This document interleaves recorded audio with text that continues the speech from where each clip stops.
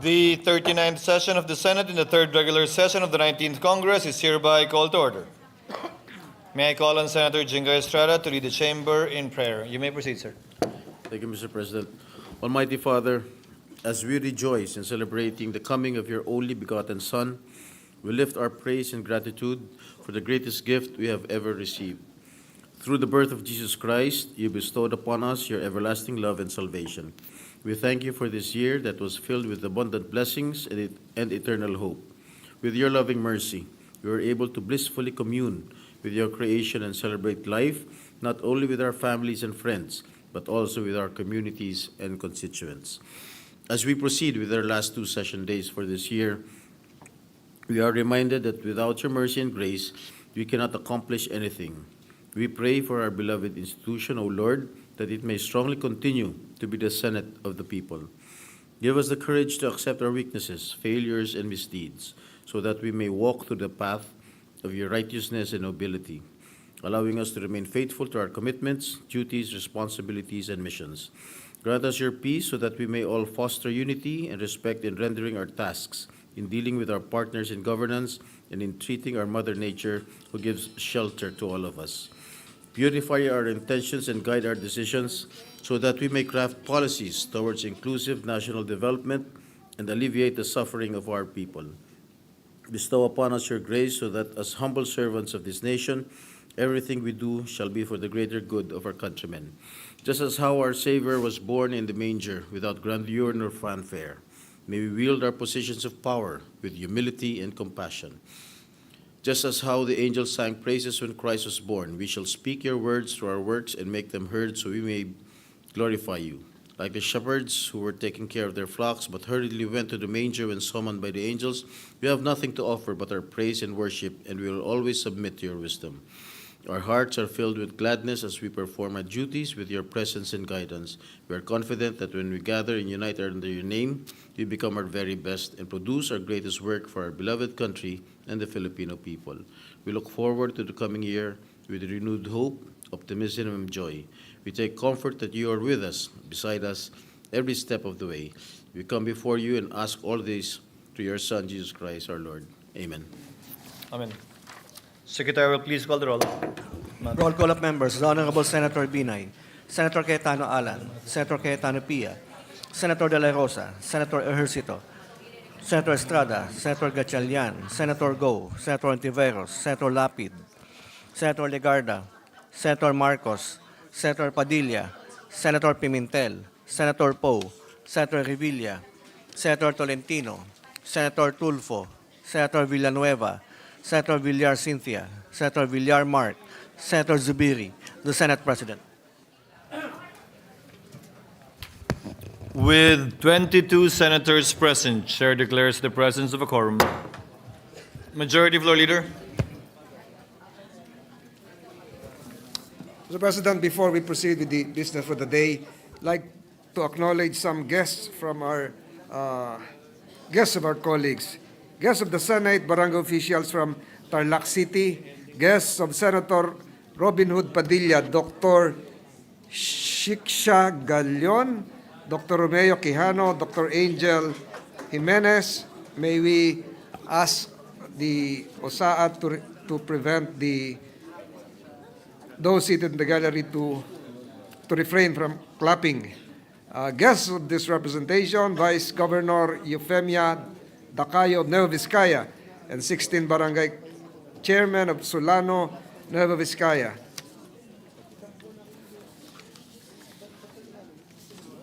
We acknowledge guests, including the United Pasay, headed by Chairman Ryan Bernabe. We acknowledge the presence of our guests, Mr. To President. the aforementioned guests, welcome to your Senate. Majority Floor Leader. Mr. President, I move that we dispense with the reading of the journal of the 36th session, Tuesday, December 10, 2024, and consider the same as approved. Any objection? Hearing none, motion is approved. Majority Leader. Mr. President, I move that we defer the approval of the journal of the 38th session, Monday, December 16, 2024. Any objection? Hearing none, motion is approved. Mr. President, I move that we proceed with the reference of business. Secretary is directed to comply. Bill on first reading, Senate number 2904, an act reverting to the national government the discharge of basic agricultural functions and responsibilities devolved to local government units and amending for the purpose Republic Act number 7160, otherwise known as the Local Government Code of 1991, Senator Padilla. To the Committee on Local Government, Agriculture, Food and Agrarian Reform, and Finance. Resolutions. Proposed Senate Resolution 1261, directing the appropriate Senate committee to conduct an inquiry into the proliferation and trafficking of depleted uranium and other nuclear material within Philippine territory, Senator Marcos. To the Committees on Energy and Science and Technology. 1262, commending and congratulating singer Sofronio Vasquez III for becoming the first Filipino and Asian to win the Voice USA International Singing Competition Finals held on December 11, 2024, Senator Estrada. To the Committee on Rules. Majority Leader. Mr. President, relative to the first referral, Mr. President, the Committee on Environment and Natural Resources should likewise be involved as a secondary committee. This is in regard To the uranium, depletion of uranium, Mr. President.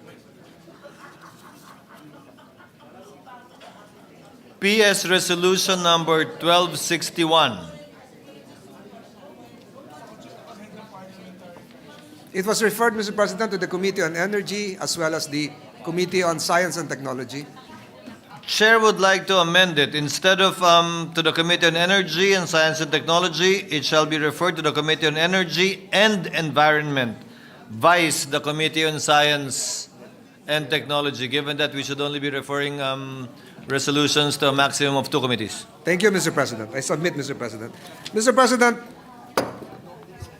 we are in receipt of the Conference Committee report on the disagreeing provisions of Senate Bill number 2568 and House Bill number 9015, the bills on the expanded tertiary education equivalency and accreditation program act, Mr. President. With that, I move to recognize the chairperson of the Senate panel, Senator Joel Villanueva, to give us the highlights of the Conference Committee report. I so move, Mr. President. Any objection? Hearing none, consideration of the aforementioned bill is now in order. Senator Villanueva is recognized to sponsor the bicameral conference committee report and the disagreeing provisions of the aforementioned bills. Thank you very much, Mr. President, Majority Leader, distinguished colleagues.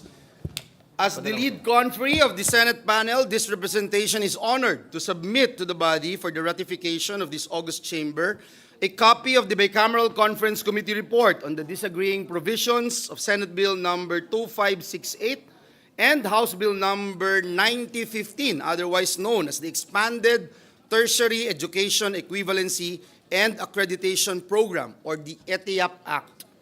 Mr. President, first and foremost, we'd like to thank Senate President Chis Escudero, who heard the bill at the level of the Committee on Higher Technical and Vocational Education and even delivered the sponsorship speech here in this plenary. And we thank him for entrusting to us and trusting us to champion this particular measure to the finish line. We also like to thank our colleagues, the authors, co-authors, and co-sponsors of this important piece of legislation, as well as those who introduced amendments to the bill. Senators Loren Legarda, Nancy Binay, Win Gatchalian, Pia Cayetano, Cynthia Villar, Rafi Tulfo, Bongo, Risa Ontiveros, Lito Lapid, Mark Villar, Bong Revilla, and former Senator, now DepEd Secretary Sani Angara. We also would like to thank our fellow conferees to the bicameral conference, Senators Zubiri, Gatchalian, Binay, and Ontiveros. Ginoong Pangulo, marami po sa ating mga kababayan ay napipilitang huminto sa pag-aaral at magtrabaho muna dahil po sa iba't ibang rason. We still have much to do to ensure that our learners never stop schooling, but we will continue to create educational pathways and equivalencies for our people. This is one of those pathways, Mr. President. The ETIAP Act, at its very core, concretizes both concepts of lifelong learning and recognition to prior learning, both of which are advocacies close to this representation's heart. Mr. President, through the ETIAP, we recognize that learning never stops, whether in school, in the workplace, at home, in training centers, and other places. Thus, this ETIAP bill is an important education assessment program, especially for our brothers and sisters who, for any reason, were unable to obtain college degrees but are now working professionals. The ETIAP sets the qualifications for ETIAP learners, including at least 5 years of aggregate work experience in the industry related to the academic degree program, where equivalency of learning is sought. Likewise, Mr. President, in this report, it clarifies and delineates the powers between CHED and higher education institutions, both of which play crucial roles in realizing the objectives of the ETIAP. CHED, as the lead implementing agency, will be tasked to set policies, standards, and guidelines for the implementation and continuous monitoring of the program, aiming for its expanded accessibility while ensuring its quality and integrity. Mr. President, likewise, ETIAP accessibility will be expanded by deputizing higher education institutions recognized with at least Level 2 accreditation or equivalent recognition, and with programs or disciplines considered as centers of excellence or centers of development will be deputized to offer ETIAP. By setting these standards, there will be a potential increase in the number of institutions offering ETIAP program from 110 public and private institutions to 472 institutions. Sa kasalukuyan po, Ginoong Pangulo, halos 3,000 graduates na kada taon ang nakakatapos sa ETIAP. Our vision is to reach more Filipinos seeking to obtain their college degrees. We want to give opportunities to more Filipinos, such as Mr. Victor Alcuaz, who finished ETIAP Bachelor of Science in Hotel, Restaurant, and Institution Management after his 30-year hospitality experience in different companies and is now the Vice President of Hotel Solutions Partnership Limited. We also have Mr. President, Ms. Gian Rivero, who finished her Bachelor of Science in Education, major in English, after working for 10 years in a call center and as an ESL teacher, Mr. President. Last but not the least, Mr. President, it has been a privilege to sponsor a measure that brings to life the dreams of our fellow citizens.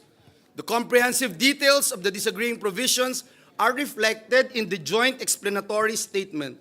And so with the permission of the body, Mr. President, may I respectfully move that the said joint explanatory statement on the disagreeing provisions of Senate Bill number 2568 and House Bill number 9015 be read in toto into the records and that the Bicameral Conference Committee report be ratified. Marami pong salamat at pagpalain tayong lahat ng ating Panginoon. Duly noted and entered into the records.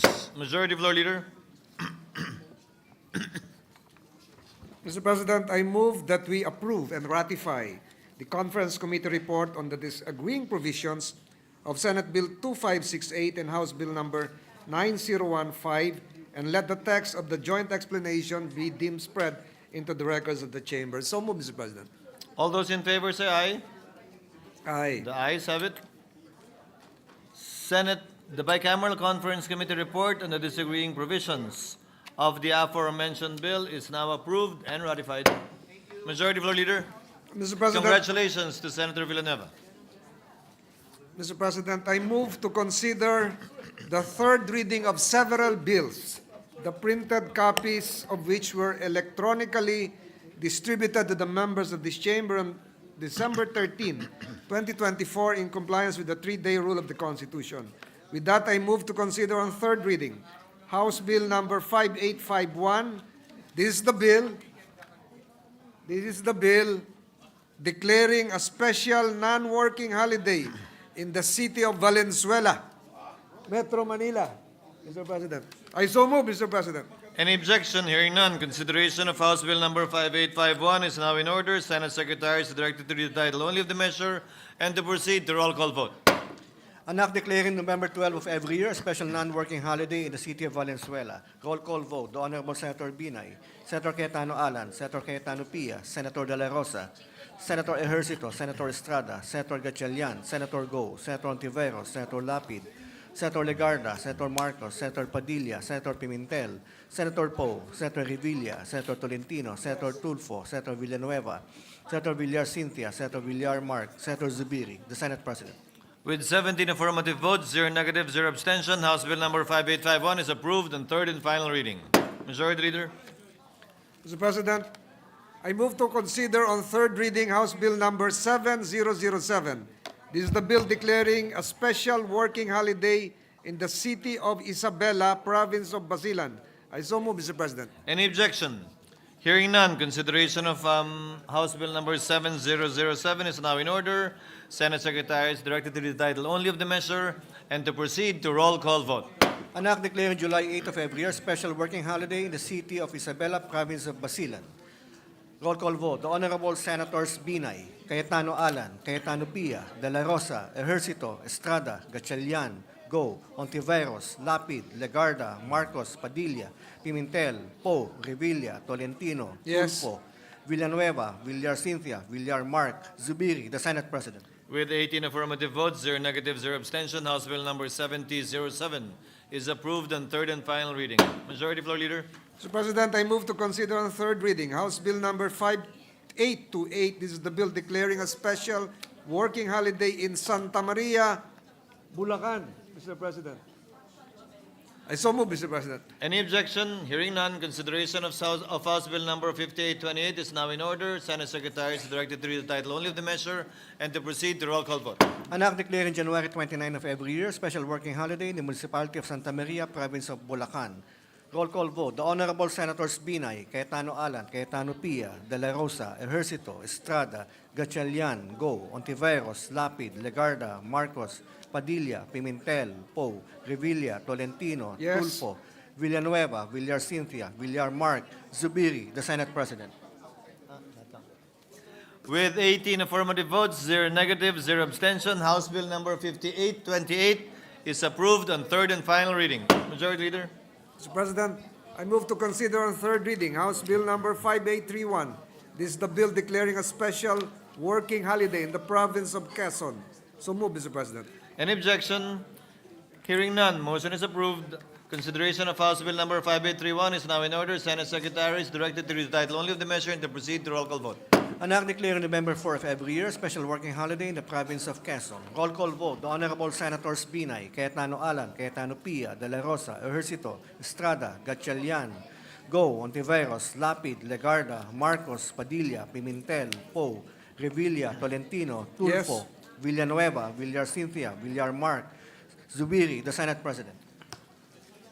With 18 affirmative votes, 0 negative, 0 abstention, House Bill number 5831 is approved on third and final reading. Majority Leader. Mr. President, I move to consider on third reading House Bill number 5832. This is the bill declaring a special working holiday in Santa Cruz Occidental, Mindoro. I so move, Mr. President. Any objection? Hearing none, consideration of the aforementioned bill is now in order. Senate Secretary is directed to read the title only of the measure and to proceed to roll call vote. An act declaring September 14 of every year special working holiday in the municipality of Santa Cruz, province of Occidental Mindoro. Roll call vote. The Honorable Senators Binay, Cayetano Alan, Cayetano Pia, De La Rosa, Ejercito, Estrada, Gatchalian, Go, Ontiveros, Lapid, Legarda, Marcos, Padilla, Pimentel, Poe, Revilla, Tolentino, Yes. Tulfo, Villanueva, Villar Cynthia, Villar Mark, Zubiri, the Senate President. With 17 affirmative votes, 0 negative, 0 abstention, House Bill number 5832 is approved on third and final reading. Majority Leader. Mr. President, I move to consider on third reading House Bill number 5837. This is the bill declaring a special working holiday in the city of Puerto Princesa. I so move, Mr. President. Any objection? Hearing none, Secretary General is directed to read the title only of the measure and to proceed to roll call vote. An act declaring March 30 of every year special working holiday in the city of Puerto Princesa. Roll call vote. The Honorable Senators Binay, Cayetano Alan, Cayetano Pia, De La Rosa, Ejercito, Estrada, Gatchalian, Go, Ontiveros, Lapid, Legarda, Marcos, Padilla, Pimentel, Poe, Revilla, Tolentino, Yes. Tulfo, Villanueva, Villar Cynthia, Villar Mark, Zubiri, the Senate President.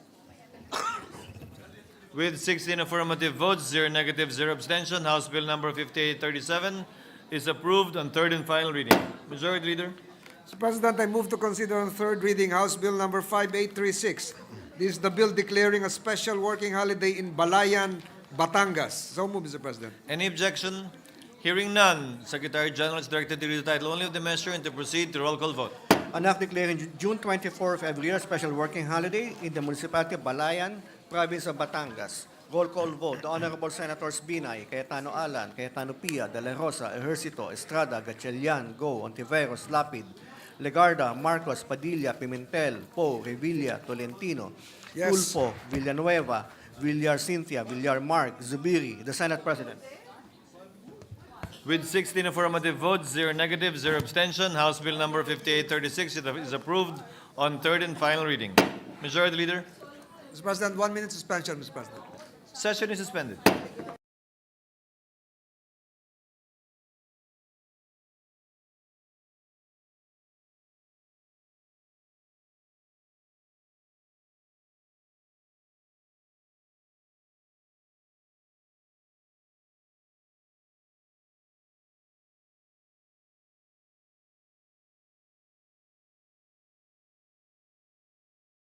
Mr. President, I move to consider on third reading House Bill number 5833.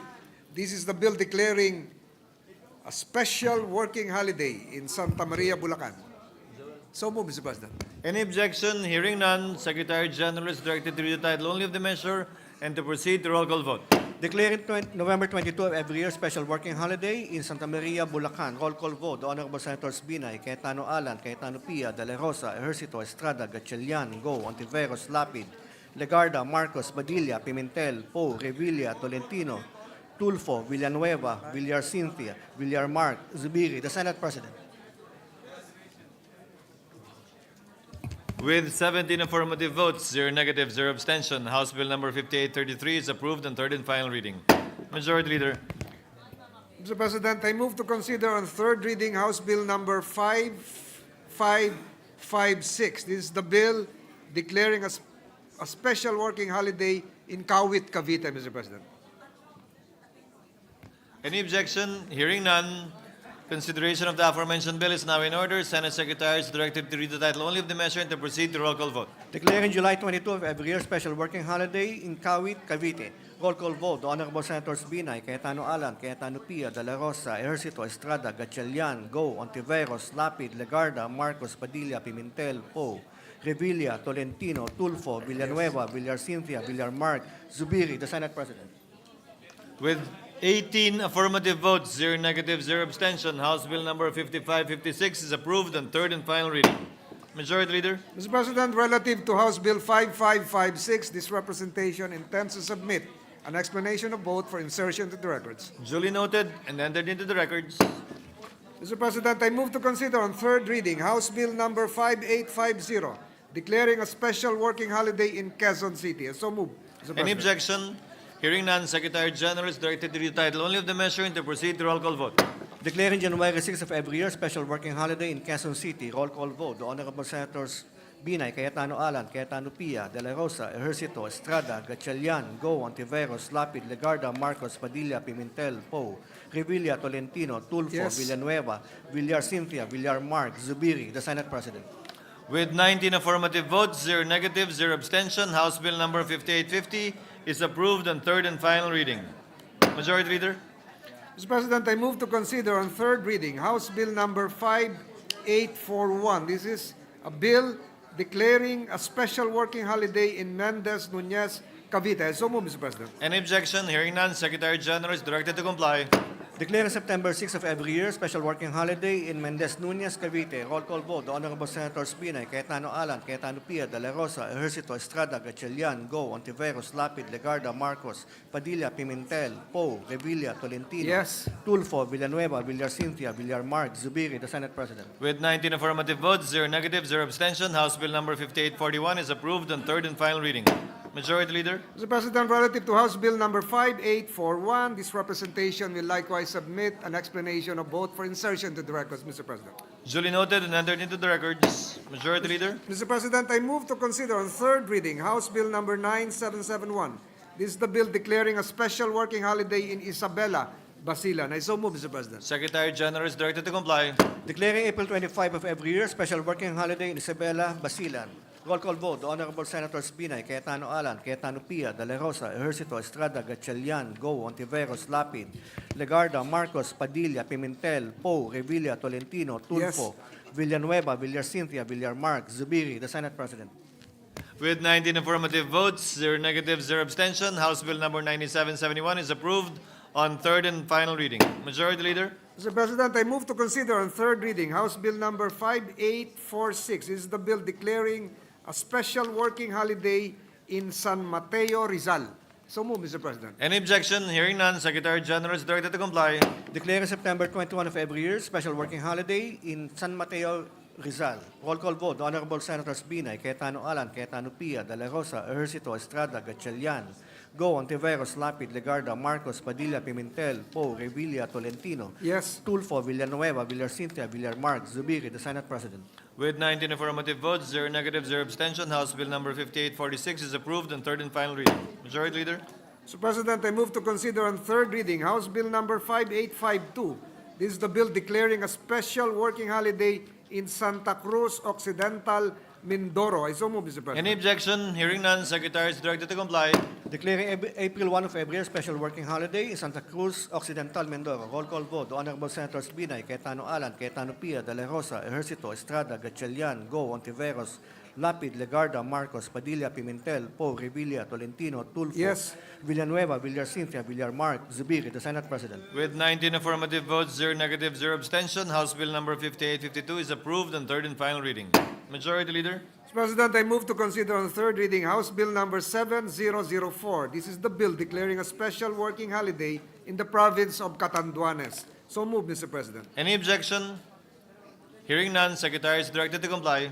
Declaring the last Friday of May of every year special working holiday in the province of Catanduanes. Roll call vote. The Honorable Senators Binay, Cayetano Alan, Cayetano Pia, De La Rosa, Ejercito, Estrada, Gatchalian, Go, Ontiveros, Lapid, Legarda, Marcos, Padilla, Pimentel, Poe, Revilla, Tolentino, Yes. Tulfo, Villanueva, Villarcintia, Villarmark, Zubiri, the Senate President. With 20 affirmative votes, 0 negative, 0 abstention, House Bill number 7004 is approved on third reading.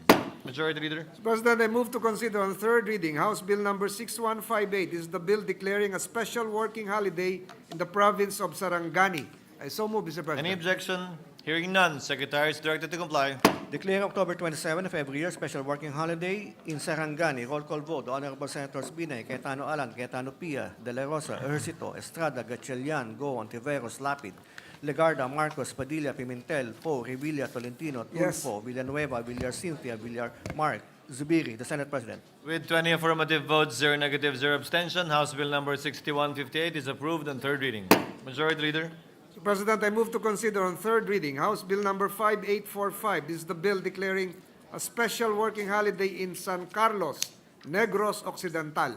I so move, Mr. President. Any objection? Hearing none, Secretary is directed to comply.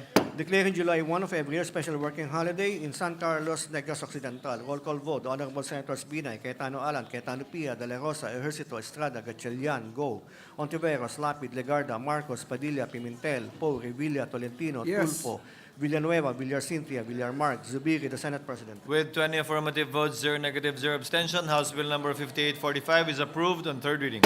Majority Leader. Mr. President, I move to consider on third reading House Bill number 7008.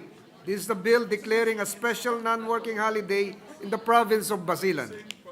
Any objection? Hearing none, Secretary is directed to comply. Declaring March 7 of every year special non-working holiday in the province of Basilan. Senators Binay, Cayetano Alan, Cayetano Pia, De La Rosa, Ejercito, Estrada, Gatchalian, Go, Ontiveros, Lapid, Legarda, Marcos, Padilla, Pimentel, Poe, Revilla, Tolentino, Yes. Tulfo, Villanueva, Villarcintia, Villarmark, Zubiri, the Senate President. With 20 affirmative votes, 0 negative, 0 abstention, House Bill number 7008 is approved on third reading. Majority Leader. Mr. President, I move to consider on third reading House Bill number 5827. This is the bill declaring a special non-working holiday in Calapan City, Mindoro Oriental. I so move, Mr. President. Any objection? Hearing none, Secretary General is directed to comply. Declaring March 21 of every year special non-working holiday in Calapan Oriental, Mindoro. Senators Binay, Cayetano Alan, Cayetano Pia, De La Rosa, Ejercito, Estrada, Gatchalian, Go, Ontiveros, Lapid, Legarda, Marcos, Padilla, Pimentel, Poe, Revilla, Tolentino, Yes. Tulfo, Villanueva, Villarcintia, Villarmark, Zubiri, the Senate President. With 20 affirmative votes, 0 negative, 0 abstention, House Bill number 5827 is approved on third reading. Majority Leader. Mr. President, I move to consider on third reading House Bill number 5847. This is the bill declaring a special non-working holiday in the province of Sarangani. So move, Mr. President. Any objection? Hearing none, Secretary is directed to comply. Declared November 28 of every year special non-working holiday in Sarangani. Senators Binay, Cayetano Alan, Cayetano Pia, De La Rosa, Ejercito, Estrada, Gatchalian, Go, Ontiveros, Lapid, Legarda, Marcos, Padilla, Pimentel, Poe, Revilla, Tolentino, Tulfo, Yes. Villanueva, Villar Cynthia, Villar Mark, Zubiri, the Senate President. With 20 affirmative votes, 0 negative, 0 abstention, House Bill number 5847 is approved on third reading. Majority Leader. Mr. President, I move to consider on third reading House Bill number 3965. This is the bill declaring a special working holiday in the Cordillera Administrative Region. I so move, Mr. President. Any objection? Hearing none, Secretary is directed to comply.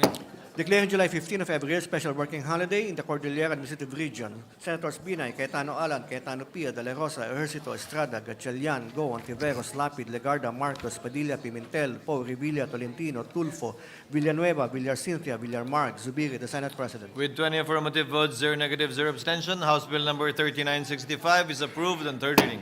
Majority Leader. Mr. President, I move to consider on third reading House Bill number 3969. This is the bill declaring a special working holiday in the island garden city of Samal, Davao del Norte. So move, Mr. President. Any objection? Hearing none, Senate Secretary is directed to comply.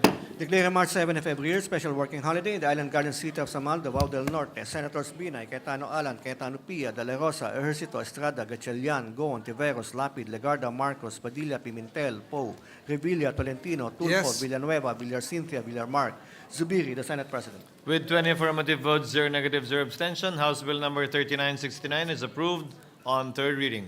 Majority Leader. Mr. President, I move to consider on third reading House Bill number 7514. This is the bill establishing the Land Transportation Office in Liloy, Zamboanga del Norte. I so move, Mr. President. Any objection? Hearing none, Senate Secretary is directed to comply. Establishing a LTO district office in Liloy, Zamboanga del Norte. Senators Binay, Cayetano Alan, Cayetano Pia, De La Rosa, Ejercito, Estrada, Gatchalian, Go, Ontiveros, Lapid, Legarda, Marcos, Padilla, Pimentel, Poe, Revilla, Tolentino, Yes. Tulfo, Villanueva, Villar Cynthia, Villar Mark, Zubiri, the Senate President. With 19 affirmative votes, 0 negative, 0 abstention, House Bill number 7514 is approved on third reading. Majority Leader. Mr. President, I move to consider on third reading House Bill number 8186. This is the bill establishing the Land Transportation Office in Sulup, Davao del Sur. I so move, Mr. President. Any objection? Hearing none, Senate Secretary is directed to comply.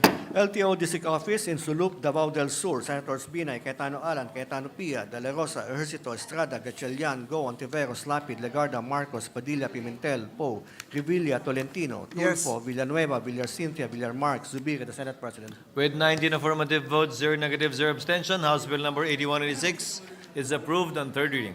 Majority Leader. Mr. President, I move to consider on third reading House Bill number 8279. This is the bill establishing the Land Transportation Office in Cordova, Cebu. I so move, Mr. President. Any objection? Hearing none, Senate Secretary is directed to comply. LTO District Office, Cordova, Province of Cebu. Senators Binay, Cayetano Alan, Cayetano Pia, De La Rosa, Ejercito, Estrada, Gatchalian, Go, Ontiveros, Lapid, Legarda, Marcos, Padilla, Pimentel, Poe, Revilla, Tolentino, Yes. Tulfo, Villanueva, Villar Cynthia, Villar Mark, Zubiri, the Senate President. With 19 affirmative votes, 0 negative, 0 abstention, House Bill number 8279 is approved on third reading. Majority Leader. Mr. President, I move to consider on third reading House Bill number 8280. This is the bill establishing the Land Transportation Office in Consolacion, Cebu. I so move, Mr. Any President. objection? Hearing none, Secretary is directed to comply.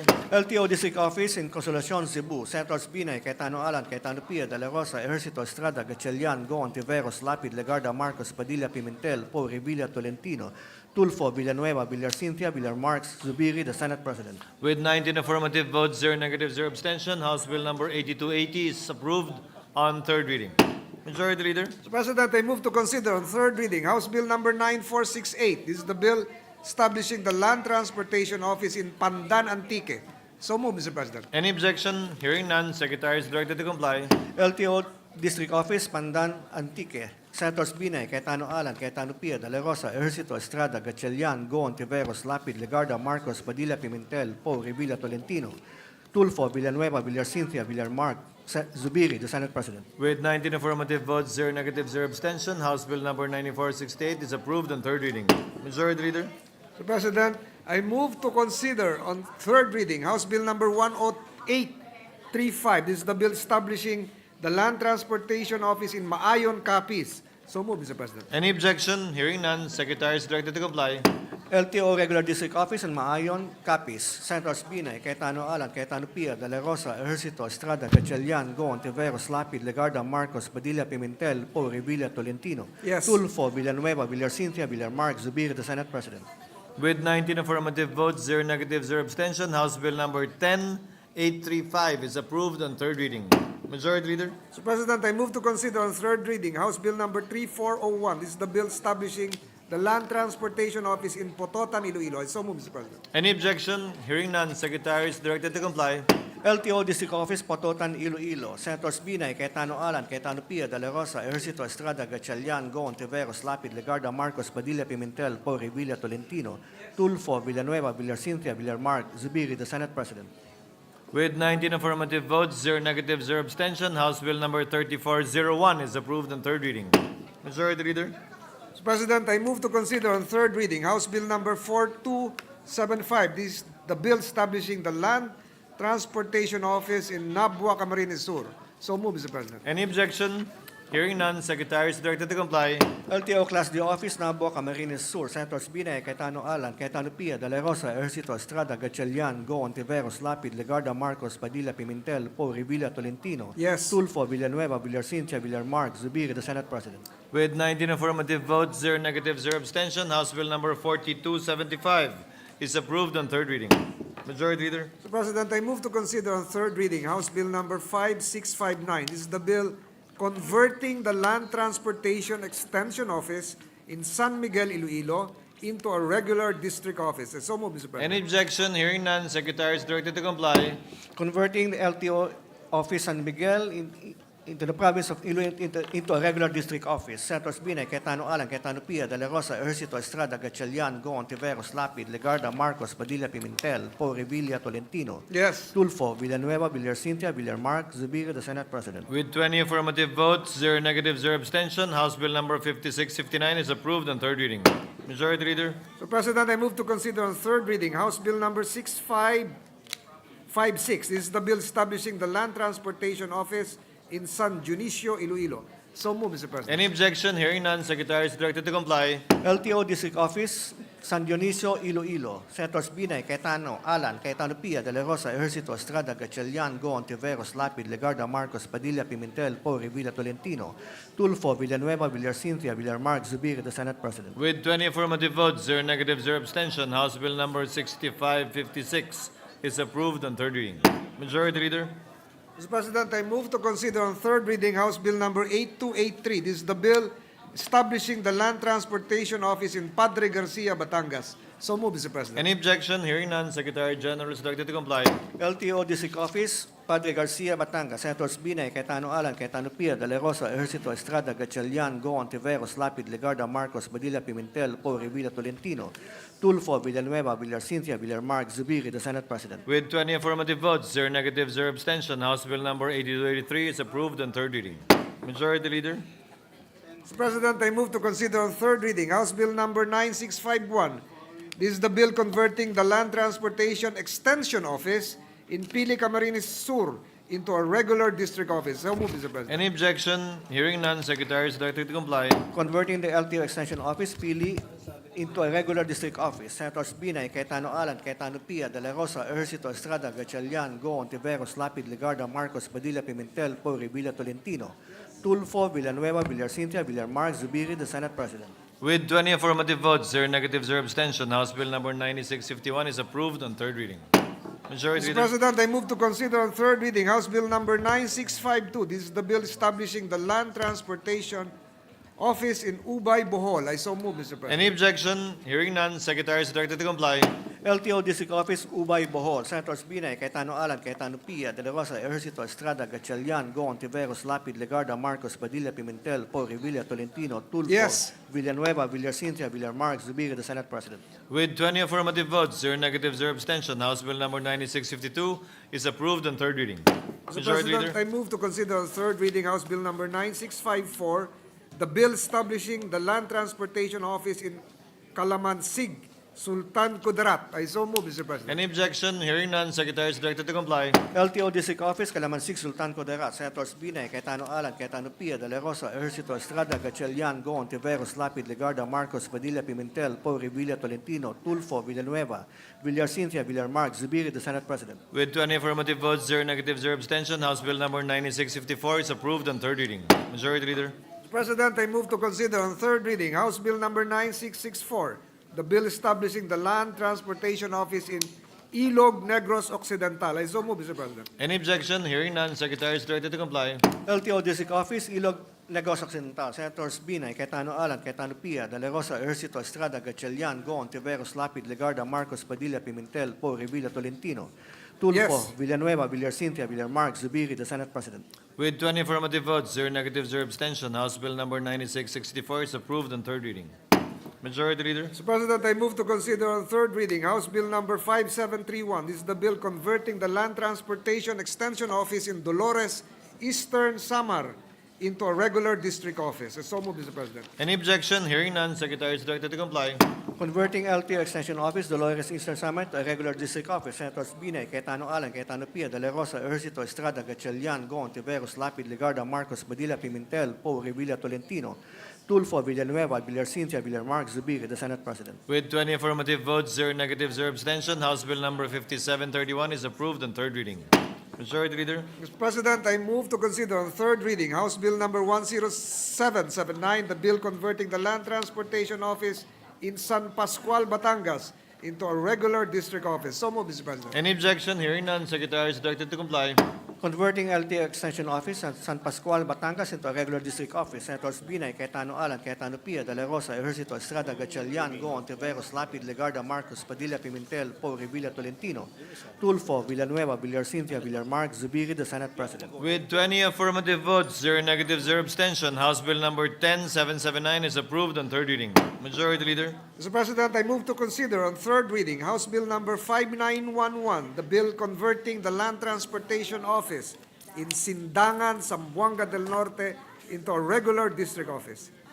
Any objection? Hearing none, Secretary is directed to comply. Converting the LTO Extension Office in Sindangan, Zamboanga del Norte into a regular district office. Senators Binay, Cayetano Alan, Cayetano Pia, De La Rosa, Ejercito Estrada, Gatchalian, Goon, Tiveros, Lapid, Legarda, Marcos, Padilla, Pimentel, Poe, Revilla, Tolentino, Tulfo, Villanueva, Villar Cynthia, Villar Mark, Zubiri, the Senate President.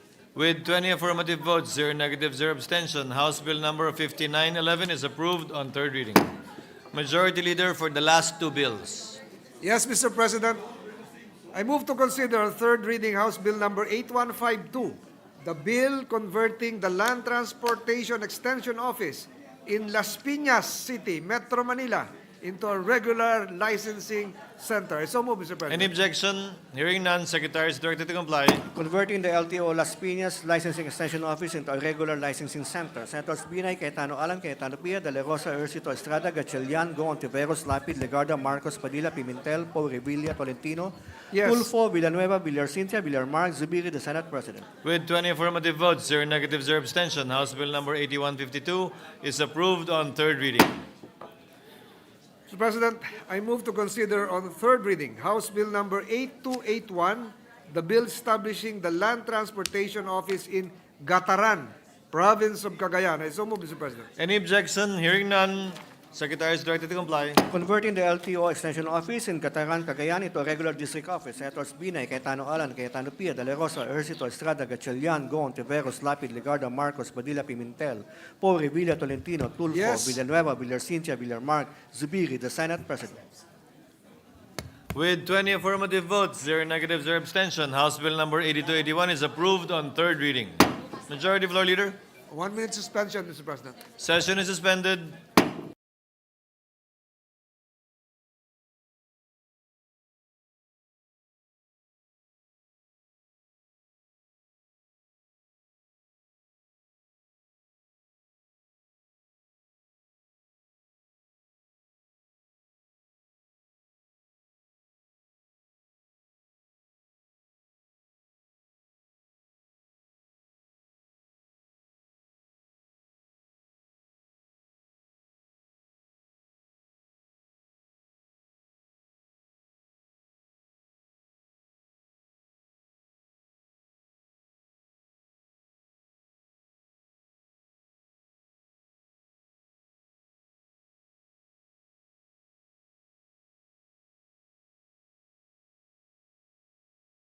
Mr. President, Senator Sherwin Gatchalian is seeking the floor to deliver his explanation of vote for House Bill number 5851. Thereafter, Senator Lauren Legarda would likewise deliver her explanation of vote for House Bill number 9468. I move that Senator they be recognized Gatchalian. consecutively. Is recognized. You may proceed, sir. Thank you, Mr. President. Thank you, Majority Leader.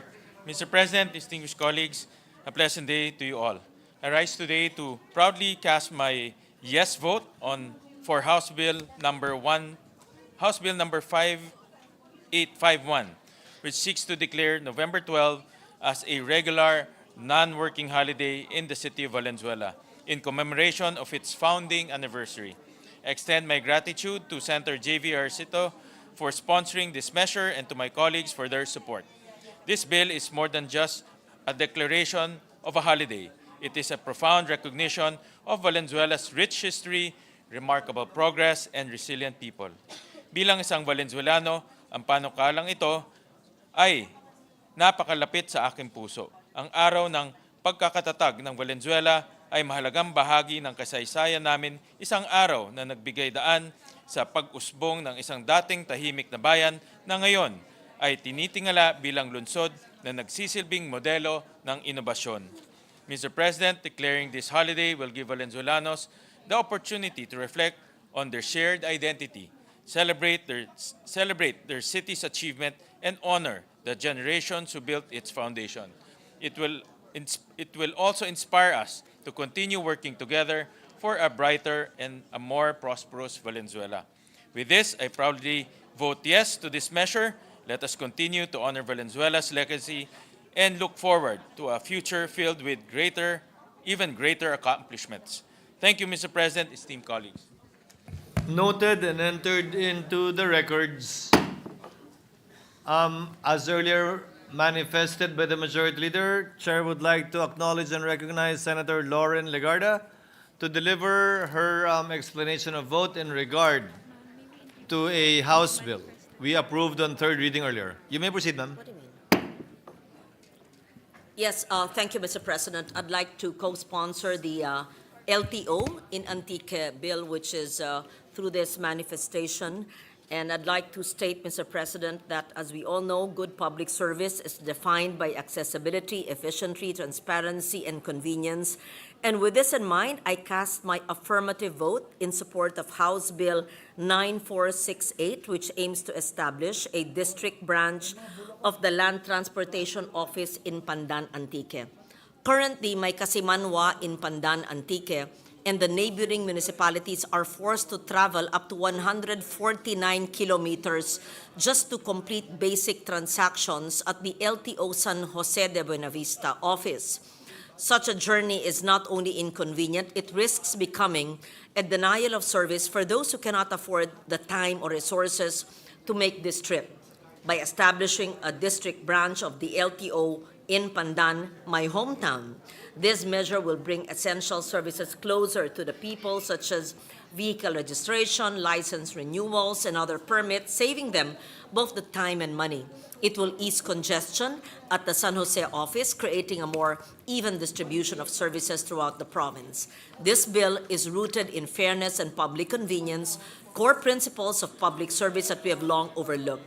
And needless to say, every Filipino, no matter where they live, are entitled to equal access to public services. For these reasons, I cast my vote in favor of House Bill 9468, a measure that will bring accessible and convenient services to our Kasimanwa in Antique. And I say this as a former representative of the Lone District of Antique. Thank you, Mr. President. Thank you very much, ma'am. Duly noted and entered into the records. What is the pleasure of the Honorable Villanueva? Mr. President, just would like to put into the records that my explanation of votes be inserted into the records, especially for Bulacan areas, Mr. President. Thank you, Mr. President. Noted and entered into the records accordingly.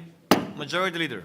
Mr. President, Senator Bongo would like to insert in the records his explanation of vote for House Bill number 3969 relative to the special working holiday in the Island Garden city of Samar. Noted and entered into the records. Majority Leader. Mr. President, I move that we resume consideration of House Senate Bill number 2825, under committee report number 322. This is the bill on the Philvolcs Modernization Act. I so move, Mr. President. Any objection? Hearing none, motion is approved. Majority Leader. The parliamentary status is that having closed the period of interpellation and there being no committee amendments, I move to open the period of individual amendments and recognize the sponsor, Senator Alan Peter Cayetano, to propose individual amendments. Any objection? Hearing none, the sponsor of the measure is recognized to propound individual amendments.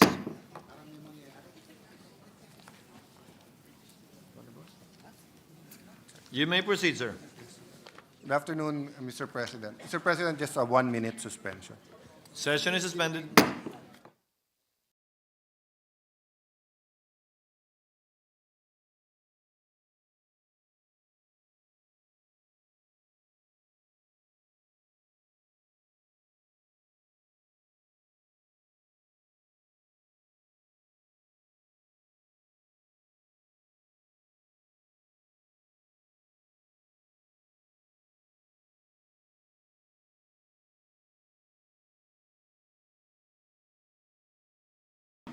Thank you, Mr. President. Mr. President, may I just acknowledge the presence of the Director of Philvolcs, Director Teresito C. Bacolcol. He was actually here on December 9 when Canloon volcano was erupting, and he was on his cell phone talking to everyone who had to get in touch with him, and even showing me the video where the alert level raised from 2 to 3, meaning magmatic unrest. So if that isn't a sign that every time we take care of, every time we schedule Philvolcs, medyo may sign, no?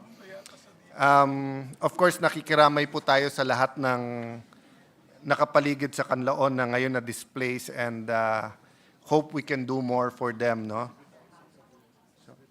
Sorry. Secretary Solidum is also here. Mr. Secretary, thank you po for being here. Mr. President, so the following have amendments, individual amendments to propose. Senator Legarda, Senator Pimentel, Senator Pia Cayetano, myself, and Senator Villanueva. So everyone else asked me to read their amendment. So may we first recognize Senator Villanueva, who will propose his amendment. Mr. President, Senator Villanueva is recognized. Thank you, Mr. President, and appreciate the openness of our distinguished sponsor in this particular measure. May I know, Mr. President, if we're going to do page by page, or will I just make my amendments, introduce my amendments, Mr. President, because I have one on page 3, one on page 7, and one on page 11, Mr. President. What does the sponsor say? Yes, Mr. President, ideally we'll go line by line, pero nag-submit naman po lahat ng kasama natin, and all naman were acceptable to Philvolcs. So, not only can we permit Senator Villanueva, but can you also permit me to read it by senator instead of by line to line? But it's not complicated. The secretariat might get lost, so we have to go page by page, section by section, line by line. And the good sponsor can simply acknowledge where the proposed amendment came from. And Senator Villanueva can interject whenever with his that- amendment will be affected as an Thank you, sir. antecedent and amendment. Yes. So I submit to that, Mr. President. I have another briefer pala na by line din. So, una talaga po si Senator Villanueva dahil section 3 On siya. page 3, Mr. President, may I On propose page 3, my amendments, Mr. President? If there are no ulterior amendments, I'm on page 3, Mr. President, line 4.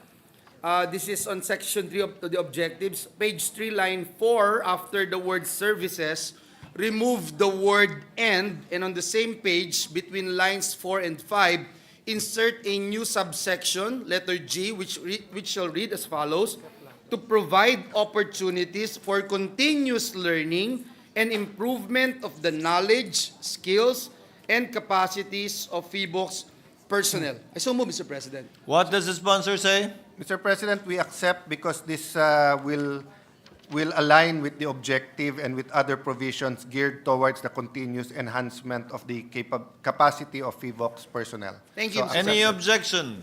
There being none, the proposed amendment, having been accepted by the author, is hereby approved. And I might add for the succeeding subsections to be renumbered accordingly. Yes. So Thank you, ordered. Mr. President. Sir President, from Senator Pimentel, on page 3, line 25, after the dash, delete the word is. Accepted, Mr. President. Delete the word is. So it will just say the multi. Yes, volcanology dash the multidisciplinary study of volcanoes. Any objection to the proposed amendment? There being none, amendment is approved.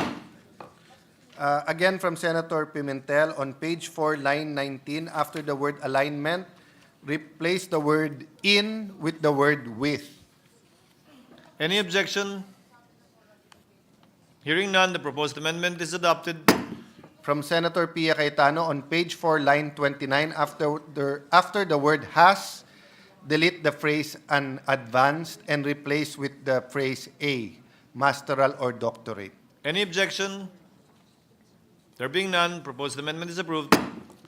From yours truly, Mr. President, on page 5, line 15, after the word Philippines, delete the comma and the phrase whether active or dormant to, and replace with the phrase that will. Any objection to the proposed amendment? There being none, amendment is approved. From Senator Pimentel, on page 6, line 25, after Philippine Commission on Women, insert PCW and close with parentheses. Page 6, line 25. Any objection to the proposed amendment? There being none, amendment is approved. Again from Senator Pimentel, on page 7, line 15, before the word enhance, insert the phrase it shall. Any objection to the proposed amendment? There being none, amendment is approved. Yes, Senator Villanueva. Yes, please. Mr. President, on the same page, page 7, line 19, after the word LGUs, add a comma and insert the phrase including their alignment with Philvolcs platforms in terms of information sharing and monitoring, among others. I submit to the wisdom of the body and the wisdom of our sponsor, Mr. President. What Accept- does the sponsor say? Accepted, Mr. President, because this actually ensures coordination of Yes. Philvolcs LGUs with, in the various stages of disaster preparedness, and they align with the information sharing that Philvolcs wants. In fact, they're preparing the platforms for a more accurate assessment of ongoing phenomena and the communication between. Any objection to the proposed amendment of Senator Villanueva accepted by the chair, subject to style? There being none, amendment is approved. Thank you, Mr. President. Mr. President, again from Senator Pimentel, on page 7, line 30, after the word mitigation, delete the comma. Any objection? There being none, proposed amendment is approved. From Senator Legarda, on page 8, line 16, delete the word and. Any objection to the proposed amendment? There On being the- none, amendment is approved. On the same page, line 17, insert a new sub-paragraph, open parenthesis, close parenthesis, to be read as collaborate with academic institutions and research organizations by providing technical assistance, sharing data and resources, and supporting studies that promote disaster risk reduction and resilience, and in quotation marks. Any objection to the proposed amendment? There being none, amendment Please- is approved. Please include, Mr. President, relettering the remaining sub-paragraphs. Any objection? There being none, amendment is approved. So, on page 10, line 5, from Senator Pia Cayetano, delete the phrase in consultation with the DBM and replace with subject to the review and approval of the DBM in accordance with existing Civil Service Commission laws, rules, and regulations. Any objection to the proposed amendment? There being none, amendment is approved. Mr. Senator President, Villanueva. Senator Villanueva is Mr. recognized. President, on page 11, between lines 18 and 19, insert a new sub-paragraph, letter D, which shall read as follows. other facilities that aim to improve and enhance the dissemination of public information, education, and advocacy on hazards and risks. I submit, Mr. President. What does the sponsor say? Accepted, Mr. President. Thank Any you, Mr. objection to the President. proposed amendment of Senator Villanueva as accepted by the author and sponsor? There being none, amendment is approved. And renumber accordingly, Mr. President. Thank you, Mr. President. Thank you, dear colleague. Noted. Sir President, from Senator Pimentel on page 13, line 1, after the phrase administration of, insert the words, just a minute, Mr. President. Tama ba? Latest conversion.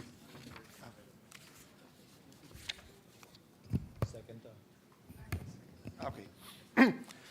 Insert the words, the phrase, the Bases Conversion and Development Authority, and thereafter enclose the BCDA within parentheses.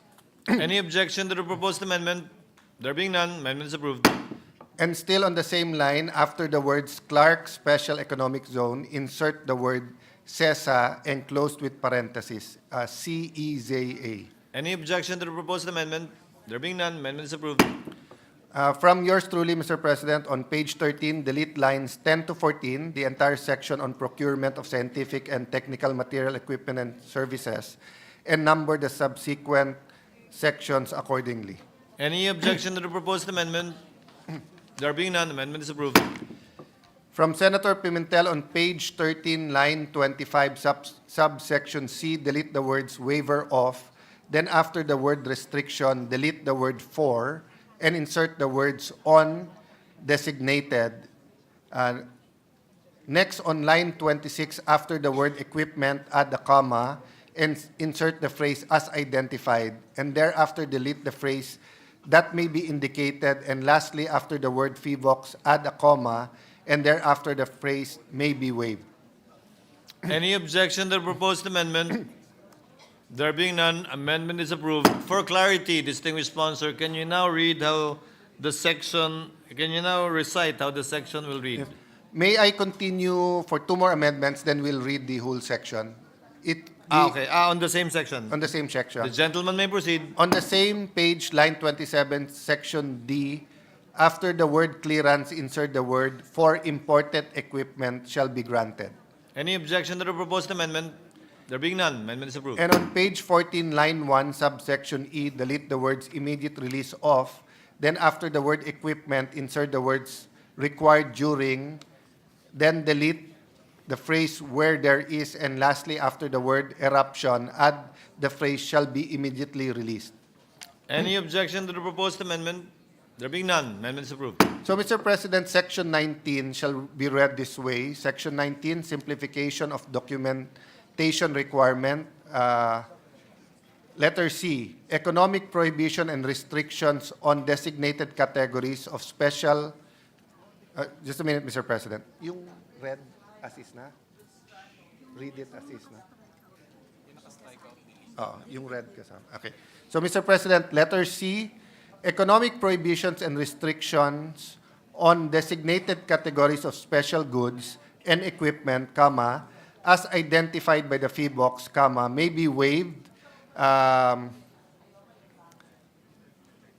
Letter D, clearance from imported equipment shall be granted without regard to the country of origin or the country from which the goods have arrived, subject to monitoring for reasons of public health and security.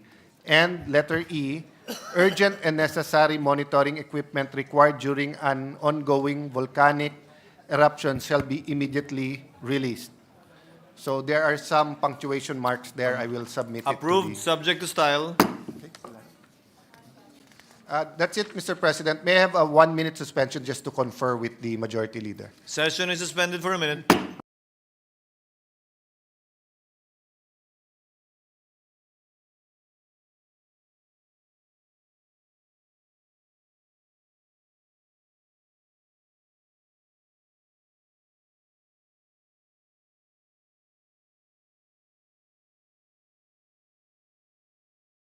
Majority Leader. Mr. President, after conferring with Minority Leader with no other individual amendment, I move to close the period of individual amendments. Any objection? Hearing none. Period of individual amendments is now closed. Majority Leader. Sir President, considering the importance of this Senator bill Cayetano is recognized. and the urgency, may I ask the Majority Leader if it's his pleasure to proceed to submit this bill on second reading to our colleagues? Majority Leader. Mr. President, I move to approve on second reading House Bill number 2825. I so move, Mr. President. Any objection? Hearing none, motion is approved. Congratulations, Senator Cayetano. Thank you to all the Majority Floor authors Leader. and congratulations, DOST, Philvolcs. Thank you for your patience. Mr. President, I move to suspend consideration of Senate Bill number 2825. So move, Mr. President. Any objection to the motion? Hearing none, the aforementioned bill is now suspended. Thank you to our technical team from Philvolcs as well. Majority Leader. President, I seek a 1-minute suspension. Session is suspended.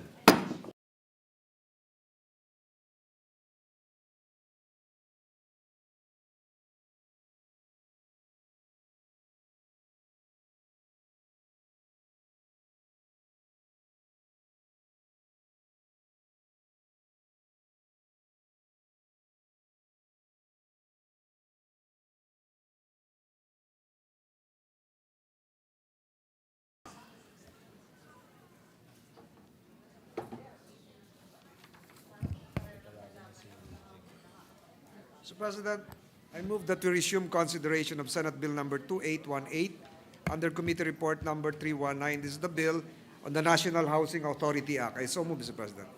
Any objection to the motion? There being none, motion is approved. Ano na, dito na. Sisingit lang ako yung pilatom ng paano.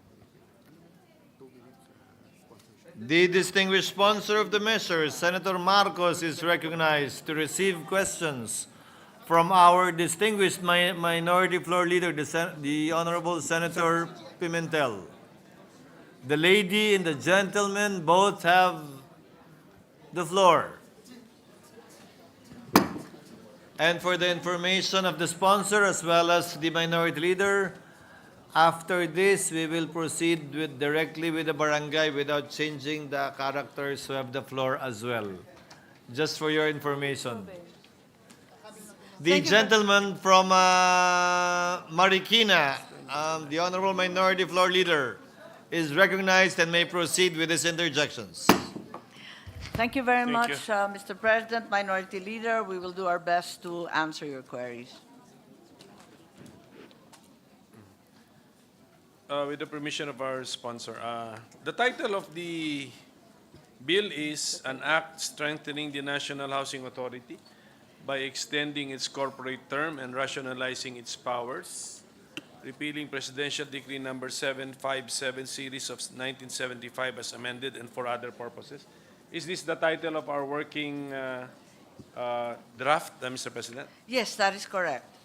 Okay, so as revealed in the title, we are now part of the ideas in the bill is the extension of the corporate term of the NHA. So when is the NHA's existing or current corporate term to expire, Mr. President?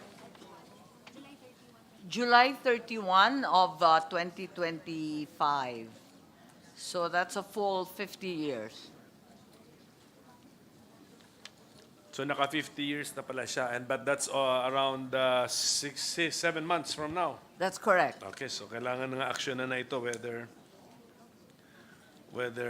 the NHA deserves an extension of its charter or not. What is the proposal about the extension? How long? The proposal is that it be extended for another 50 years. Another 50 years. However, we are of course aware of the changing position of the Department of Finance. In the beginning, the DOF was opposed to the extension given the very poor performance and the low collection. However, I am in receipt today of a new position paper supporting the extension of the corporate life of NHA. So before, to support the Department of Finance's original position, what what reasons were given by the DOF? Yes, the DOF explained that in fact, First one. sorry. The first one, the first position. one, yes. Yeah, They, in fact, explained that the collection was so poor, that the performance was so low, that in fact, the delivery was substandard, and that they in fact were encroaching upon the financial capabilities and functions of other agencies under the housing cluster. So they indicated that there should be, in fact, a reorganization, and that the 5 other agencies that are involved in financing should be rationalized as well, given that they seem to be encroaching upon each other's territory. So that was in the part of the observation of the DOF. That's Okay. correct. So did the DOF give us specific scenarios where the NHA's mandates and responsibilities conflicted with the other agencies, and which are these other agencies? Yes, the DOF mentioned 2 agencies, and these were the Social Housing Finance Corporation as well as the mother agency, the DSUD itself. In actual fact, there are several other agencies also involved in financing: National Home Mortgage Finance Corporation, Home Development Mutual Fund or Pag-ibig Fund, the Housing and Land Use Regulatory Board, as well as the Human Settlements Adjudication Commission, although the last 2 can be said are not entirely in the finance, not squarely financing bodies. Okay, so na-justify po ng Department of Finance to oppose the bill, no? The extension of the charter. Yun ang umpisa po yes, nila. Nag-umpisa sila sa ganon. Pagkatapos, they recommended na lang sa bago, sa ikalawa na natanggap nga natin ngayon. Ang sabi na lamang nila, streamline na lang at ibalik yung NHA sa original functions at isoli na lang doon sa social housing finance, sa DSUD at ito ngang mga binabanggit kong iba para i-restructure na lang lahat ng financing. Kasi may nabanggit pa yung NHA noon na sila'y mag-i-issue ng bonds. At doon kinabahan na ng todo yung DOF. Okay, so with the DOF's new position, will the DOF's recommendation be covered already by the bill under consideration, or do we need to extensively amend the said bill so that we can let's say if we want to accommodate the suggestions of the DOF, Yes, we need to amend? I believe that we probably have to put amendments in to explicitly order a restructuring in financing. Right now, the bill only, in the main, has 3 changes. Unang-una, yung extension of term, yung another 50 years. Yung ikalawa, yung 5 to 10 billion yung capitalization. At yung ikatlo, yung disaster housing function. Basically, 3 lang talaga yung nasa bill. Pero itong inuutos ng DOF na magkaroon ng restructuring is well taken po. Akala ko po pinapasimple pa nga ng DOF yung panukalang batas, kasi ang sabi ng DOF ibalik si NHA sa original Yes, to their function core niya, functions. which is, That's right. What is can we state now for the record what was the original core or primary function why the NHA was created? Yes, 50 years ago, it was established as the sole national agency mandated to embark on housing production for low-income families. Sila yung production arm. They were meant to be in the business of building low-cost housing.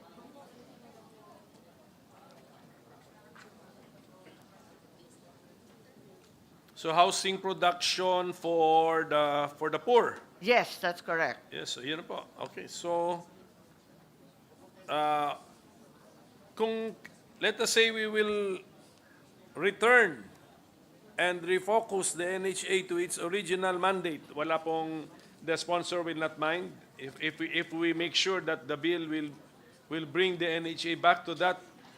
Focus think lang that- siya doon, to be the builder, not the financier. I believe we can come up with amendments, and I would be agreeable simply because several other agencies are now actually constructing homes for the poor, as it were. The department, the SUD, is also building the new program called 4PH for low-income Pag-ibig members.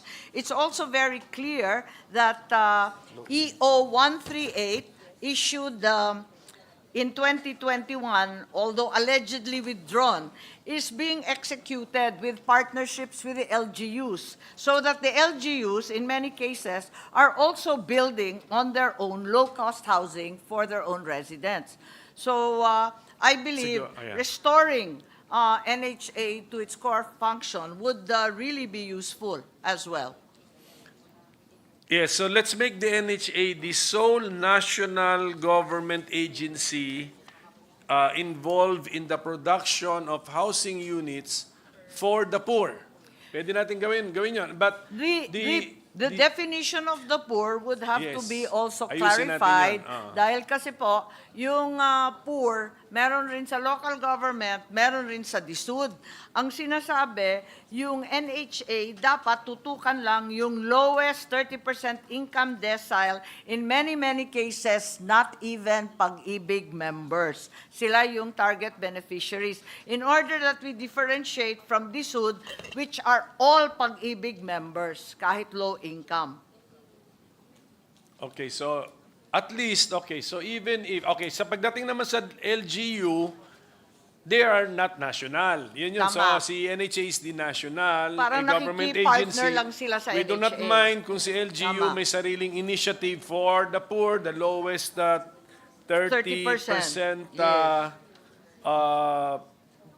Income decile. income decile. O sige. So we will not mind kung LGU kasi local government ka na. Pero pagdating sa national government, meron na tayong clear na sa mind natin. NHA housing production as far as for as long as your beneficiaries are the lowest 30% income decile. That's right. And then beyond that or above that, we will allow other national government agencies to also be housing production units for Yes, those I above believe the 30. the DSUD, the Department of Housing and Urban Settlements, is already embarking upon the 4PH program for housing. And they are significantly more expensive than the low monthly amortization of NHA. This would also justify the extension of term of corporate life of NHA because they would be differentiated in that case. But why do we have a department actually building houses? Akala ko kaya nga nag-create tayo ng separate corporate entity. Doon siya sa housing production, and then we want yung mas may kaya pa magbayad, si department ngayon ang naging housing production unit, Mr. President. Yes, that is correct. Why? Also, What is the parang I justification? also questioned that occurrence, and I actually asked the secretary the same, that in fact, there's a duplication perhaps of the production of housing for low-income families, and the 4PH program is what he pointed to, and he said that they were low-salary income earners, or at least members of Pag-ibig.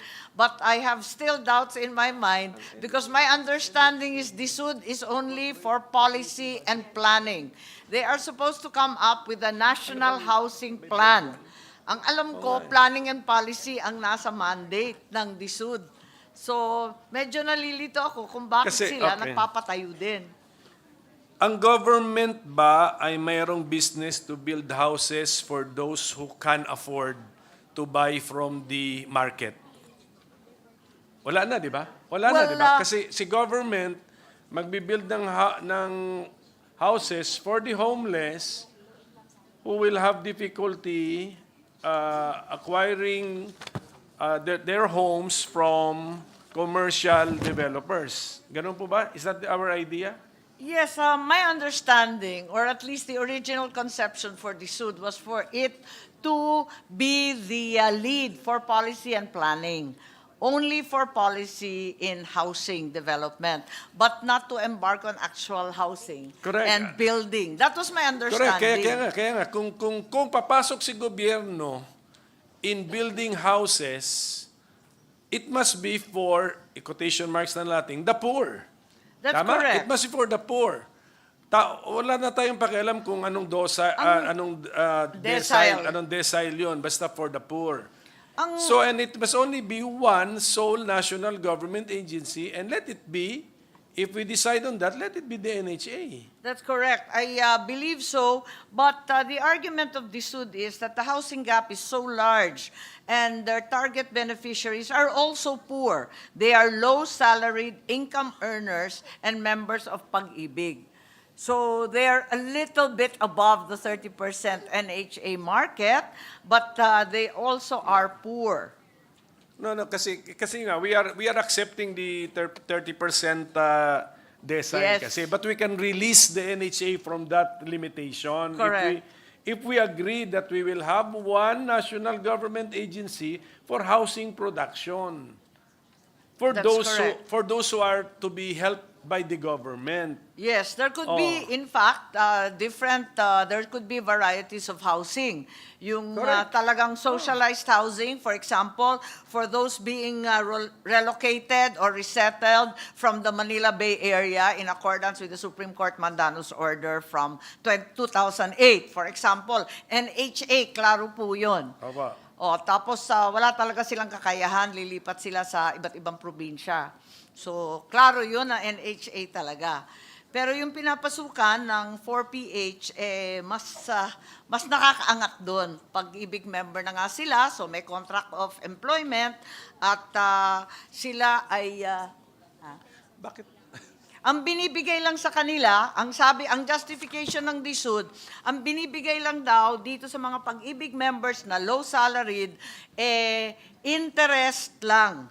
Interest subsidy lamang ang binibigay. Samantalang, outright subsidies ang binibigay sa pagbayad ng NHA. Iba naman daw. Pero in terms of your question, why is the SUD building when the sole mandated agency is NHA? I am also at a quandary, in a quandary as to the answer. Now is our chance to put order to the scheme of things.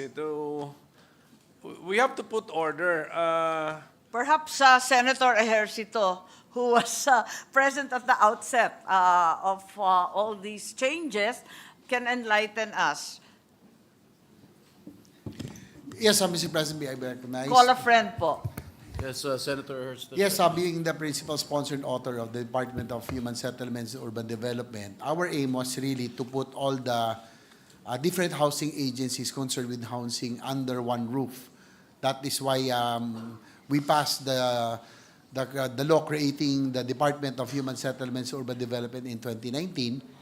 And NHA is one of the agencies that is now under the DSUD. No? And NHA is the construction arm of the department right now. No? They are the agencies tasked to build and construct houses for the lowest end. Yun na nga po yung binanggit kanina ni Senator Amy, our sponsor.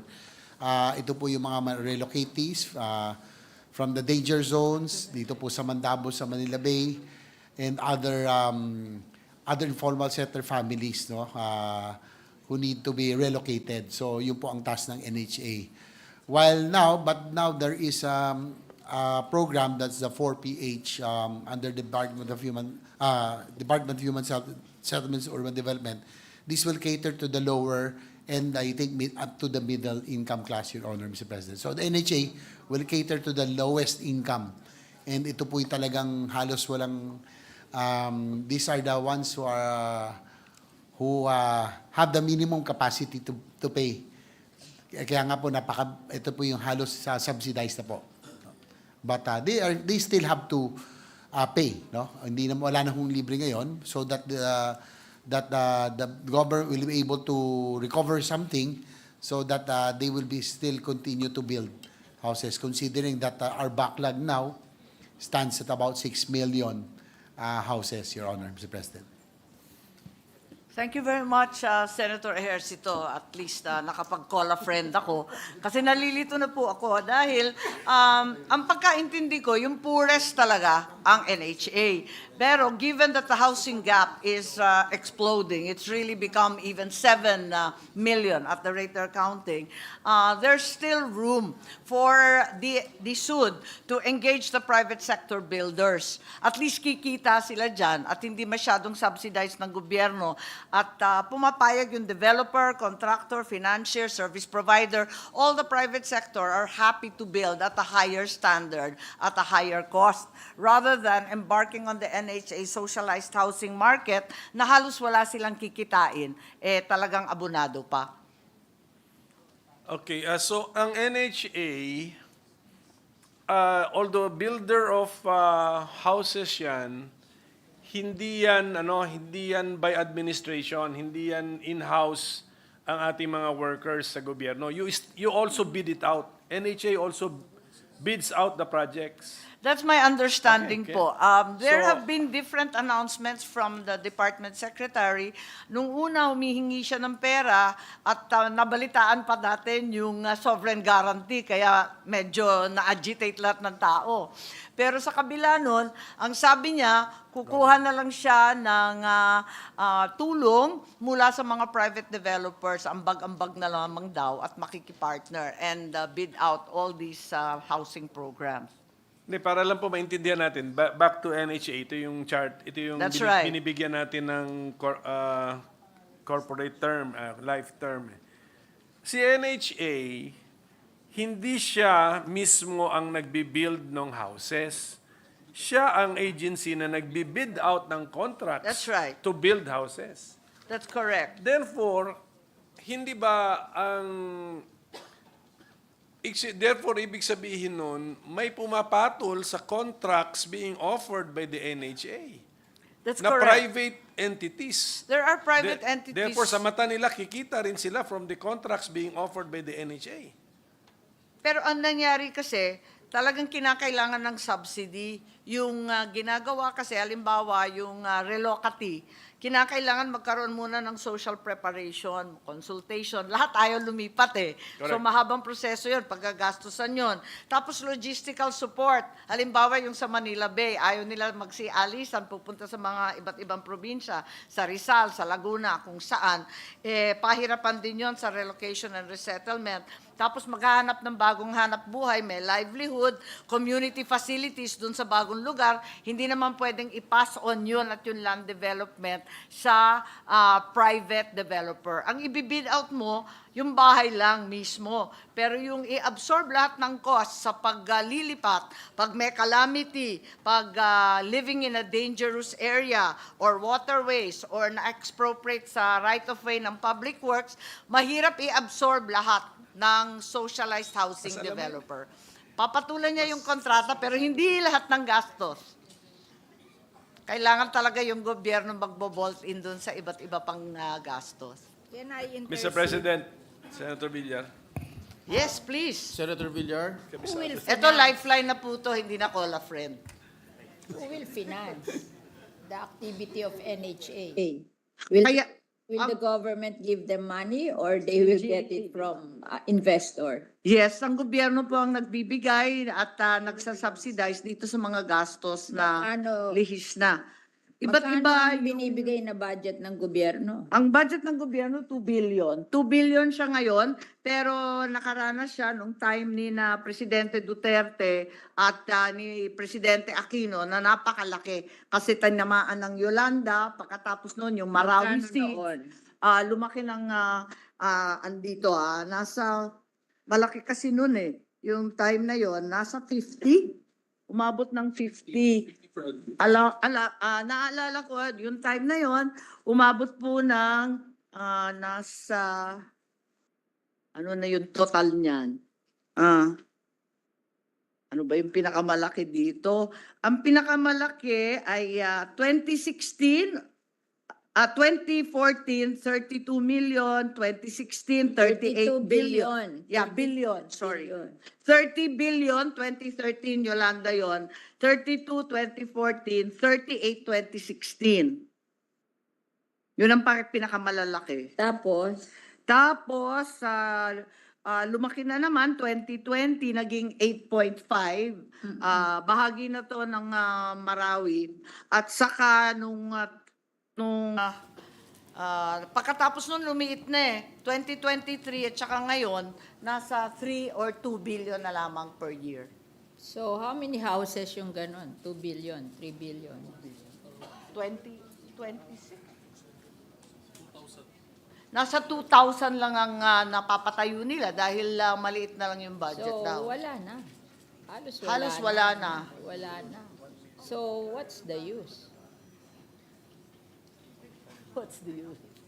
Hindi ba dapat ang gobyerno, you will provide for the poor, Yes. diba? And the homeless. Eh bakit pupunta tayo sa middle class? Eh middle class can buy from the private sector. Dapat ang pera ng gobyerno for the poor. For and the poor naman homeless. po to. Ito yung mga Oo for the nga, poor pero talaga. kung 2 billion na lang, 2,000 houses, sabi mo, backlog 7 million. Yeah, grabe ang backlog. Pero andyan pa rin ang pangangailangan, yung mga So nasalanta parang ng mali bagyo. yata ang ginagawa nila na ini-emphasize nila yung for 4PH. 4PH kesa yung for the poor. Totoo I'm yan. sure yung backlog na yan, sa poor yan, hindi yan sa middle class. Oo, malaking-malaki. For example, dun sa Supreme Court, Mandamus, yung 2008, I think nasa 26,000 houses pa lamang ang napapatayo. Samantalang yung actual need, tinatansya nila sa 300,000. Oo. Ang layo sa realidad eh. So I think when we review NHA, we should review the should also. We cannot just review NHA. In isolation. It should be the whole housing industry. Kasi masyadong malayo. Kasi kung 2,000 lang a year, kailan natin masosolve ang problem? Eh, yun ang problema, yung mahihirap, hindi naman yung middle class. The middle class can buy from the private sector. That's right. Diba? Sa nakikita ko nga ngayon, maraming recommendation, maliban pa dito sa extension lamang ng corporate life, marami talagang dapat paltan eh. Kasi nagbago na nga at ang layo-layo sa realidad ng napapatayo nila. Unang-una, totoo bang makakakolekt pa nung 15 billion ng NHA? Ang baba-baba ng koleksyon nila. At saka yung iba, yung karamihan, 15 years old na. Palagay ko wala nang balak, mas maigi pa. Off But the they books cannot na, get the i-condone na yan. title. Yes, They cannot get the title without paying NHA. Ayun na nga, so kaya nga that's the problem. i-condone na rin nila, di ba? I-condone na lang ng NHA kung talagang yung sobrang mahirap. Kasi nung umpisa, marami No, doon, they can afford, it's 500 a month lang eh. lumulobo po after 11 years. That's the problem. The first 10 years, 200 pesos hanggang 500 pesos. I think they Pag- can afford it. pag, ang ano lang, hindi mahigpit ang NHA to collect. Marahil. Kasi yung ganong amount, kahit sino na mahirap can afford that. Ang problema, hindi naman sila, dapat magpo-foreclose din. Sa palagay, Para mapuwersa sila magbayad, di ba? medyo Kasi malupit pag hindi po mo tinakot sa mag-foreclose foreclosure, yung hindi iba. magbabayad. I think kailangan isa-isahin kasi iba-iba yung problema nila. Nakita ko sa breakdown nila, yung may mga 15 years hindi nagbabayad. Palagay ko, kailangan suriin maigi kung talagang may balak magbayad. At saka tignan kung nakatira pa ron. Pagkatapos siguro dapat i-explore na natin yung extended lease. Yung mahaba na lang na lease imbes na bibilhin pa. Kasi may lupa yun eh. Pag bumalik sa gobyerno yun, we still have the fighting chance of actually rebuilding and improving the site and giving it to others who are perhaps still poor, whereas the original owners, baka nakaahon na yun sa kahirapan kahit paano. Kasi we have done it, plenty of it in Las Piñas. Those who are not paying can afford to pay. It's just that you are not forcing them to pay. Kasi If you have a house in Las Piñas, you're just paying 500. You will pay for it. Pag kinuha nyo yung lupa, mapupersa silang magbayad. Oh, kasi kaya naman eh. Before that, Minority Leader, may I ask one question to the sponsor? Bigyan mo sa akin. Madam Sponsor. Ano I po- agree. Talagang totoo yun. Ano nga ba yun? Hindi, yung sa bayaran. Yeah, Madam Sponsor, ano po Yes ginagawa po. what action has the NHA taken dun sa mga delinquents? Kung yung sinasabi niya 15 years na hindi na nagbabayad, ano action ang ginawa nila? Yes, they've actually undertaken the contracting of professional private collection agents. And in the 2 cases involved in Region 3, lumaki naman ang collection nila. They got 2 companies that are professional collectors. Mukhang nag-improve naman to at ito yung pilot model nila para sa Region 3 ngayon. Pero mukhang palalawakin naman nila. Ang problema sa palagay ko, tulad ng sinabi ni Senator Villar po, kinakailangan suriin ng maigi yung mga utang, lalong-lalo na yung mga 15 years old and above. Yung iba, ang pagkaintindi nila, talagang subsidized, ibig sabihin wala nang utang yun. Ang pagkaintindi nila, wala nang bayaran. Yung iba naman, ang inaakala, talagang kayang-kaya nila, pero pag umabot na ng 11 taon, naku, lumalaki na yung bayarin, ayaw na, hindi na daw kaya. Kaya't meron po ako na tinitignan, mabuti siguro mag-condone ng iba, yung iba naman talagang magkaroon na ng eviction. Kapag talagang kaya na, di palayasin na, hindi naman tama yung ganon. May bill po ako na sinasabi kapag hindi nagbayad ni minsan, nako, hindi pwede yung ganon. O di kaya yung iba naman, inabandon na yung lugar, nasa ibang lugar. O binigay naman sa third-party owner. Dapat i-foreclose na sa lalong madaling panahon at ilipat na sa iba na mas may kakayahan at karapatan na lumipat.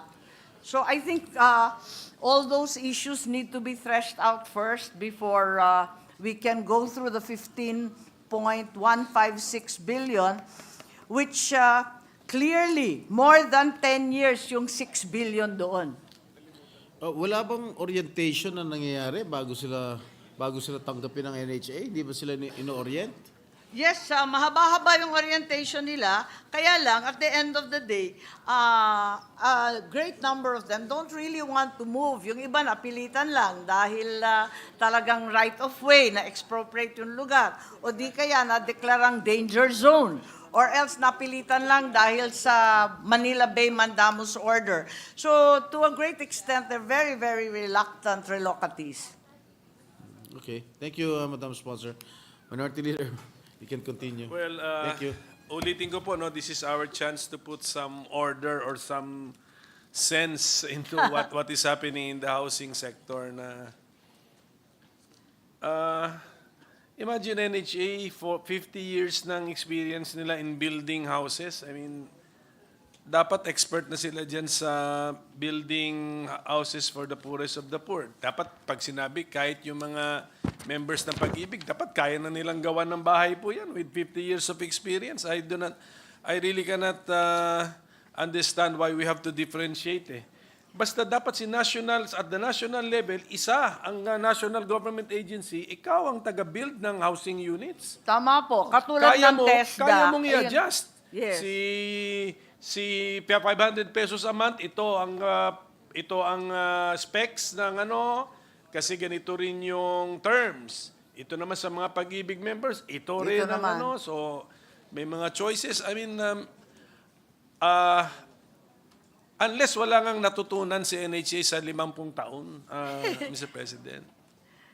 Ano pa ba ang tunay na Ang estado sinasabi ng NHA? Ang sinasabi ng NHA, kapag 2 billion at 2 billion lamang ang binibigay ng ating budget para sa kanila, talagang mapapako sila sa 2,000 bahay taon-taon. Hindi talaga nila kaya palawakin yan. dahil kulang na kulang talaga yung pondo. Walang kakagat na kontratista, kailangan mag-layout talaga sila. Sila muna mag-land development, sila maglagay ng yung pagtuturo, community facilities. Kailangan gumastos ang gobyerno bago magsilipat eh. Ang NHA po ay nag-ooperate under a corporate operating budget. That's Tama ba? correct. So 2 billion is parang subsidy, government subsidy. That's But right. how much is the actual total annual COB of NHA? 32? For 2024, for example, itong taon na ito. 2 billion din yung kanya subsidy. Oh, sige. It's roughly 40 billion. 40 billion. Given their collections and 40 the other revenues. So 40 billion plus 2? Plus 2 ba yun o including the 2 billion? That's already including, Including. the O, sige. 2B. Tanggalin natin si 2B. So 38 billion internally generated funds of the NHA. Paano nila na-generate po yon? 38 billion. Are these actual cash or sa paper lang na, as if meron silang revenues? Yes, they have some collections, they have trust funds, and they have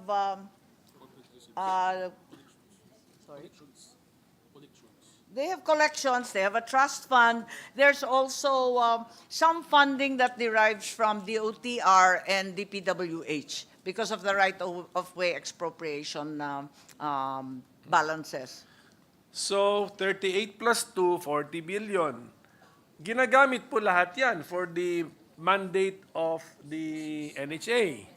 Kaya nga, so magkano po yung, ilan po yung kanilang personnel at magkano po ang gastos nila sa personnel? Kada Yes. taon, example lang. Yes, right Kunyari. now they have a total of 3,000 employees, of which only 1,647 are plantilla.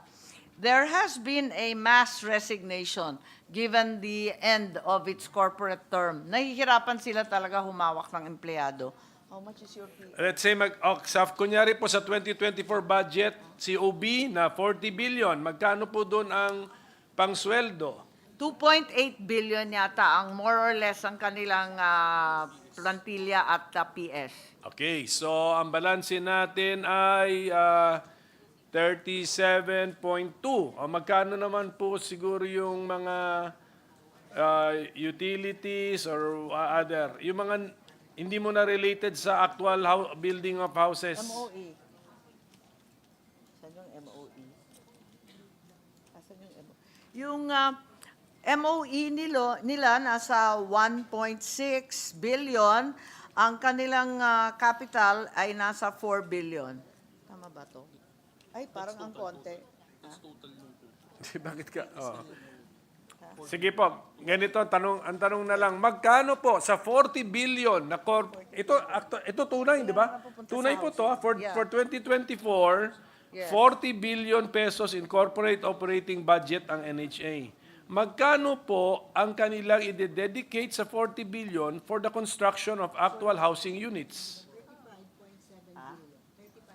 35.7 billion actually goes to housing. That's the capital outlay. Yes, divided by 2,000. Kasi 2,000 units lang yung nagagawa ninyo, sabi ninyo. Laki nun. The 2 billion, the 2,000 houses refers only to the 2 billion from GAA. Okay. This is other expenditure. Yes, so given the entire corporate operating budget, how many housing units are they targeting to build every year? Yes, roughly 35,000 at this rate. Correct, kasi parang a million, ano? Yes, a million. A million per unit. Okay. For the a million per unit. Okay. Yes. And that is supposed to just represent the, what is that supposed to represent ba?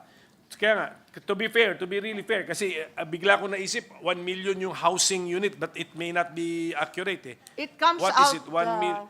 What is the 1 million for? The 1 million It's not just construction. The construction is probably, if I have to estimate, would probably a little over 600,000. But it includes the social Yes, preparation, livelihood, putting up of community facilities, all the other. Lupa. Kasali na lupa. And in many cases, the land as Kasama well. ng lupa. Oo. Kung minsan yung LGU ang sumasagot eh. Oo. Okay, so, Madami kasi silang land development, logistical support sa paglipat. Yun, yung mga gastos na yun. Siguro, so ganun out yung- of the 1 million, siguro mga 635,000 daw ang per unit. the structure. Tama Sige, ba? okay. Sige po.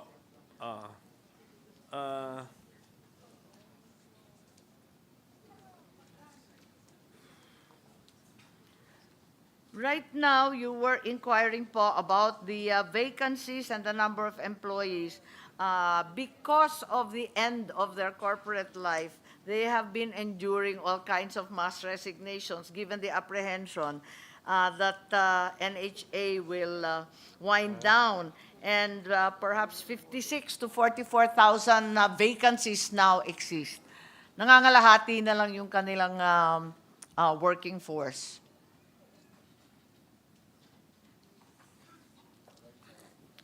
Sa 50 years na existence ng NHA, ilang housing units na po ang per their records ang kanilang na-construct? Yes, it's about 1.269 million houses.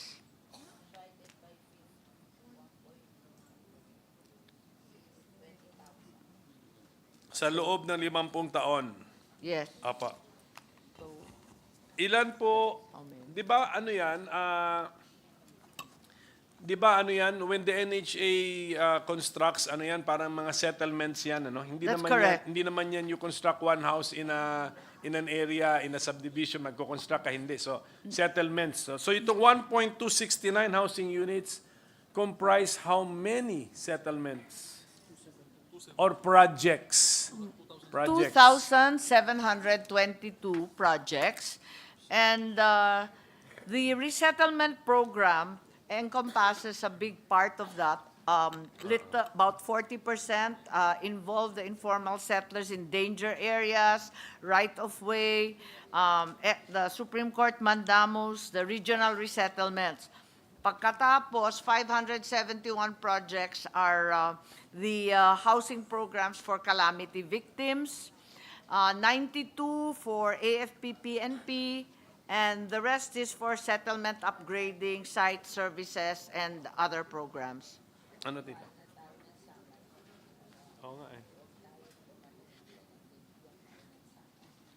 Hingi po kami ng parang summary. Yes, I'm happy to share this with you. All the information na naandun na. This is all the information yes. that I have right now. I'm happy to share.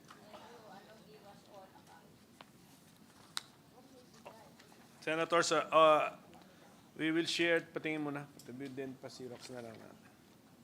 Actually, maybe we can have this photocopied immediately, Yes, so all those times 24 na. So yun nangyayari, ang karamihan talaga, almost half are resettlement. Ang lumulobo ngayon, yung calamity housing, yung emergency housing, yun ang talagang lumalaki at labis-labis talaga siya in the last few years. What does that mean, yung calamity? Because those affected will no longer return to their original housing sites? Yes. Or when their original housing sites are destroyed by a calamity or a typhoon, the NHA will rebuild on that particular site? Yes, that's correct po. In Yolanda, for example, large tracts of coastal areas were zoned as non-live and non-build zone. So, hindi na sila pwedeng bumalik doon. Problema yon. Ganon din sa sinasabi nilang man-made or human-induced calamity, yung mga Marawi siege, yung Zamboanga fire, Yun po, hindi na sila pwedeng bumalik sa ibang lugar nung time ng, di ba linabas sila sa ground zero muna dahil may mga mines. Okay. So, yung sa Yolanda, for example, coastal area siguro yun, na-resettle sila.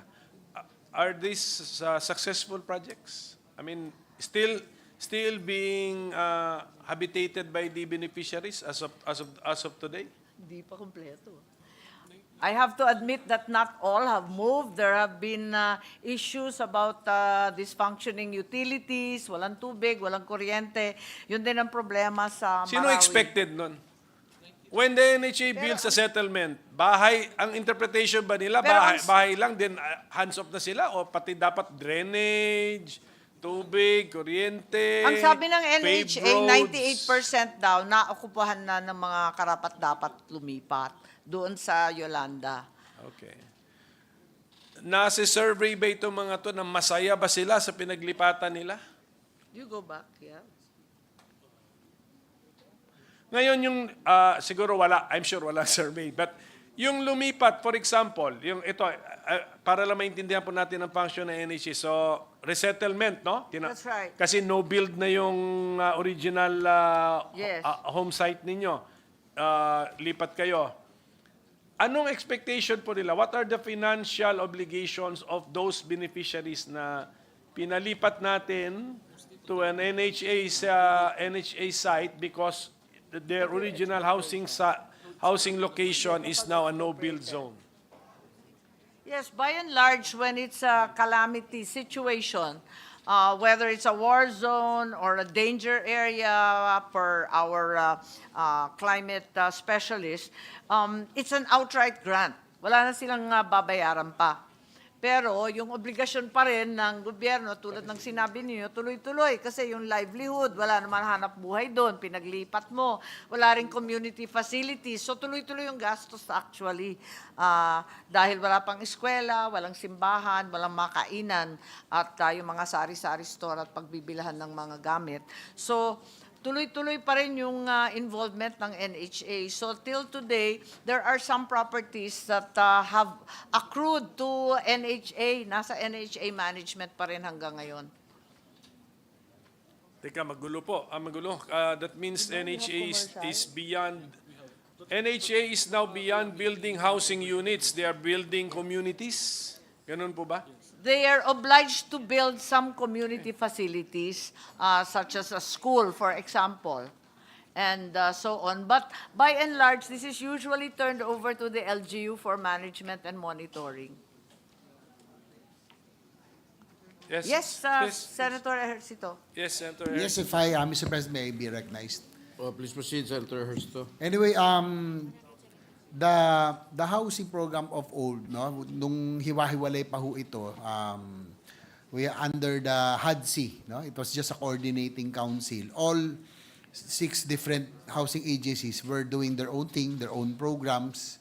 Iba-iba yung proyekto, hindi po siya moving into one direction. That was the rationale why we created the Department of Human Settlements and Urban Development.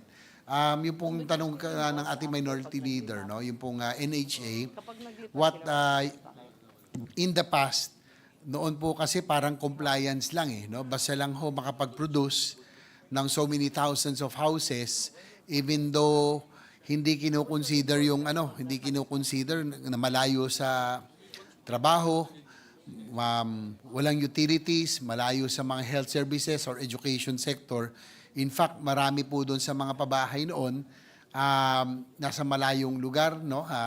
Liblib mga, halos talaga parang isolated. Kaya nga po nangyayari, naging vicious cycle.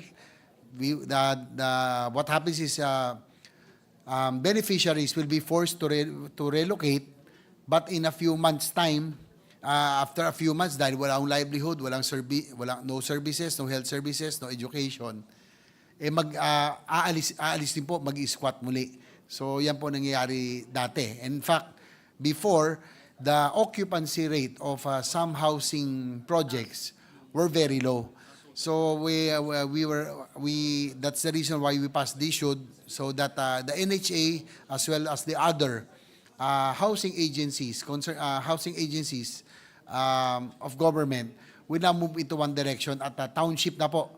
Kaya po natanong siguro na sabi ng sponsor that they are also concerned in dapat po merong near health services, meron pong educational services, so that we will not commit the same mistake as before na talagang para lang makakomply ang gobyerno sa gobyerno na sinabing merong so many thousands of houses were built but the occupancy was low. So yun po Yes. ang rationale, yung township Township, idea yes. na kompleto po. Tama. Mr. Chair, thank you po. To follow on Senator Ejercito's kind explanation, I'd like to clarify that in fact today the NHA doesn't hang around for a long time. They give themselves a 1 to 2 year deadline after the relocatees have actually resettled, and during that period, community structures like a covered court, a market, and so on will be set up. But after 1 to 2 years, they turn over the management of the township or the settlement to the local government. Yes, okay. So thank you. Ako, open mind naman po ako. Open mind. Kaya nga sabi ko, kung may kailangan tayong ayusin to put Tama. order and some clarity. Yes, kung dati nga developer or builder of houses, ngayon, let us say, I agree, kung townships ba ang tawag doon, or communities. Yes, communities. Then, okay, we will allow it, pero ingat lang po tayo doon kasi nga mayroon na mga new, kasi kunyari, they will build a marketplace, then turn it over. Meron atang, may commercial part when you build the marketplace, or a market, di ba, yung mga rental ng stalls, may mga ganun na eh. So, may mga ganun na pong mga angle. So, Tama. And then maintenance. I think Senator Alan Peter President. Cayetano, Mr. President. With the permission lang of Yes, Senator please. Pimentel. Senator Yeah. Cayetano is recognized. I'm generally supportive of the extension, but naiklaro lang yung purpose at yung Yes. hawak nila. But I wasn't going to ask a question anymore, and to be fair, no, the GM, we have been coordinating through our representatives. Pero na-shock at na-surprise lang ako doon sa after 1 year, tine-turn over na. Kasi karamihan ng panahon ni President Ferdinand Marcos Sr. na almost 50 years na sa Taguig, Hindi pa ayaw na-turn. nyo i-turn over. So, i-correct lang natin yon na sa lahat ng lugar, magwa 1 year i-turn over. In fact, yung last natin pinag-usapan tenement, MOA lang ang pumayag kayo at usufruct, hindi turnover. Diba? So, when we finalize this bill, I think it should be clear. So, tinatanong ako ni Senator Pimentel, ano nangyari sa inyo? Simple lang.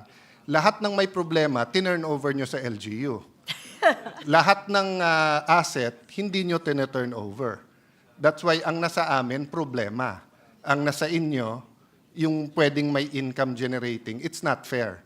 'Di ba? Hindi maayos ng LGU kung ganun yung attitude, 'di ba? So if it's a case per case basis, I will accept that. But if you're saying na yan na yung takbo ninyo, yan na yung inyong I won't even use tenement, Maharlika Village. Yes. That is a Ang premier luma-luma. and ang ganda-ganda ng intention noon, magkatabi, magkapitbahay ang Kristiyano, Muslim at anuman religion. Pero nung nilipat yung Quiapo 2 galing Manila, nagka-problema kami doon. And until now, ayaw naman i-donate ng NHA yung karamihan nung ano. No, you don't have to answer me now. Nag-uusap naman kami. I'm saying it's a matter of policy, di ba? Na iba ata yung sinasabi nilang policy nila na 1 year binibigay at iba actually on the ground. Kasi kami napakarami pang properties ng City of Taguig na nasa NHA. I just want to interject. Sa amin din, With hindi the rin permission of, tinurn over. the two Hindi senators. rin tinurn over.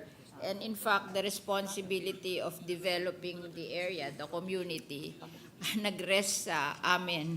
Kami nagpagawa ng kalye, ng market, ng mga homeowner association, covered court, lahat ng improvements sa community kami nagpagawa, hindi NHA. Parang ang binigay lang ng NHA yung lupa na hinuhulugan ng mga bayo. Parang, Oh. parang ganun Maybe- din yung paliwanag nila na hindi daw maliwanag kung sino ang may-ari ng lupa. Kasi yun yung mga sinaunang project, yung mga bliss housing, katulad ng sinabi ni Senator Cayetano, yung Maharlika Village, Signal Village. No, Madam Sponsor, sorry ha. Yun ang sinasabi Sabi ko nga, hindi nila. nga ako mag-object sa inyo. Kayo may-ari eh. Nasa Yun na ilalim lang, ng sabi NHA. ko nga, eh. NHA ang may-ari Nasa ilalim ng lupa. NHA, may titulo yung mga yon, di ba? So, I mean, hindi ako tumayo dito para sabihin i-turn over nyo. Tumayo ako para sabihin, wag nyong sabihin na after 1 year tina-turn over nyo. Kung hindi yun yung policy. And then after Senator Villar stood up, di ba sinabi niya, ganun din sa kanila. Kasi personally, 20 years na ako dealing with you. 1998 to. So ilan years na yon? 26 years na dealing with you. Alam namin kung saan nakatitulo yung mga yon. Bakit kayo magmomowa ng use of rock kung hindi sa inyo lupa? Criminal charge yon. Nagpanggap pa kayong may-ari. Okay, I'm not certain that this is right, but they're saying that they're unable to turn over because of the limitations of contract, which are simply a usufruct daw. No, Madam Chair, I mean, kung ganun din sila, Yun daw yung kontrata mag-impake- sa kanilang mga beneficiaries. Paano use of rock? No, ba pinagdinig obviously, ang mga Madam Chair, beneficiary? Mr. President, I'm sorry to the sponsor. I know she worked so hard for this. I know urban planning and everything, but obviously the NHA doesn't know what they're saying. If you're the owner of the land at may usufruct ka sa gumagamit ng land mo, you can turn over the land to the LGU. And then now the usufruct is between the owner of the land, which is the LGU, and yung gumagamit. At saka katulad nung isang hindi nyo tiniturn of kalye, vacant land, park, wala naman usufruct yun eh. So, as I said, hindi na nga sana ako magtatanong, pero hindi ko naman tatanggapin na sasabihin nyo dito, after 1 year, ito turn over nyo, tapos lahat ng nanonood dito, ganun pala. I'll give you an example na naman ha. Ito, binabantayan ko to. Sa bagong lipunan condominium at sa tenement, meron kayong open space doon. Nung ang NHA ang namamahala doon, pinayagan nila na mga sabungin ng manok ang pinarada doon. Yung swimming pool, ginawang fish pan na tilapia. Okay. This year, bago nung budget hearing, ang namamahala na doon ngayon, yung JAL Church. So kung sino man namamahala sa inyo, nilapitan sila, imbis na mag-thank you sa JAL Church, kasi ni-renovate nila ng sarili ng pera at pinapagamit, sinisingil nyo ng 5 years na paggamit nila. Without knowing the history of the place, na bago mag-take over ang JAL doon, ang namamahala doon na taga-NHA, sabungin na mga manok ang nilagay doon. That's an example.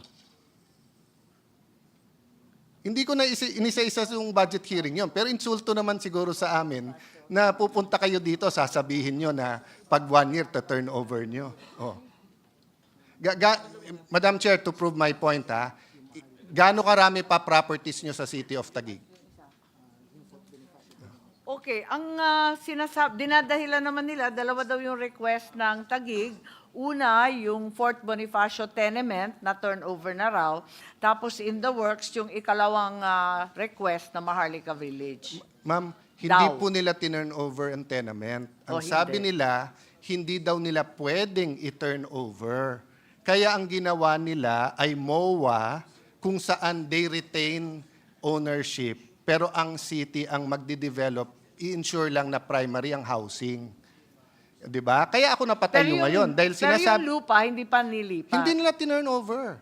That's why nga hirap lahat ng mga beneficiary like LGU to build what they can build there because ownership matters. Magjo-joint venture din yun eh.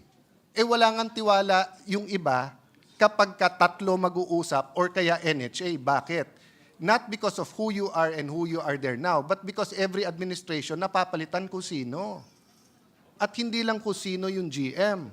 sino yung regional director mo, kung sino yung ano mo. And example ko na binibigay sa inyo dyan, yung ina-administer ngayon ng JL na vacant, I forgot what exactly they call that. But anyway, ma'am, I'm not gonna argue. I'm just saying, get your policy together. Tama. Diba? So if you're telling me now na ti-turn over nyo pala, ba't ayaw nyo i-turn over yung sa tenement? Bakit? Akala ko sabi mo, tinurn over na, hindi pala.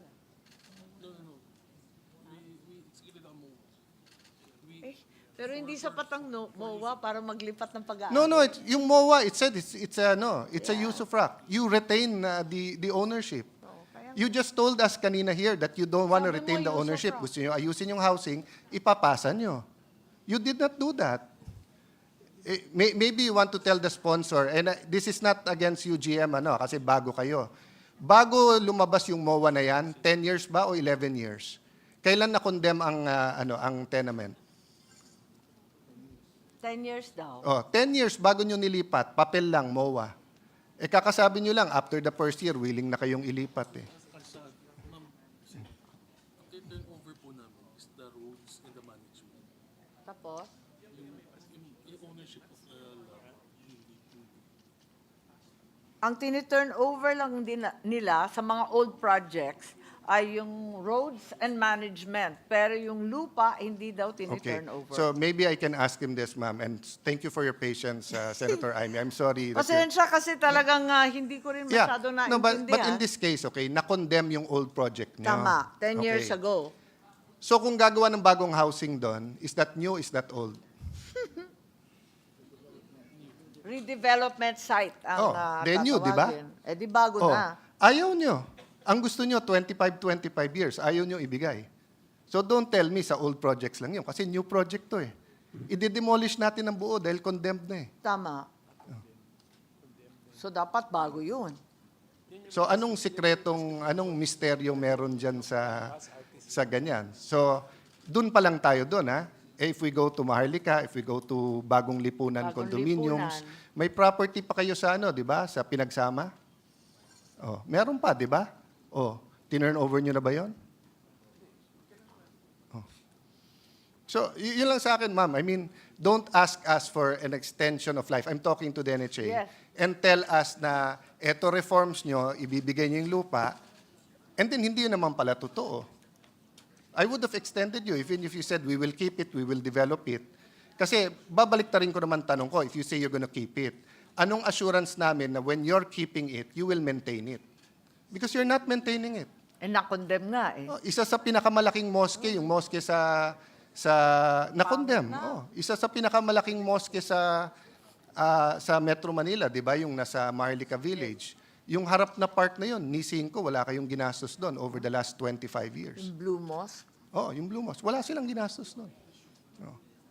So anyway, Madam, I want to put that at the feet. And Yes, as I we're said, grateful I that you appreciate put that on nag-uusap, record. pero sana And- malinaw yung, kailangan kwentas Well claras. taken. Diba? Thank Well you. taken. Thank you. I'm pleased that you put that on record. And I enjoin the NHA to rectify and explain at the soonest possible opportunity. Magsasubmit sila ng papel upang ipaliwanag kung ano talaga ang pangyayari dyan sa Maharlika Village, pati na rin ang Fort Bonifacio tenement. Thank you, Senator Alan. We'll continue, Mr. Yes, President. Okay. please proceed. Yes, thank you for all of the interventions at namumulat ngayong mga mata natin at marami tayong natututunan. Yung 1.269 housing units na na-construct na po ng NHA over 50 years. Lumabas sa mga interventions na ang iba rito, libre, outright grant. That's Kasi right. ang iba rito, expected na magbayad That's si correct. beneficiary. Oo, halo-halo po yan. Yes, kaya nga po, Kaya nga nalilito paski yung tao doon sa collectibles. Inaakala nung iba, outright grant. Yung pala, Correct. maniningil. Kaya doon nagkakagulo at yun ang problema natin. Dahil yung iba naman, rinereklamong substandard. Isa pang malaking problema Precisely. yan, na hindi nalilipatan. Pupuntahan ko po yan. Kaya nga dito sa 1.269 million housing units, Meron siguro silang figure ilan ang outright grant. Ilan ang outright? Itong lahat ng calamity for sure, di ba? Yes, yes. So, tapos, Pare. ito, hindi, resettlement. Saan? Portion ng? Ano ba ibig sabihin ng RAP LGU?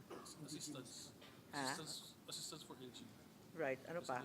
Wala na? Yung danger... Oh, may bayad lahat? Pati mandamus? Ito, okay. Okay, pinaghati naman nila doon sa 1.269 ang outright talagang grant na pinakamalaki, etong tinatawag na calamity victims, 276,456. Outright talaga yon. Tapos, yung RAP LGU, yung tulong sa LGU, wala rin bayad yan, tama ba? Wala rin bayad, 125,003. What is it? Anong tawag sa programa na yun? Bakit libre? Resettlement Assistance Program ng LGU, ang tawag sa RAP LGU. Pero siyempre, ano yan? Mga limitadong numero lang ng LGU yan. Yes, that's right. So, paano naman sila ang napili? Kung sino yung malapit-lapit, safe, may titulo, higit sa lahat, may dokumento, at yung malapit-lapit yung utilities kasi nadala na rin sila na yung walang tubig, walang kakabitan ng kuryente. The other big group would be the indigenous people's housing, that's also outright grant. The former rebels housing, yon outright Ilan din po yun? Ilan po yung... Pero konti lang yon, 16,000 yung sa IP, at saka sa former rebels, 1,218. Sige, let us say, i-round off ko na, let us say may mga 850,000 units ang na-build na ninyo na meron dapat May obligation bayad. to pay. Yes. Dito po yung manggagaling yung sinabi natin na 15 billion na outstanding collectibles. Doon naman yun? Yes, Doon po that's yun. correct. Doon po yun, yes, no? Kasi yes, sabay- the others have no collectibles, that's correct. Sige, okay, sige po. But yung 15 billion na outstanding receivables ng NHA would not really be just for the cost of building the house. May mga penalties na nakasali doon? Yes, So, I think okay. penalties, interest Penalties, payments, interest, patong-patong na po. Nagpatong-patong na. Sige po. Actually, so far sa mga nakakausap naman po natin dito na kapwa natin senador, wala naman outright na against sa proposal to extend the corporate term. Pero I think this is really the right time Yes. and the right moment for us to fix in our minds yung the macro level ang tawag doon, macro level view Yes. on how the different housing agencies should interact with each other and the new department. their specific Functions, yes po. and roles. That's correct. As much as possible, iwas daw natin yung overlap Or duplication. redundancy, duplication. That's correct. Sayang resources eh. That's correct. Konti na nga lang yung pera para sa housing, Correct. linulustay pa sa iba't ibang ahensya. Tama po yun. Kaya nga, naisip ko, kung 50 years ang bibigay natin na extension, ano kaya na within the next 3 years, halimbawa, gumawa tayo ng bagong restructuring given na meron naman bagong department. Ano ang relasyon nila? Siguro maglagay tayo ng amendment doon. Ako lang naisip Yes, ko lang. ma'am. Yes, ma'am. Maglagay tayo ng amendment na obligado sila to come up with a new organizational chart, with a new set of guidelines and IRR doon sa loob ng DSUD at lahat ng sanga-sangat niyang financial agencies, iba't iba. Tapos i-explore rin siguro natin yung sinasabing usufruct or long leases. Kapag hindi talaga kaya, para maibalik naman sa gobyerno, ito iba naman ang makinabang. Tapos siguro may level of monitoring doon sa mga substandard. Kasi nakailang beses na tayo nakakarinig ng skandalo, magpapatayo ang gobyerno o yung kontrata ng gobyerno, kontratista ng gobyerno. Tapos taon-taon hindi lilipatan ang dapat lumipat. So maraming issues po talaga na ganon. Yes, Senator Ontiveros, Mr. President. Senator Tiveros recognized. I think the Salamat, only Mr. intention President. at this point was to give ourselves some time to come up with a new schema for all these housing agencies that seem to have proliferated. Which is my brief interjection, Mr. President, with the kind indulgence of the good sponsor and the minority leader na, in fact, dun pa lang sa DSUD law, Oo. required na ang department i-reorganize yung key shelter agencies na hindi pa nagagawa ng department. At isa po sa mga tanong ko, Mr. President, at the proper time sa interpellation ko. Salamat, Mr. President, at sa good sponsor at sa minority leader. Thank you, Senator Tiveros. Actually, that's correct. It's in the DSUD law, and that was 2019. And there is actually a time frame. It's time bound by 2 years after 2019. And nasa 2024 na tayo, hindi pa maliwanag yung mga linya ng mga financing group, ng NHA, at lahat ng grupo ng housing. 2 taon pala, nakita ko time-bound siya at saka dapat measurable output kasi dapat may plano na eh. Ang liwanag naman dito. Furthermore, sa Section 22 ng DSUD, tama po si Senator Ontiveros, within 2 years from the effectivity of the Act, the Secretary, in coordination with the GOCC, shall recommend the restructuring of all the foregoing corporations to exactly to eliminate overlaps, if any, in programs, etc., etc. Yun na nga. So kung ganun nga, so delegated power, pag hindi ginagawa, then the origin of the power must now act. Kasi hindi nga ginawa eh. So tayo, we have to act. Pwede rin tayo mag-oversight. Kasi At- nakaka 2 pero years na. ganito po question ko. Kasi pinasok na rin ni DSUD ang building of housing units. Right. Binibid out din naman itong gawaing ito. Linilimit lang niya sarili niya dun sa mga Pag-ibig members. pag-ibig members. But I don't think there is an obstacle na mag-overreach or mag-reach out na rin si DSUD even to the lowest 30% decile. Kung pwedeng gawin ng DSUD yan theoretically, pwede na pala tayo, we can get rid now of NHA, theoretically speaking. Or NHA could be absorbed more closely under the umbrella of DSUD rather than being a corporation that's Separate. separate. Yes, yes. Ganun nga. So ganun. Kasi theoretically speaking, ganun eh. Iniba mo lang yung specs eh. Tama. The specs of the contract being bidded out. Di ba? Kasi This bago time- lang yung DSUD eh. Hindi naman siya 50 Kaya nga. years old. 5 years old lang siya. So tama po ba yun? Theoretically speaking, the housing sector can survive even without an NHA because anyway, DSUD is involving itself in the actual building of housing units. Tama po ba yun? Eto nga, babalik na naman tayo dun sa DSUD law. At ang pagkaintindi kasi namin, yung DSUD para sa policy making. At hindi dapat pumasok sa building.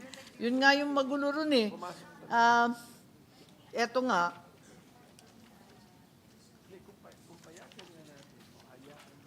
Does it have anything to Yes. If you look at Section 4 of the DSUD law, the department shall act as the primary government agency for the management of housing, human settlement, urban policy, the sole and main planning, policy making, regulatory, program coordination, and performance monitoring entity, human settlement, etc. Adopt a national strategy, ensure the alignment of policies and programs. Wala po rito nakalista na magko-construction din siya ng low-cost housing. Yun ang problema kasi talaga NHA ang maliwanag na sole housing construction body. But it's a fact now that meron tayong yung condominium projects nga 4PH. under DSUD, and which agency is conducting the bidding for the contracts of the building of these condominium projects? Di ba si DSUD? Hindi, si DSUD? My understanding is it's the LGU that is bidding out the contracts, not DSUD, Okay. because it is outside of their mandate as a policy-making body. So it has become an LGU. There's a great deal of confusion because they couldn't find any money. May I ask for a At minute the suspension, outset, Mr. President? May I ask for a minute believe that suspension? at the outset, there was hope that they would be able to raise financing. Later on, very little financing was available. They started tapping private developers and aligning them or matching them with LGUs. Okay, ganito. There is already a condominium project being built in Negros Occidental. Meron nata, Bacolod. Ayun, okay. If just in case our resource persons know the answer, sino nag-bid out ng project na yon? Actually, the NHA people are not aware. They're not really clear as to who So- bid it out. Can I ask for a minute suspension, Mr. President? Session suspended.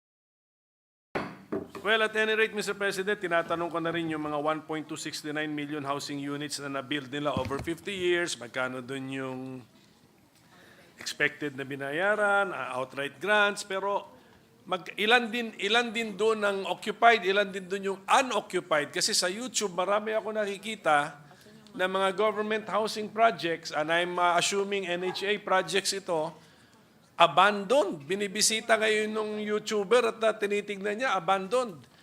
At hindi ka rin naman magtataka bakit walang nakatira doon kasi parang nasa out of the way naman din masyado, Mr. President. So ilan po ang ganitong housing units naman ang masasabi natin ay nasasayang lamang, Mr. President? Ang nakikita ko dito sa listahan nila, ang karamihan nitong unoccupied na hindi matapos-tapos, nasa iba't ibang lugar sa Rizal at sa Cavite, kung saan yung mandamus ng ating Korte Suprema noong 2008 ang nag-obliga na magpatayo ng iba't ibang lugar. So the project, for example, in 2 Inares, Baras, Rizal, was fully completed in 2023, 1,515 units, pero hanggang ngayon, ang intindi ko, hindi pa naokupahan dahil wala raw master list ng beneficiaries binigay. So ngayon, re-allocate to affected families, iba-ibang segment ngayon. Pero yun yung mga unoccupied, pati yung Hermosaville, 2020 pa natapos sa Baras din. Ngunit, yung Binangonan daw, decided na wag okupahan at nagpatayo ng sariling housing project. Hindi ko masyado naintindihan. Pero in the meantime, andyan nakatiwangwang, tulad ng sinabi ni Minority Leader, libo-libong bahay, unit, ayaw lipatan. So, masyado ata rin mabilis kumilos ang NHA. Bakit naman masyadong excited? Walang listahan ng beneficiaries. Andiyan na mga bahay. Walang final decision ng LGU. Andiyan na yung mga bahay. I mean, tayo yung nagdududa din at bakit naman sa sobrang excitement ina-build na walang beneficiary, Mr. President. Tapos, Well, tulad ng sinabi natin, parating ayaw lumipat ng mga tao, galing sila sa pinaghahanap buhayan nila, pinag-aaralan ng anak nila, pilitan talaga lumipat sa mas malayong lugar. akala ko ba part ka sa 1 million per housing unit na expense is the preparatory steps? 635,000 lang si unit, yung 365,000 other expenses yung kasama seminar, pagkumbinsi sa kanila. Tama yun, talagang nahihirapan sila. Minsan lilipat, kukunin yung pera, tapos babalik na naman sa Quezon City kung saan wala naman silang lugar. Kaya eto, yung ongoing relocation has become a new phenomenon. Dahil may MOA between the DILG, between the sending and the receiving LGU. And the target for the remaining relocation is the last quarter of next year, 2025 daw. Well, anyways, pa sa NHA resource persons natin, yung actually yung napanood ko sa YouTube, Davao del Norte. Ay, sa Davao naman. Hindi siya Rizal o Cavite. So find out what project is that. Is that your project? Basta abandoned. Ang nandito na listahan, Government Employees Housing, Baloi, Lanao del Norte. Lanao, Baloi, Lanao. So ganito, Mr. President, 50 years of existence. Iba't ibang klaseng problema ang kanilang na-encounter. Ang iba siguro nasolusyonan, ang iba hindi pa nasusolusyonan, pero at least napag-aralan na. Siguro naman meron na tayong mga leksyon na tama, lessons learned. Mr. President, pwede ba humingi na lang ng summary? Huwag na lang sagutin sa ano, but sige nga, just what are the lessons learned, best practices? It's like an essay or a soul searching by the NHA. Sa 50 years na existence namin, ito po ang iba't ibang problema na na-encounter namin at ito po yung nung na-encounter namin ito po yung ginawa namin to solve that particular problem para makita po natin when we enter the amendment stage of the bill, Mr. President. That's right po. I will ask that, but right off the bat, ang sinasabi nila, they've learned already to stagger the amortizations for one thing, because there's a big leap after the 10th year. So dapat mas hinay-hinay. And there are also issues about the relocatees during when it's a disaster situation. Talagang bumabalik. So there has to be monitoring after if the settlement was in fact abandoned or it was claimed to be substandard and so on. So dapat may after settlement monitoring. Those are some of the lessons that are clearly learned by NHA. Di ba ang best practices sa real estate, parang may punch list ba yan? Punch list ba tawag mo doon? Yes, May checklist, checklist na bago livable or bago i-turnover sa may-ari. sa occupant, di ba? So, Yes. sana ganun din sa I think that's another suntukin thing. muna yung wall kung Tama. kung lumampas yung kamay doon Substandard. One manunod. thing that they've been very careful about of late is that they are making sure that there are utilities at least nearby.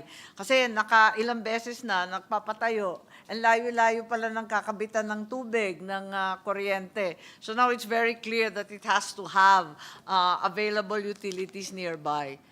Yung mga simpleng ganun, kasi napakamahal nga naman magpakabit ng lahat nun. And we've underestimated, I think all along, from DSUD to NHA, the cost of land development. Yung paglalagay ng drainage, ng kalsada, parating underpriced sa budget. Parating mali. What is the standard term 30%. for the beneficiary to pay off the cost of the 30 land? years. 30 years? Yes. Okay. Except that dinesign nila na after the 10th year may balloon payment? Sinasabi nilang graduated, pero ang naririnig ko sa mga occupants, lumulobo daw sa 11th year. Kaya nanghihingi sila ng konting tawad. Ayusin na lang po nila. 30 years is It's I a think long, that's it's a fair long time, period. yes. So with that, Mr. President, I think marami pa sanang tanong, pero i-ano naman natin I think i-review naman talaga natin itong panukalang batas na ito. Tapos sa period of amendment na lang, with the permission of our sponsor, if necessary, if we can ask some clarificatory questions before proposing the amendment. Should we find it necessary to do so? I think given the number of questions that have been raised, it's important to have some consultation even before we Correct, yes. file the amendments po. So we thank the sponsor for her patience with us, Mr. President. Thank you. And to our resource persons, salamat po. Thank you, Senator Pimentel. Senator Cayetano. Again, I'd like to thank the sponsor, Senator Aimee. But may I propose, sundan ko lang po yung sa minority leader, yung lessons ng NHA. And again, di ba, kayo nakaharap. That doesn't mean na yung mga problema the last 50 years, kayo yon, di ba? Having said that, if you really learn the lessons, baka pwedeng kayo na rin ang mag-propose sa amendment. And not everything naman is a legal provision in the sense that you have to it's a rules and regulations. Some of it can say, for example, among the following properties of the NHA, we are obligated to turn over the following within the next 5 years. Kung lesson nyo, halimbawa, pag masyadong malayo yung lupa, babalik din sila. You will not offer or build there unless there is a school, there's a hospital, etc. No? So I mean, if you really learn from that lesson, you wouldn't mind that it's in the law, di ba? Then we might have a better NHA in the next 50 years, regardless kung sino yung GM. So I hope the good sponsor and the NHA would consider that. Kasi sila naman nakakaalam talaga kung ano yung magandang nagawa at saka yung problematic, Madam Chair, Mr. President. Thank you very much, Senator Cayetano. Meron ako nakita dito, inabot lang sa akin, November 11, na nag-submit ng MOA, Yes. ang LGU Taguig, 28, NHA approved, at sana sa lalong madaling panahon ma-finalize yung MOA at ito na yung umpisa ng turnover. Yes, ma'am. That's what I was saying. Ang sinabi nila kanina, pag 1 year to turn over. Yun na ang general rule daw Yes. para sa mga bagong project. We've asked them for 10 years to turn over. Ayaw nila. Finally, pumayag sila ng MOA. Nasa okay. kanila pa rin yung lupa. Ito na ito.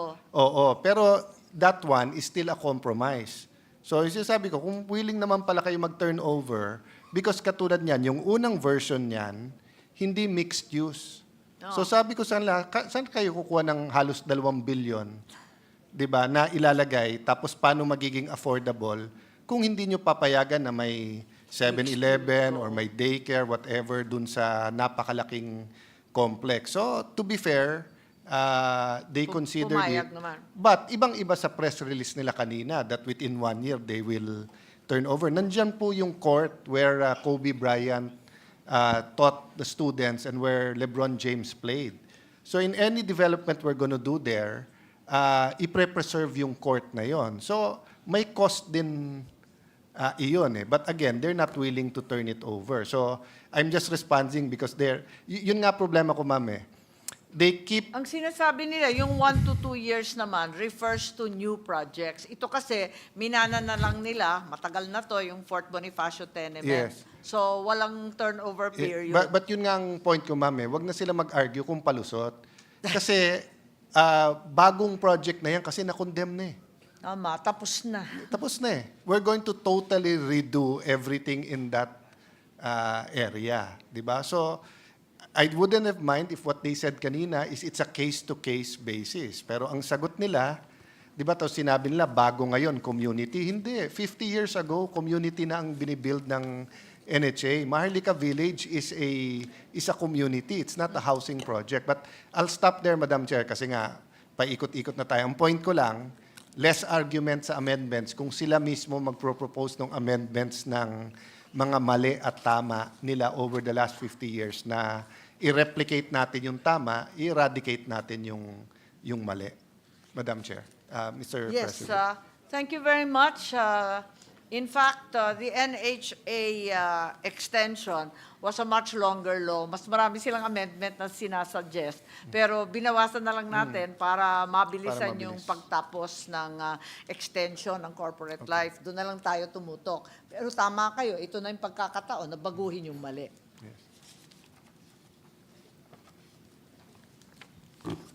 Thank you. Thank you po. Thank you, Senator Cayetano. Senator Marcos, Majority Leader. Mr. President, I move that we suspend consideration Senate Bill number 2818. Is there an objection? Hearing none, motion's approved. Mr. President, I move that we transfer from the calendar for ordinary business to the calendar for special orders committee report number 429 on Senate Bill number 2899. This is the bill on the Philippine National Nuclear Energy. So move, Mr. President. Is there an objection? There being none, the motion's approved. Mr. President, I move that we consider Senate Bill number 2899 under committee report number 429. Is there an objection? There being none, motion's approved. Consideration of Senate Bill number 2899 is now in order. The Secretary is directed to read only the title of the bill without prejudice to inserting to the record the whole text thereof. An act providing for a comprehensive legal framework for nuclear safety, security, and safeguards in the peaceful utilization of nuclear energy in the Philippines and establishing the Philippine Atomic Energy Regulatory Authority and appropriating funds therefore. Mr. President, to sponsor the measure, I move to recognize Senator Alan Peter Cayetano, Chairperson of the Committee on Science and Technology, to deliver the sponsorship speech. Senator Alan Peter Cayetano is recognized. Thank you, Mr. President. Mr. President, may I start with a biblical principle na kung anong itatanim natin, yan din ang ating aanihin. And when we talk about atomic or nuclear energy or radiation, nandyan yan eh. We don't always see it or know that it's there, but we're not able to harness or hindi natin naaani ng mabuti and medyo outdated na po ang ating batas. So on that, I'd like to thank Senators Tolentino, Revilla, Senate President Escudero, and Senator Gatchalian for sponsoring the Senate bills or authoring this, for being the authors of the Senate bill. Eksakto po, dumating Senator Tolentino. Maybe we could use their explanatory note as the sponsorship speech. Aside from the title that our Deputy Sec Gen so aptly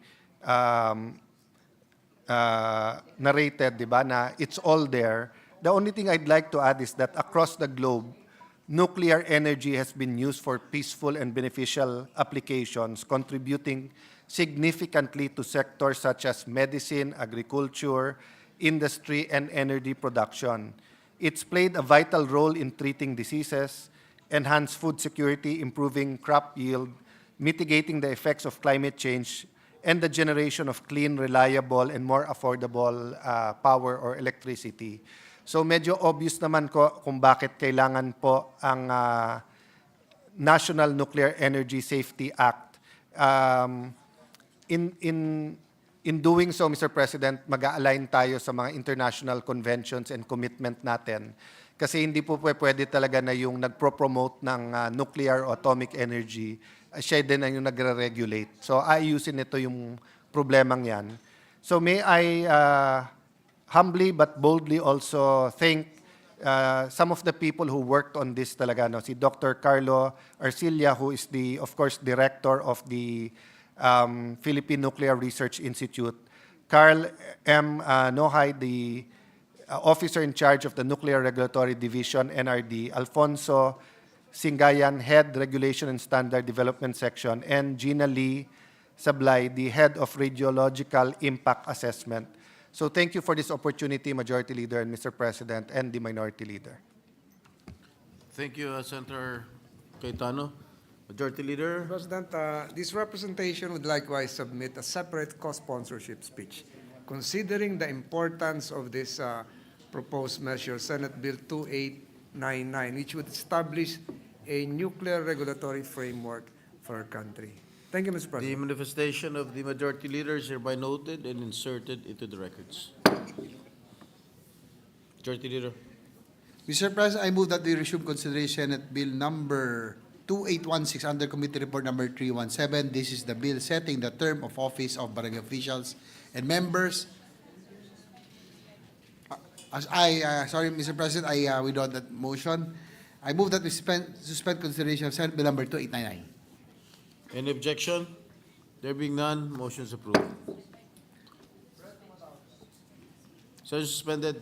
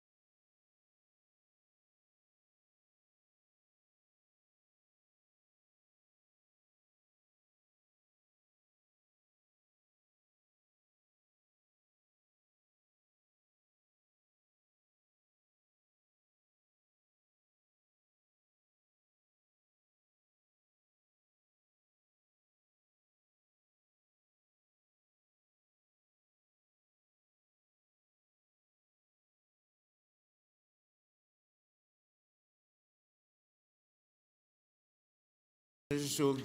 Mr. President, I move that we resume consideration of Senate Bill number 2816 under Committee Report number 317. This is the bill setting the term office of barangay officials and members of the Sangguniang Kabataan. So move, Mr. President. Any objection? There being none, the resumption of consideration of Senate Bill number 2816 under Committee Report 317 is now in order. Mr. President, I move to resume the period of interpellation and recognize the sponsor, Senator Aimee R. Marcos, and to interpellate our minority leader, Senator Aquilino Pimentel. Hearing no objection, the resumption of the period of interpellation is in order. Senators Marcos and Pimentel are hereby recognized. Thank you, Mr. President. So Yes, I think, thank Mr. you, President, Minority Leader. the last time I had the floor on this measure, I think I was able to exhaustively interpolate on the measure already, Mr. President. So we have I pointed out, I think we have a debate on the length of the proposed new term of office of the barangay official. So our sponsor has already heard our points. And then that the need for us to be released from the second Monday of May as the date of the election, so that we will, if we want to entertain other terms, other length of the terms, we should release ourselves from the second Monday of May. I think that's my recollection of our previous interpellation. Yes, thank you very much, Minority Leader and Mr. President.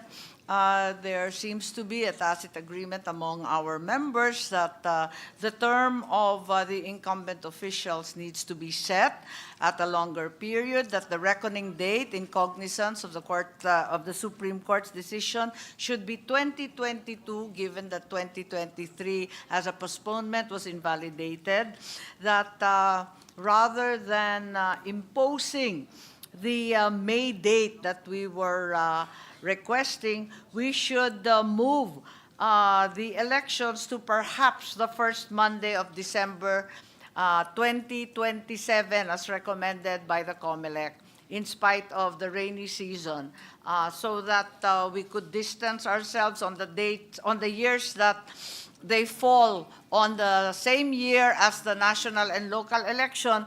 The BSKE will be distant from the national and local election.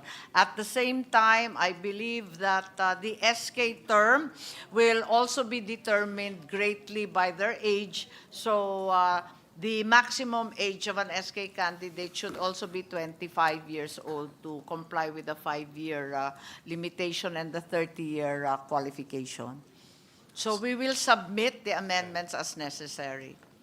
So with that, Mr. President, I think we can move on to the amendment period of amendments because we have interpellated sufficiently on this subject matter. Thank you very much. Thank you. to our Thank you, sponsor. Minority Leader. Thank you, Senator Marcos. Thank you very much, Minority Leader, for your insight and your assistance in drafting the amendments. Thank you, Mr. President. Majority Leader. Mr. President, I move that we suspend consideration of Senate Bill number 2816. Any objection? There being none, the motion is approved. I mean suspension, Mr. President. Session suspended.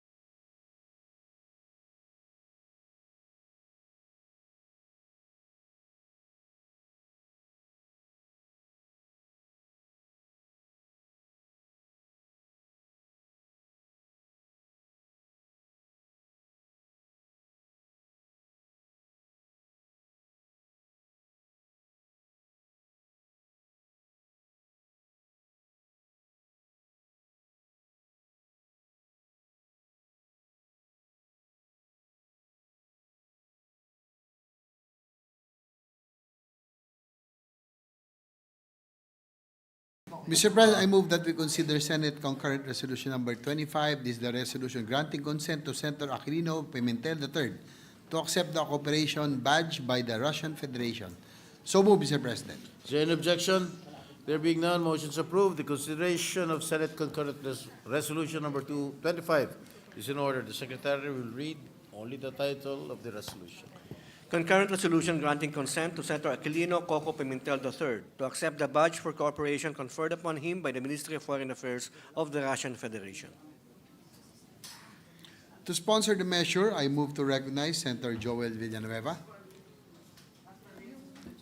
Session suspended. Session suspended.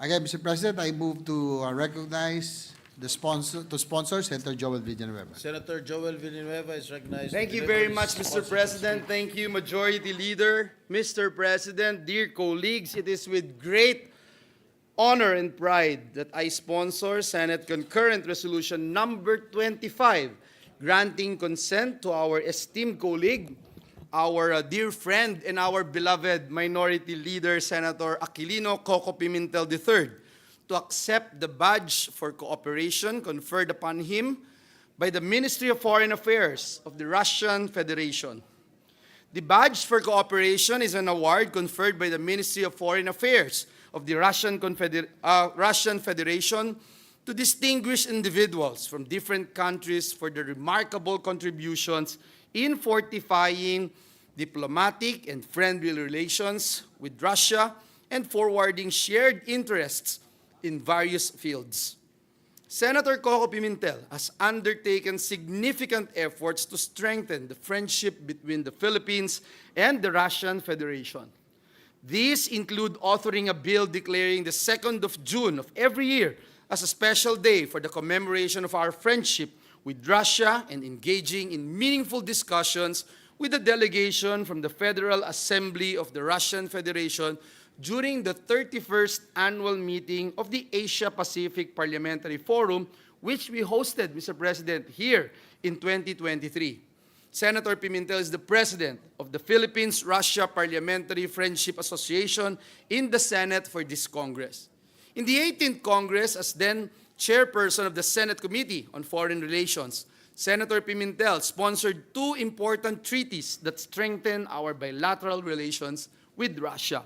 These are, number one, adopted Resolution Number 35, concurring in the ratification of the Treaty on Mutual Legal Assistance in Criminal Matters, and number two, adopted Resolution Number 34, concurring the ratification of the Treaty on Extradition. In his capacity as our Senate President during the 17th Congress, he led the Philippine Inter-Parliamentary Union Congressional Delegation to the 137th IPU Assembly and related meetings in St. Petersburg. In the same year, Mr. President, he accompanied Russian Senator Andrei Klimov in Malacanang to discuss enhanced direct contacts between parliaments, cooperation on cybersecurity, and cultural relations, among others. Senator Pimentel's efforts went beyond the political arena to other equally important aspects of cooperation. He even went as far as coordinating with the city of Manila in the search for the graves of 5 Russian sailors who died in the Russo-Japanese War in 1904 to 1905. Underscoring the importance of culture cooperation, Senator Pimentel delivered a beautiful speech last June celebrating the life of the great Russian poet Alexander Pushkin on the occasion of the literary giant's 225th birthday and Russian Language Day. In Romans chapter 13, verse 7, Mr. President, it teaches us to give honor to whom honor is due. And so today, we not only give consent to Senator Pimentel to accept the badge for cooperation, but we also honor his unwavering dedication and efforts so that our 48 years of relations with Russia will further deepen and flourish. This representation may not be as well versed as Senator Pimentel in Russian literature. Still, please allow me to quote one of the greatest Russian writers in the widely celebrated book War and Peace, Leo Tolstoy. Leo Tolstoy said, "For us, with the rule of right and wrong given us by Christ, there is nothing for which we have no standard, and there is no greatness where there is not simplicity, goodness, and truth." Senator Coco Pimentel possesses all these three noble virtues: modesty, goodness, and a steadfast spirit to fight for the truth, to fight for justice, to fight for righteousness. Our dear friend, Senator Coco, exudes the greatness that Tolstoy described, as evidenced by the recognition that he is about to accept from the Russian Federation. Thus, Mr. President, I urge our esteemed colleagues to adopt this concurrent resolution granting consent to Senator Pimentel to accept the badge of cooperation conferred upon him by the Ministry of Foreign Affairs of the Russian Federation, pursuant to Article 9-B, Section 8 of the 1987 Constitution, and Section 47, or Republic Act Number 8491, or the Flag and Heraldic Code of the Philippines. Muli, congratulations sa ating idol, Senator Coco Pimentel. Maraming salamat, Ginoong Pangulo, and may God bless us all. Thank you, Senator Joel Villanueva, the Majority Leader. Mr. President, no member wishes to interpret or propose amendments to the measure. I move to adopt Senate Concurrent Resolution Number 25, subject to style. So move, Mr. President. Is there an objection? There being none, Senate Concurrent Resolution Number 25, subject to style, is hereby adopted. Congratulations, Senator Likewise, Coco. Mr. President, with the permission of the body, I move that all present members of the Senate be made co-authors of this resolution. Noted. The Minority Leader. Mr. President, Recognized. magpasalamat naman ako sa inyo, Mr. President, especially to all those who have stayed up late so that they will witness this, the introduction of this resolution and the approval of this resolution. Maraming salamat po sa inyo lahat. Of course, to my good friend, Senator Joel Villanueva, who sponsored the reso and filed the reso. Maraming salamat po. And, Russia is what we call a non-traditional friend of the Philippines. So we should be developing these bridges, these friendships with with non-traditional countries, Mr. President. So I have volunteered to do this job, and I hope that I will continue to give honor to our country and our country's relationships with these countries that we are not used to being close to, Mr. President. So this will be part of a long journey, and I thank you for allowing me to accept their recognition of our efforts in developing ties with the Russian Federation. So, maraming salamat po sa inyo lahat. Thank you, Minority Leader. Majority Leader. Yes, I would like to congratulate our Minority Leader. Mr. President, I move that we resume consideration of House Bill Number 7406. Is the bill on the revised charter of the City of Baguio. So move, Mr. President. Any objection? There being none, motion is approved. Mr. President, may I be recognized to propose a few individual amendments from our Minority Leader, Senator Aquilino Cocomitel. Senator Pimentel is recognized.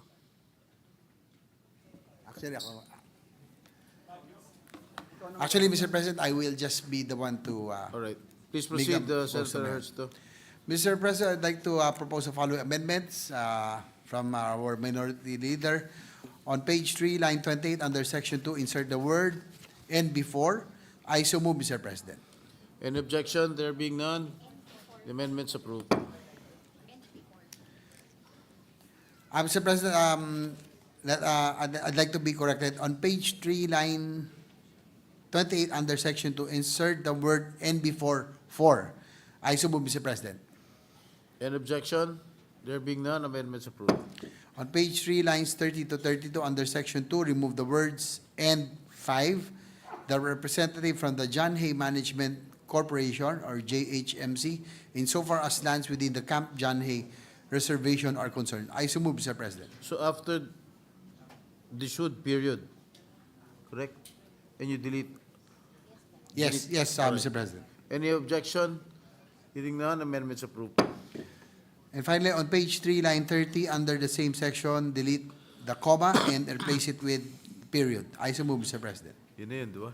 You know, Any objection? There being none, amendments approved. that's all, Mr. President. Thank you. Mr. President, there being no other amendments, I move to close the period of individual amendments. I so move, Mr. Is President. there an objection? There being none, amendments approved. Mr. Pre- The motion's approved. Mr. President, with the consent of the body, I move that we approve on second reading House Bill number 7406. I so move, Mr. President. Is there an objection? There being none, motion's approved. House Bill number 7406 is hereby approved on second reading. Mr. President, I move that we suspend consideration of House Bill number 7406, or the revised charter of the City of Baguio. An So moved, Mr. objection? President. There being none, motion's approved. May I ask for a minute suspension, Mr. Session President? suspended.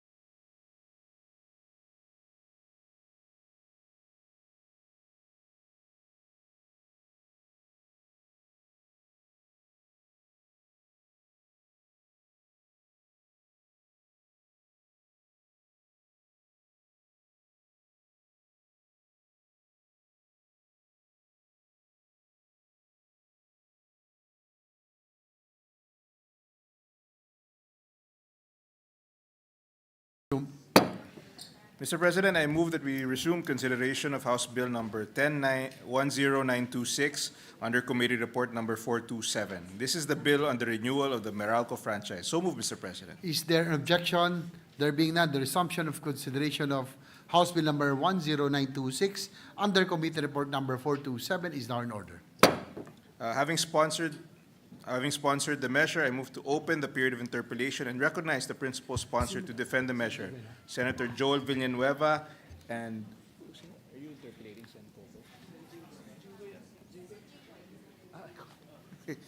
and to interpellate Senator Jinggoy Estrada.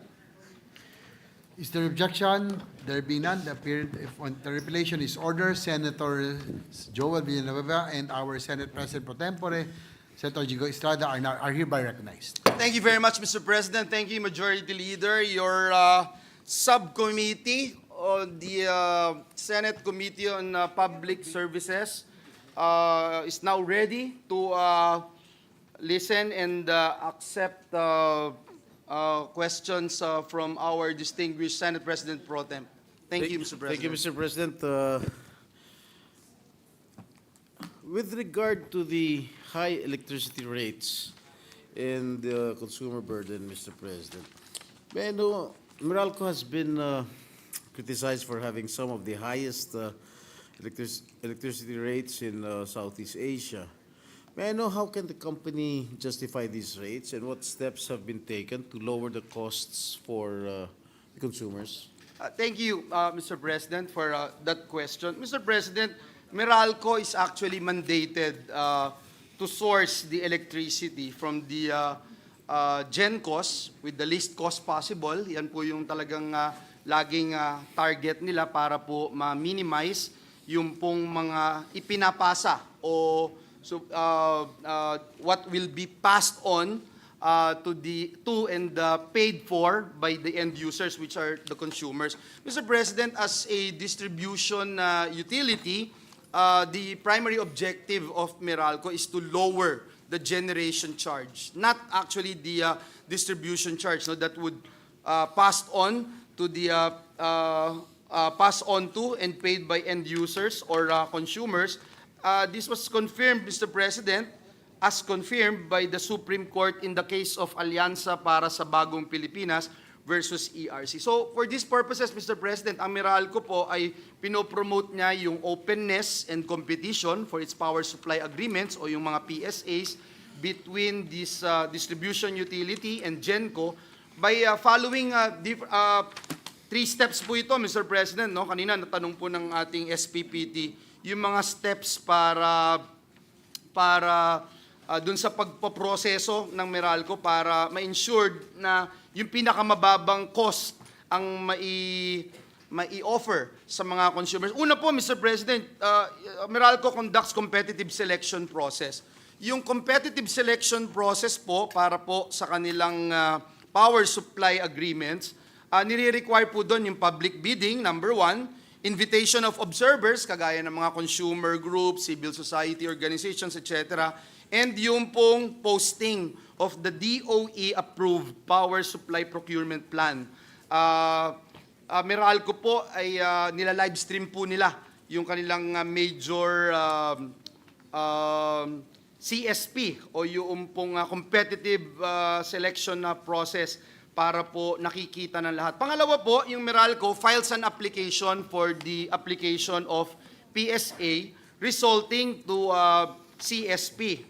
So yung nangyayari po, inaaprubahan po ito ng ERC. Yung stakeholders such as yung syudad, munisipyo, mayor, sangguniang panlungsod, and consumer public ay binibigyan po ng kopya ng aplikasyon. Pinoprovide po sila ng notices dun sa mga hearings. At pangatlo, yung consumers are informed through posting on bulletin boards in the principal place of business of Meralco. At last but not the least, Mr. President, yung proceedings po for approval of the joint application, interested parties are allowed to intervene also. Pwede silang mag-intervene, pwede silang mag-oppose on whatever application na ipina-file, subject, of course, Mr. President, to filing appropriate intervention or opposition, Mr. President.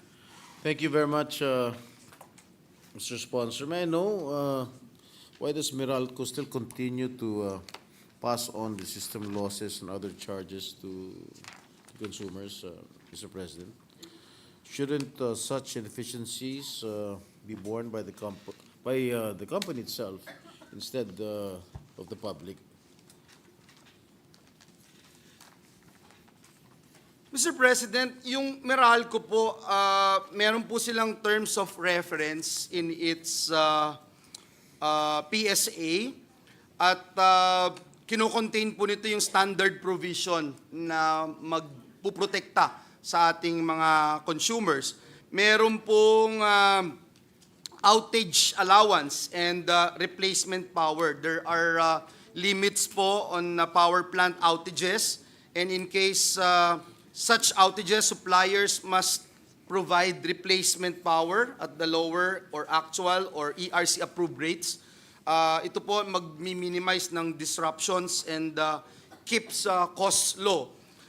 Pangalawa po, itong efficiency cap, yung fuel efficiency cap. Ito pong cap na ito, it obligates yung pong generating companies na ma-maintain nila yung power plant efficiency at a certain level na mag-a-allow o magpapatuloy po dun sa consumer, mag-a-allow sa consumer na ma-enjoy niya yung benefit of a lower fuel costs due to efficiency plant dispatch.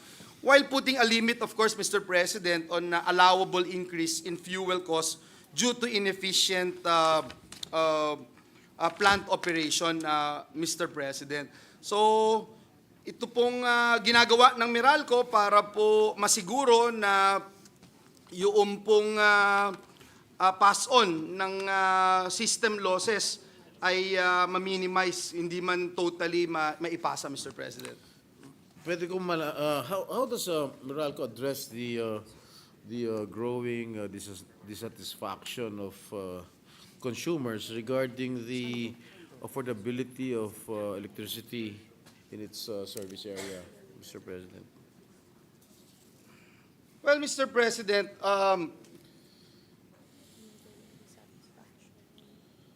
may mga ilang hakbang po na ginagawa ang Meralco para po i-address itong growing dissatisfaction na binabanggit.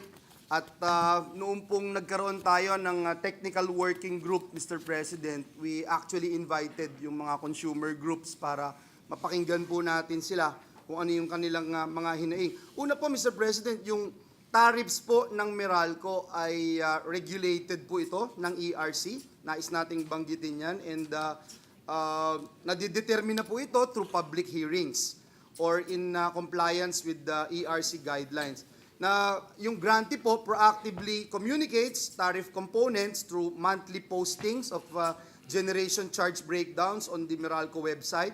May press briefings din po na nangyayari, may mga advisories na inilalabas ang Meralco, and tailored information campaign po sa mga households and businesses and industries. Ito po yung mga binanggit nila sa atin during the TWG. Pangalawa po, they help customers better understand, Mr. President, and control their energy usage para po klaro sa mga consumers ano yung malakas na magkonsumo ng elektrisidad. So yung Meralco po conducts regular forums, webinars, seminars on topics such as energy efficiency, bill management, meter reading, etc.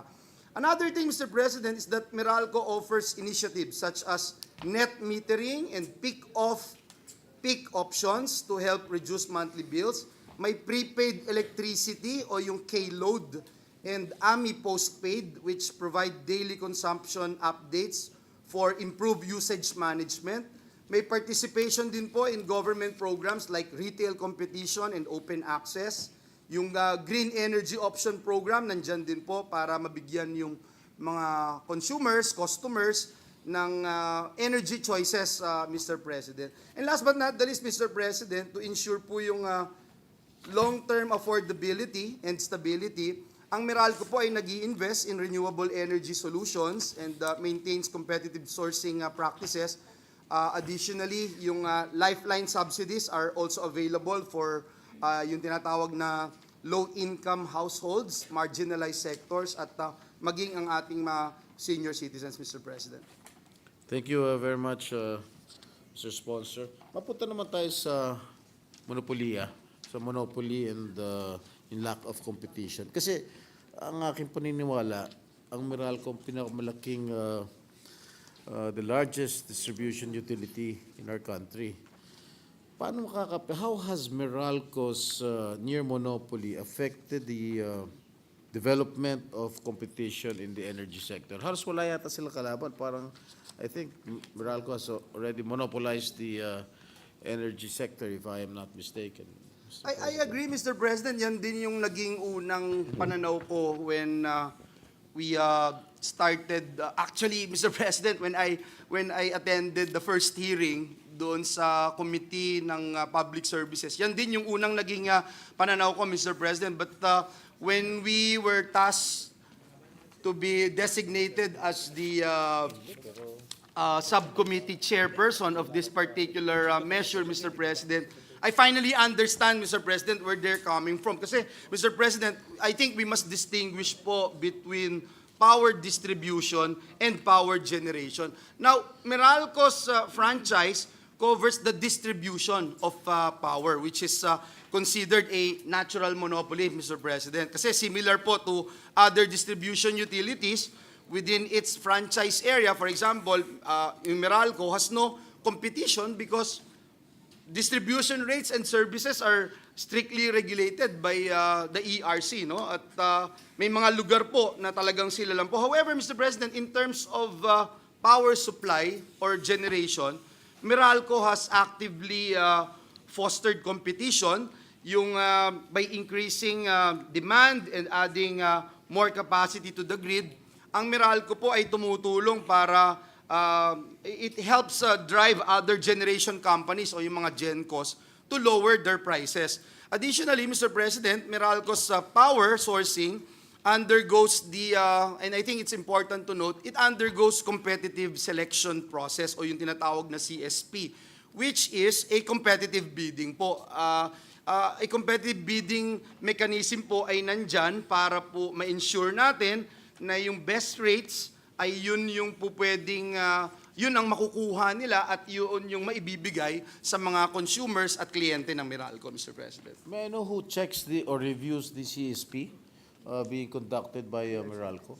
Definitely, Mr. President, ito po ay regulated at nire-review ng Energy Regulatory Commission, Mr. President. Annually?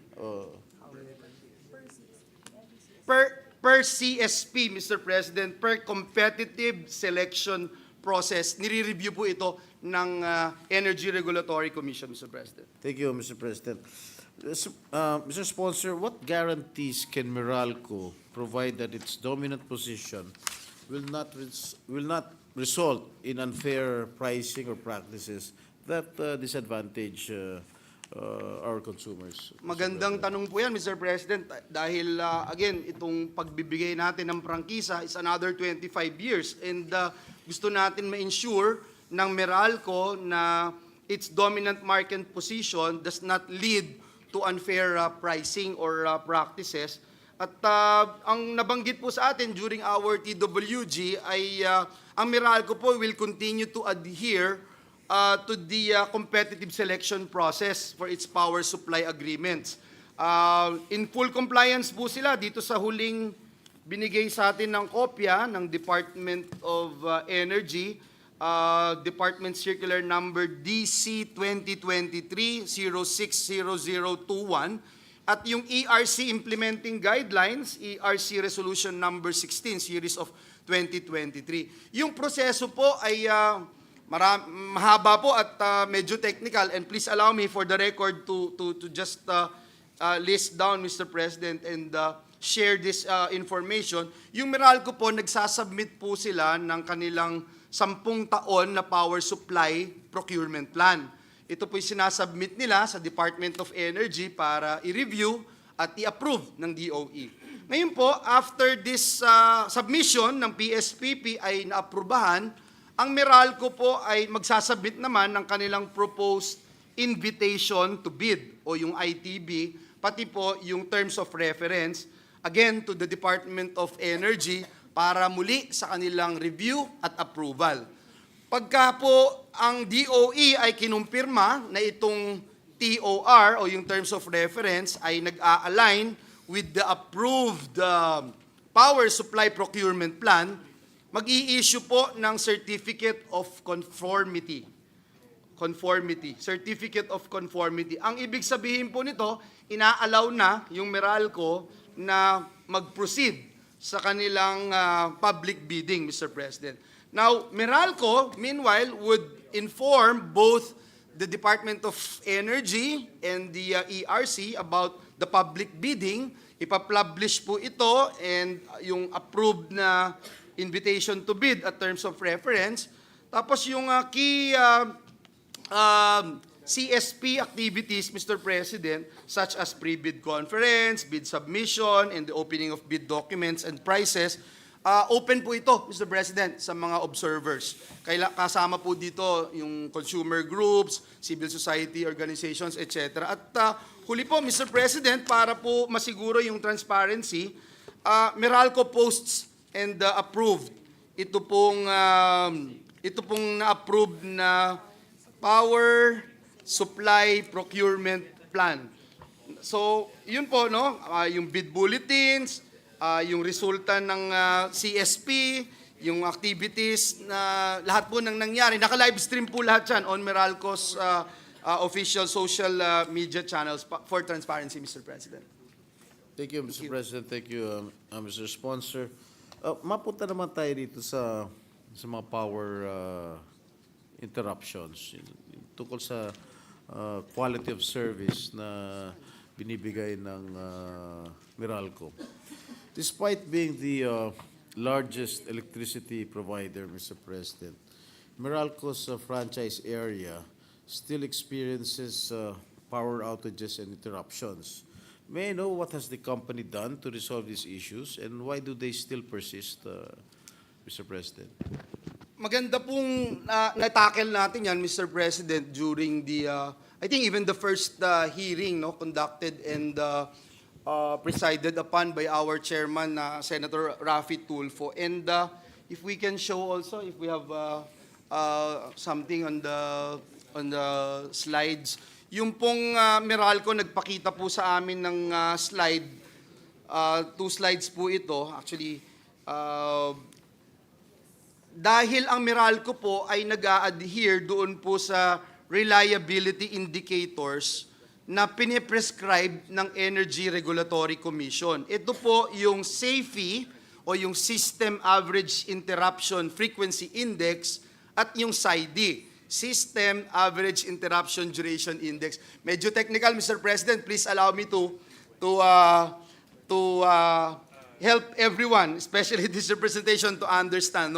Yung SAIFI po, System Average Interruption Frequency Index, ang indicator po nito, ito yung average number of interruptions na nai-experiensya ng isang kliyente, ng isang customer ng Meralco sa isang taon. Average number of interruptions. So, SAFI po yun. SAIFI, System Average Interruption Frequency Index.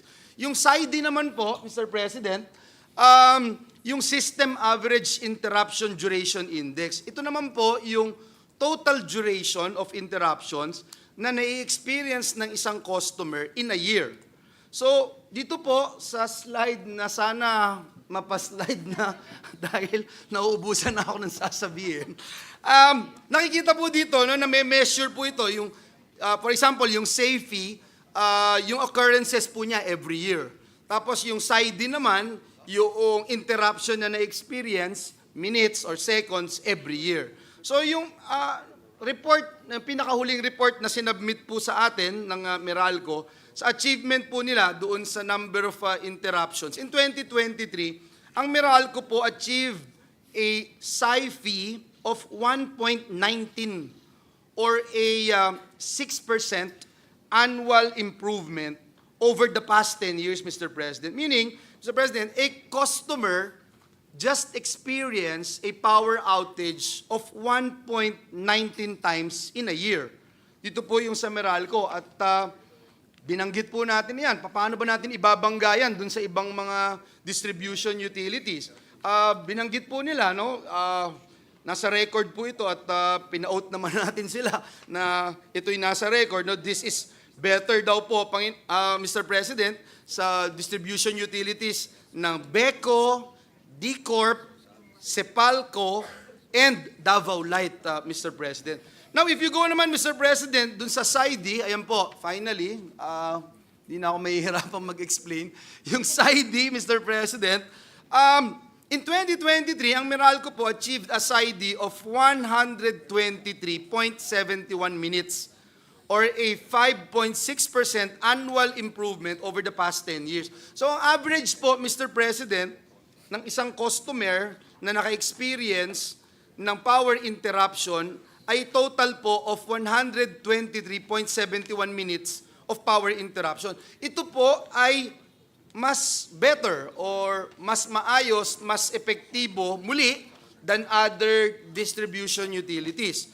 Kagaya ng BECO, D-Corp, Sepalco, and Davao, and comparable also, Mr. President, to US benchmarks. Siguro last but not the least that I would like to say, Mr. President, in order to further strengthen this committee's position on the part of Meralco's reliability of its electricity service is that dun po sa SAIFI, at tinignan mo po yung ERC compliance, compliant po ito sapagkat within the SAIFI standard, ang SAIFI standard po na sinet at ito yung sinasabi ng ERC sa atin ay 20 occurrences a year, Mr. President. So, ang Meralco po ay naka-achieve ng 1.19. Doon naman po sa SAIDI, sabi ng ERC, compliant din po ang Meralco within the SAIDI standard dahil ang standard naman po ay 2,700 minutes per year. Again, ang Meralco po ay naka-achieve ng 123.71 minutes in the annual improvement po ito over the past 10 years, Mr. President. Thank you, Mr. President. Mr. President, nakakatakot lang kasi dito, pag binigyan natin, pag na-aprobahan natin binigyan natin ng franchise for another 25 years, tapos hindi magiging totoo yung mga improvements, paano mariresolve natin itong problema to kung patuloy tayo magkakaroon ng mga power interruptions at mga outages? Kawawa naman yung mga consumers katulad natin. Mr. President, if I may, and I also share the sentiments of our SPPT. And I think, Mr. President, Your Honor, the Senate President Pro Temp, I'm sure, is aware of the functions of the Senate in exercising our oversight functions, Mr. President. We can always call on the franchise holders, Mr. President, at any point in time. We can make them accountable through our Senate inquiries, Mr. President. And if Congress feels, Mr. President, that there are violations, glaring violations, Mr. President, Congress can actually recall and cancel, Mr. President, the franchise, Mr. President. Thank you very much, Mr. Sponsor. Mr. President, how can we compare the power interruptions in our country versus the other Southeast Asian countries? Mas marami ba tayong mga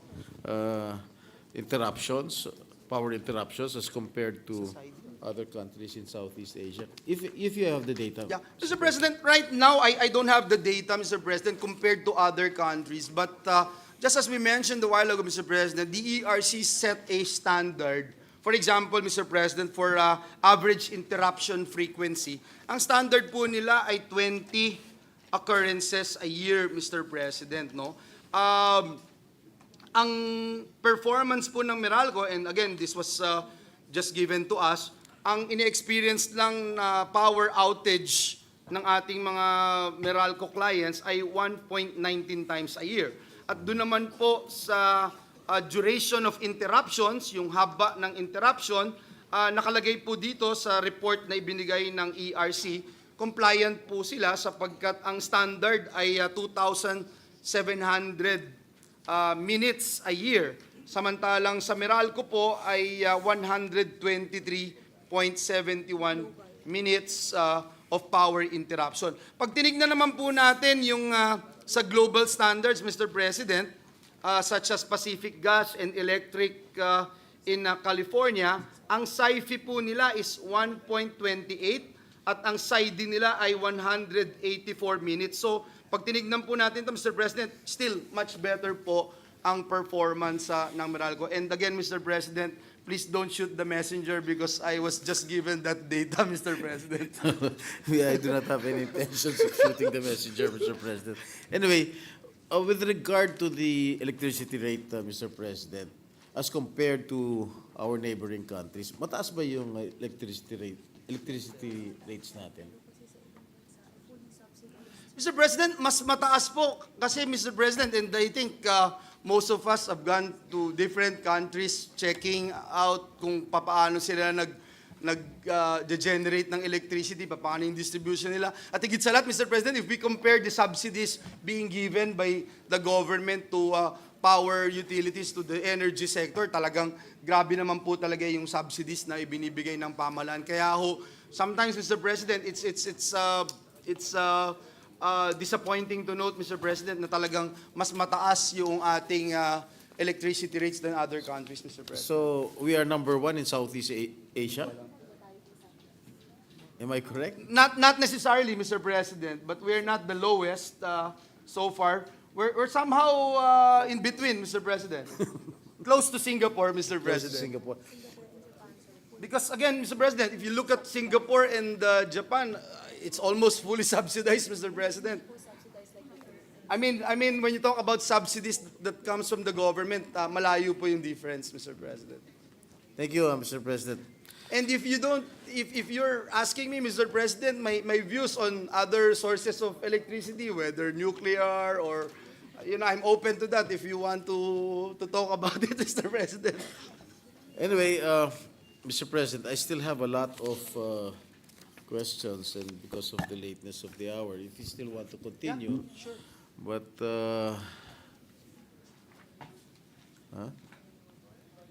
can I still continue tomorrow, or if you want me to? Sure, Mr. finish? President. We will just be around, and we thank the good Senate President Pro Tem for asking these very important, relevant questions that I feel, Mr. President, kailangan pong i-discuss, especially if we are to renew the franchise of Meralco for another 25 years, Mr. President. Thank you, Mr. President, for answering all my questions. But I will, I promise to continue interpolating the good gentleman from Bulacan, maybe tomorrow, Mr. President. Thank you, Mr. President. Thank you, Majority Leader. Majority Leader. So, Mr. President, I move that we suspend consideration of Senate Bill number 10926. Is there objection? There being none, motion is approved. Request for a 1-minute suspension. Session suspended.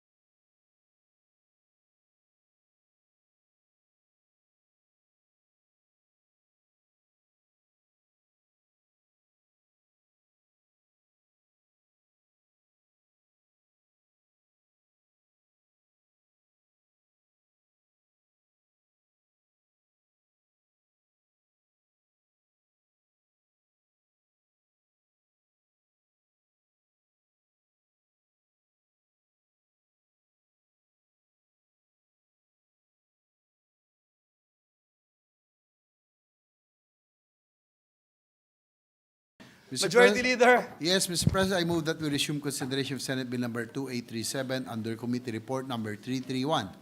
This is the bill extending the term of the Power Sector's Assets and Liabilities Management Corporation, or PSAM. So move, Mr. President. Is there any objection? Hearing none, the motion of the Majority Leader is carried. I move to resume the period of interpellation and recognize the sponsor, Senator Mark Villar, and to interpellate our Deputy Minority Leader, Senator Riza Ontiveros. The chairperson and the sponsor of the measure, Senator Mark Villar, is recognized to sponsor the bill and to interpellate our Deputy Minority Leader, Senator Riza Ontiveros. You are recognized, sir and ma'am. Salamat po, Mr. President, at magandang gabi po, good sponsor. Good evening. Evening.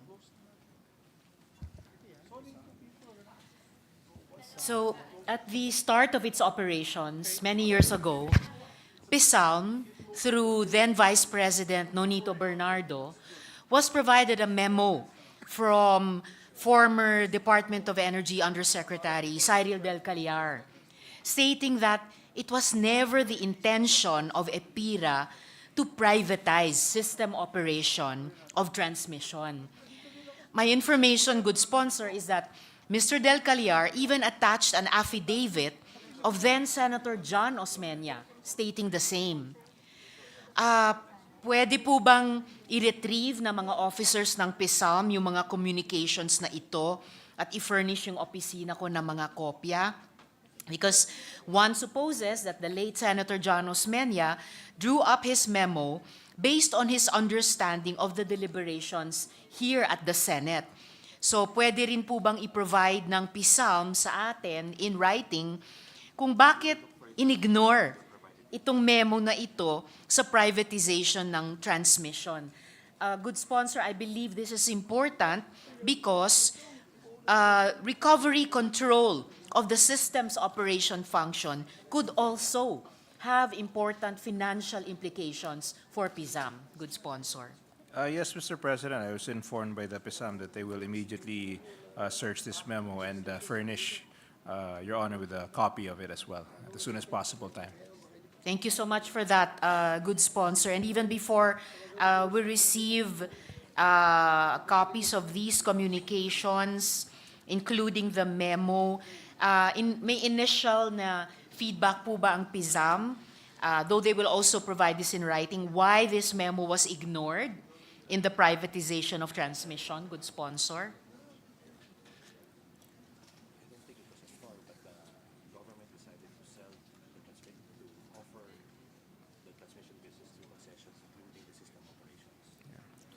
Well, I can't speak right now as to whether there was a deliberate move to ignore this memo, but it was the decision of government at the time to sell the operation, to concession out the operations of these transmission assets. Salamat, good sponsor, and this representation will await copies of those communications to better understand what happened and why. So now, PISALM asks for a 30-year extension of its corporate life. But if this is not granted, or if a far shorter period is approved, say 3 years, or until the end of the President's term in office, pwede po bang mag-describe ang PISALM ng isang Plan B o Plan C, at magbumukhang ano yung mga Plans B or C na yan in terms of yung management saka operations ng assets at saka in terms din ng debt management. Kaya ako po itinatanong ito, good sponsor, kasi in a Zoom meeting with my staff, PISALM officers mentioned that they have done some alternative scenarios. So pwede po bang i-provide ng PISALM ang Senado nitong alternative scenarios in greater details, good sponsor? Well, the alternative scenarios include transferring, of course, once the PISAM, if should it no longer exist as an entity, all its assets will be transferred to the national government. Now, of course, the most capable agency most likely will logically manage the remaining assets, and most likely it will be the Department of Energy. So, of course, based on their estimates, the substitution of PISAM as a legal entity will entail around 1.5 years to finalize. So it's not a fast process, and which is why we feel that there should be an extension granted in order for PISAM to maximize the value that they can receive for the liquidation of the remaining assets. I agree that would be reasonable, good sponsor. And in fact, yung sinabi ninyong 1.5 years for some kind of a transition, or I could describe it as a winding down, pasok naman po dun sa isang possible period na iniisip nitong representasyon na 3 taon. So, but ang nai-imagine po ng PISALM ay kung sakaling mas maikling extension ang maaprubahan o mas maikling period, sa DOE sila may ililipat. Hindi po nila na-consider halimbawa ang DOF, halimbawa yung Asset Privatization Trust ng Department of Finance, good sponsor. Well, that's again the DOE is most qualified for the operating assets. Okay. Of course, they're operating power plants and they have some concessions. But perhaps if, with regards to the real estate assets, that they may possibly be transferred to an entity within the DOF. Of course, that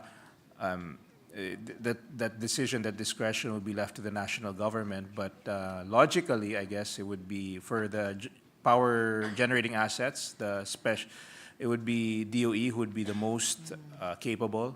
But for the other assets, such as real estate, one can make an argument that the Department of Finance is equally capable of disposing and managing these assets. Thank you so much for that, good sponsor. And I look forward also to seeing those alternative scenarios na sinabi naman na ng PISAM officers na dinodraw up nila, no, in writing for a further study. Now, PISAM said, good sponsor, that among its remaining jewels is the hydroelectric power plant in Agus Pulangi. PISAM contemplates an option in which it enters into a contract with the private sector to rehabilitate and operate Agus Pulangi. They expressed concern, though, that the people of Mindanao are against the privatization of Agus Pulangi. Before we pass this legislation, good sponsor, pwede kaya tayong mag-reach out sa mga komunidad sa Mindanao tungkol sa Agus Pulangi para mag-explore ng mga possibilities para nga sa rehab at operation ng Agus Pulangi at makahanap, malay natin, ng win-win solution na makakabenepisyo sa mga energy poor sa Mindanao, good sponsor. Yes, sir. We call that the just transition. We are coordinating with our future transaction advisor to come up with what we call the just transition. That Ye- talks about environment, social. Yes, actually, right now, this is an issue that has been discussed also in the Congress, and even the representatives from that area have expressed concern about the privatization because of possible possible effects on the power costs. So the PISAM is currently in talks with their consultant to come up with what they call a just transition, which takes into account the sort of concerns that are brought up by the locals, whether it be pricing and environmental. So they seek to come out with a decision that is as much as possible, of course, a win-win for all, and one that addresses all the concerns. Because this is something that has been brought up continuously and has, in fact, made it difficult to privatize the Agus Pulangi because of a lot of concerns that have been expressed by the locals, especially through the representatives. That's good to hear, good sponsor, no, that such a process of discussion and even na nakapag-fix on na dun sa konsepto ng just transition. It's good to hear that, good sponsor. And sa pagpapatuloy ng mga diskusyon na iyon, will there be a deliberate effort to reach out also to the communities and community organizations and sectoral organizations on the ground, maybe even including the electric cooperatives, good sponsor? Yes, the PESAM has assured me that all these sectors, especially the ones that you mentioned, will be given their time, will be given consideration, and of course will be part of the discussion for the eventual, hopefully the eventual solution to this impasse. Again, maraming salamat para doon, good sponsor. Now, it became apparent in that Zoom meeting with PISAM officers and staff that Transco is not fully appreciated by PISAM. First, PISAM did not compare the revenues it could have earned if Transco had stayed in charge of transmission, compared with privatizing transmission to NGCP. There's a comparative study, I have it here on my lectern, good sponsor. There's a comparative study on this that shows how the government has lost billions of pesos in revenues as a result of privatizing transmission. If system operation were restored, though, to Transco, at ilang beses na rin natin napag-usapan ito, good sponsors, sa Senate Committee on Energy hearings, this would raise Transco's revenues, and by transference, the profits it would remit to PISAM. And even PISAM agreed, at least in that Zoom meeting, that this would be the outcome. So, secondly, good sponsor, though I would also welcome the good sponsor's comments on that first point. Secondly, the current PISAM officers seem unaware that, kanina napag-usapan natin yung isang crown jewel, Agus Pulangi. Parang hindi aware yung PISAM na ang Transco has the only nationwide fiber optic network which can yield, again, a lot of revenues for government, far more than what Transco is already earning from power transmission. We are aware that an estimate of this potential revenue has been done, not even by PISALM. PISALM, in that, again, Zoom meeting lamang naman, but PISALM didn't even know that Transco has the only existing nationwide fiber optic network. So, pwede po bang hingiin din natin sa PISALM na mag-draw up sila ng policy options para gamitin itong fiber optic backbone at mag-explore kung anong mga services at financial inflows na kayang i-deliver nito, good sponsor? Let me just start by expressing my support for Your Honor's opinion that they're not able to maximize all maximize all these assets, and maybe, and as to whether in the past it was not fully appreciated.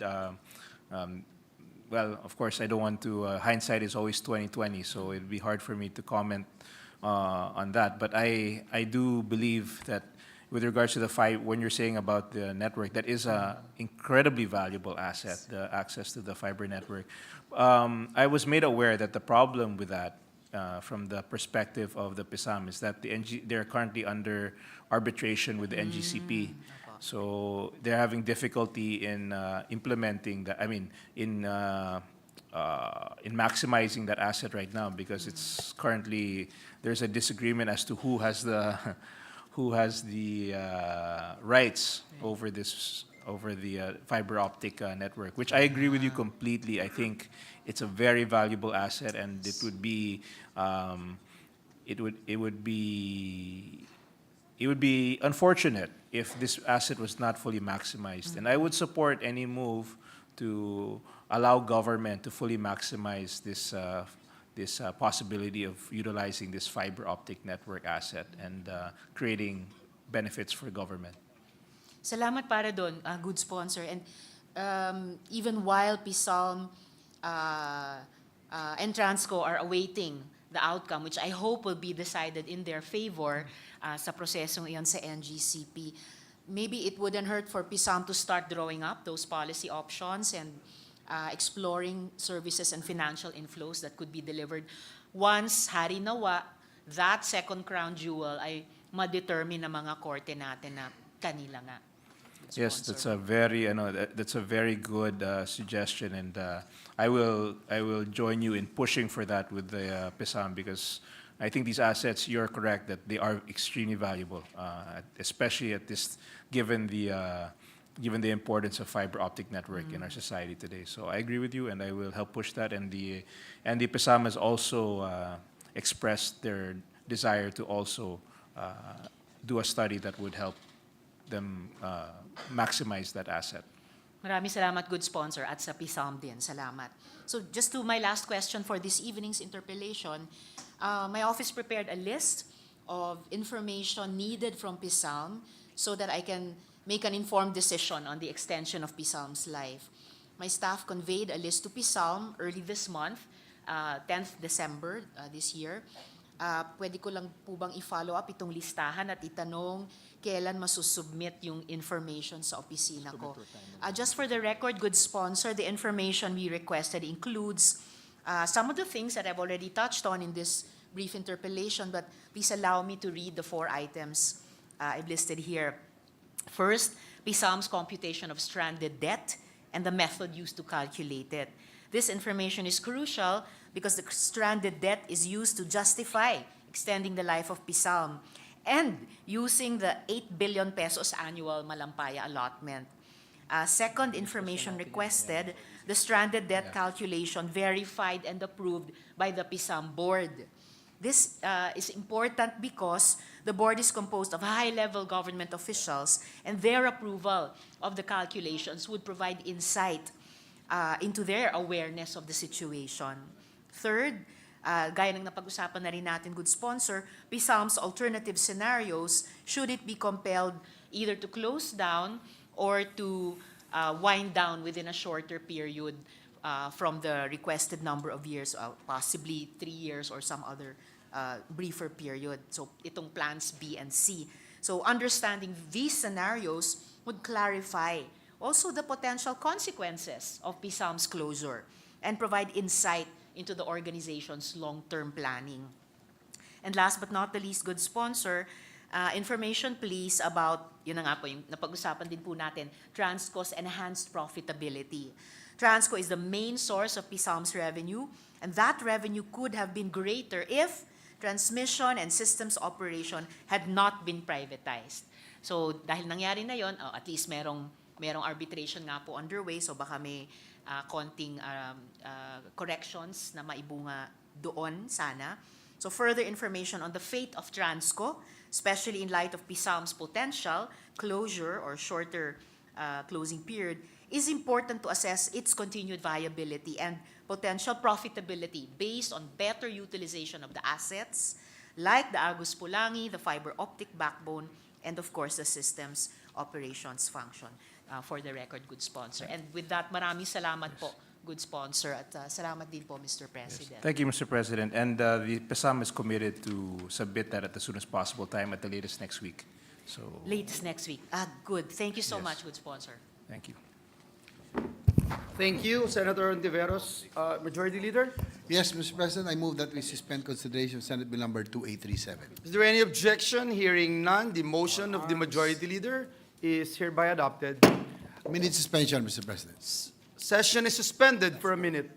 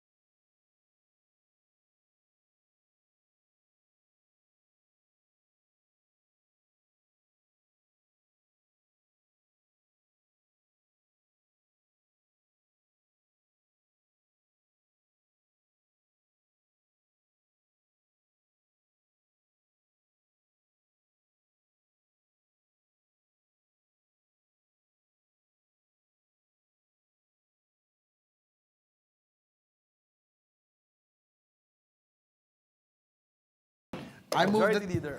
yes, Mr. President, I move that we resume consideration of Senate Bill number 2895 under Committee Report number 424. This is the bill on the amendments to the Comprehensive Firearms and Ammunition Regulation Act. So move, Mr. Is President. there any objection? Hearing none, the motion is carried. Having sponsored the measure, I move to open the period of interpellation. Recognize sponsor, Senator Ronald Bato de la Rosa, and to interpellate Senator Mark Villar. Is there any objection? Hearing none, we recognize the distinguished gentleman from Davao and Bohol, the Senator Ronald Bato de la Rosa, to sponsor the measure, and to interpellate Senator Mark Villar, the gentleman from Las Piñas. Yes, Mr. President, are you open to some questions? Yes, Mr. President, Majority Leader, and this humble representation is ready for your interpellation. So one of the main proposals for this bill and these amendments is the extension of the firearms amnesty. Why is there a need to extend the period of firearms amnesty, Mr. President? Thank you for that question, Mr. President, Your Honor. According to the PNP, during our committee hearing last August, the final amnesty under R 18591 is yet to be implemented to date and is pending approval by the Office of the Executive Secretary. By extending the period for additional 3 years, we can ensure that we can give sufficient time to those owners of unregistered firearms, considering that one of the problems of the PNP is the logistics for far-flung provinces. So, I think it's enough time, yung 3 years na duration of the amnesty program. Mr. Tama President. yun kasi ako, firearm owner din ako. At parang kawawa rin yung mga, di ba nilang sa Luzon, di ba, medyo, or sa Metro Manila, mas malapit yung firearm. Malapit sa Krame. Yung sa Krame. Pero paano na yung taga Mindanao, yung taga Visayas? How can they, do they have a hard time going to Metro Manila? No, Mr. President, the implementation of the amnesty program should be decentralized. It should be implemented by the different regions. And every regions, we have the regional CSU, Civil Security Unit, that is under the Civil Security Group of the PNP. So sila po ang mag-take charge doon sa baba. Yes. And why is there a need to expand the scope of allowable importation of licensed manufacturers to include various reference ammunition for re-engineering, research, and development purposes? Mr. President, while R 18591 provides for the importation of various reference firearms for the test and evaluation of ammunition manufactured, there is a need to include various reference ammunition because in the recent times, new calibers, types, and variations of ammunitions are discovered and engineered. Thus, it is necessary for ammunition manufacturers to engage in research and development of new products in the global market in order to be competitive, Mr. President. If you have observed, from time to time, may bigla na maglabas na bagong caliber ng barrel sa small arms, no, sa handgun or sa rifles. Meron tayong, the traditional for pistol is 9mm, caliber 40, caliber 45, and the 38 special. At right now, meron na tayong 38, ano yung malaki ang point? Super? No, aside from super, yung 9mm Mangulo, tapos SIG 357. SIG That's a new product in the market. So if we don't allow our manufacturers to avail of this provision, then mahirapan sila mag-advance ng kanilang technology at mahirapan sila mag-compete sa international market kung hindi sila makapag-re-engineer at kumbaga, maka-adapt sa bagong trend na that is happening in the firearms industry. At isang magandang halimbawa, yung bagong kalibre ng US. Naglabas ata sila ng bagong kalibre sa mga, kasi nagpagawa na sila ng SIG rifle.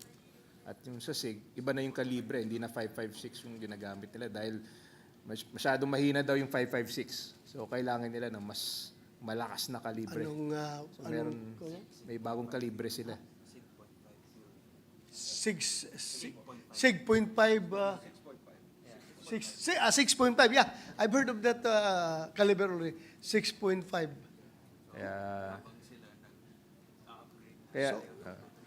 Habang sila ay upgraded na to 6.5, tayo, nasa 2.3 pa rin tayo or 5.56. So,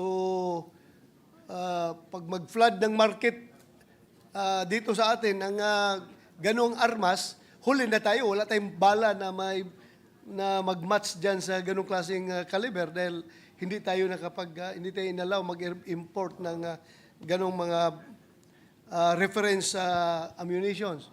At dagdagan ko pa na yung Arms Corps, isang local manufacturer ng firearms, may bagong kalibre. Yung 22 TCM. Yes, Mr. President. So that's an example of how our innovation in firearms. Tayo mismo, nakakagawa na tayo ng sariling bala. I'm not so sure if that 22 TCM is solely product of Arms Corps or solely. So exclusively produced, invented, and designed by Arms Corps. So we must be proud of that product, Mr. President. Naputok ko na yung 22 TCM. Napakaganda ng bala na yan. Very powerful, but the recoil is very minimal. Very minimal. Very minimal. Yes. Very minimal. So, Mr. President, what are examples of, can I ask for examples of various reference ammunition for re-engineering, research, and development purposes? The defense industry is an ever-developing market. Constant innovations are made. New calibers and variations of calibers are also developed as new types of small arms are developed. The main point of this amendment is to authorize licensed manufacturers to import various reference ammunitions for re-engineering, research and development purposes. Allowing the import of reference ammunition is essential for enhancing local capabilities, ensuring quality, and fostering innovation in ammunition manufacturing. It supports the growth of the defense industry and enable manufacturers to meet international standards through advanced research and development efforts. Mr. President, Your Honor. Yes. Thank you very much, Your Honor, and I think I've been enlightened on the benefits of this bill. So, Mr. President, that's my last question. I'd like to thank the sponsor for answering my questions. Thank you very much. Thank you, Your Honor, Mr. President, for opening the interpellation. I think the minority leader is already ready. I am informing the body that I also need to go. I don't know why I'm presiding still. Yes, Majority Leader. Thank you, Senator Villar. Thank you, Senator De La Rosa. Yes, Mr. President, next to interpolate is our Minority Leader, Senator Aquilino. May I ask for a minute suspension, Majority Leader? Session suspended for a minute.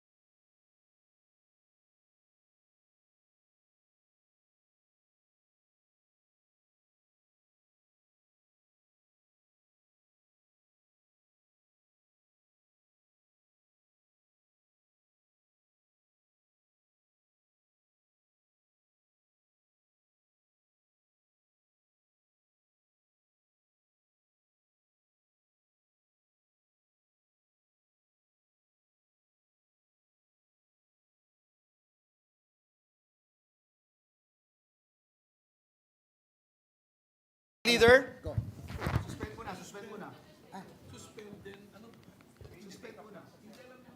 Hindi, ikaw di na. Mr. President, I move that we suspend consideration of Senate Bill number 2897. Is there any objection? Hearing none, the motion of the Majority Leader is carried. Majority Leader.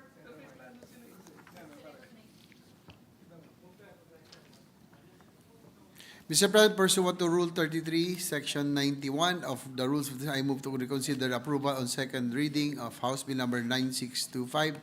This is the bill converting the LTO Extension Office into Wau, Cagayan. So move, Mr. President. Is there any objection? Hearing none, the motion of the Majority Leader is carried. Majority Leader? I move to open the period of amendments of House Bill number 9625 and with the conformity of the chairperson of the Committee on Public Services, recognize Senator Mark Villar to sponsor and propose individual amendments. So move, Mr. President. Hearing no objection, we recognize our distinguished colleague, Senator Mark Villar. You have the floor, sir. Thank you, Mr. President. The amendment is as follows. On Section 2, lines 8 to 9, delete the phrase, and its transfer to the municipality of Solana, province of Cagayan. So move, Mr. Is there President. any objection? Hearing none, the motion is carried. Majority Leader?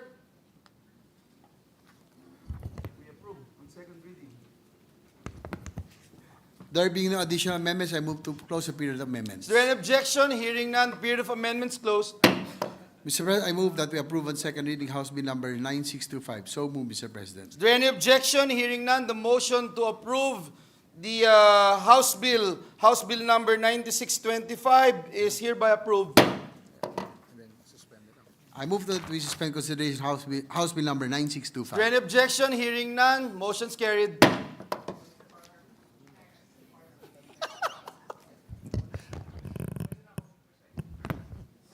Suspended for a minute.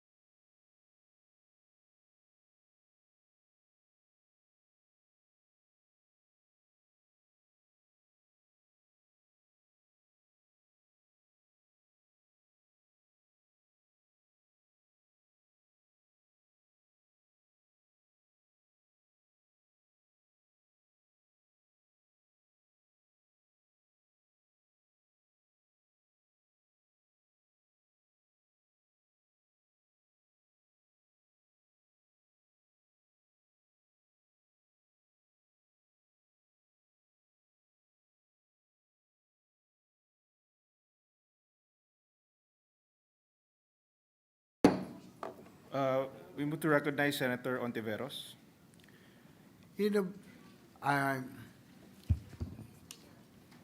Senator Rizzo Tiberos is now recognized. Salamat, Mr. President. Mr. President, with the consent of the body, I move to reconsider the approval on second reading of Senate Bill number 2897. This is the bill amending the Safe Spaces Act.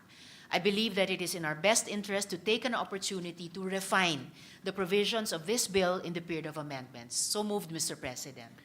Is there objection? There being the motion to reconsider the approval on second reading of Senate Bill number 2897 is granted.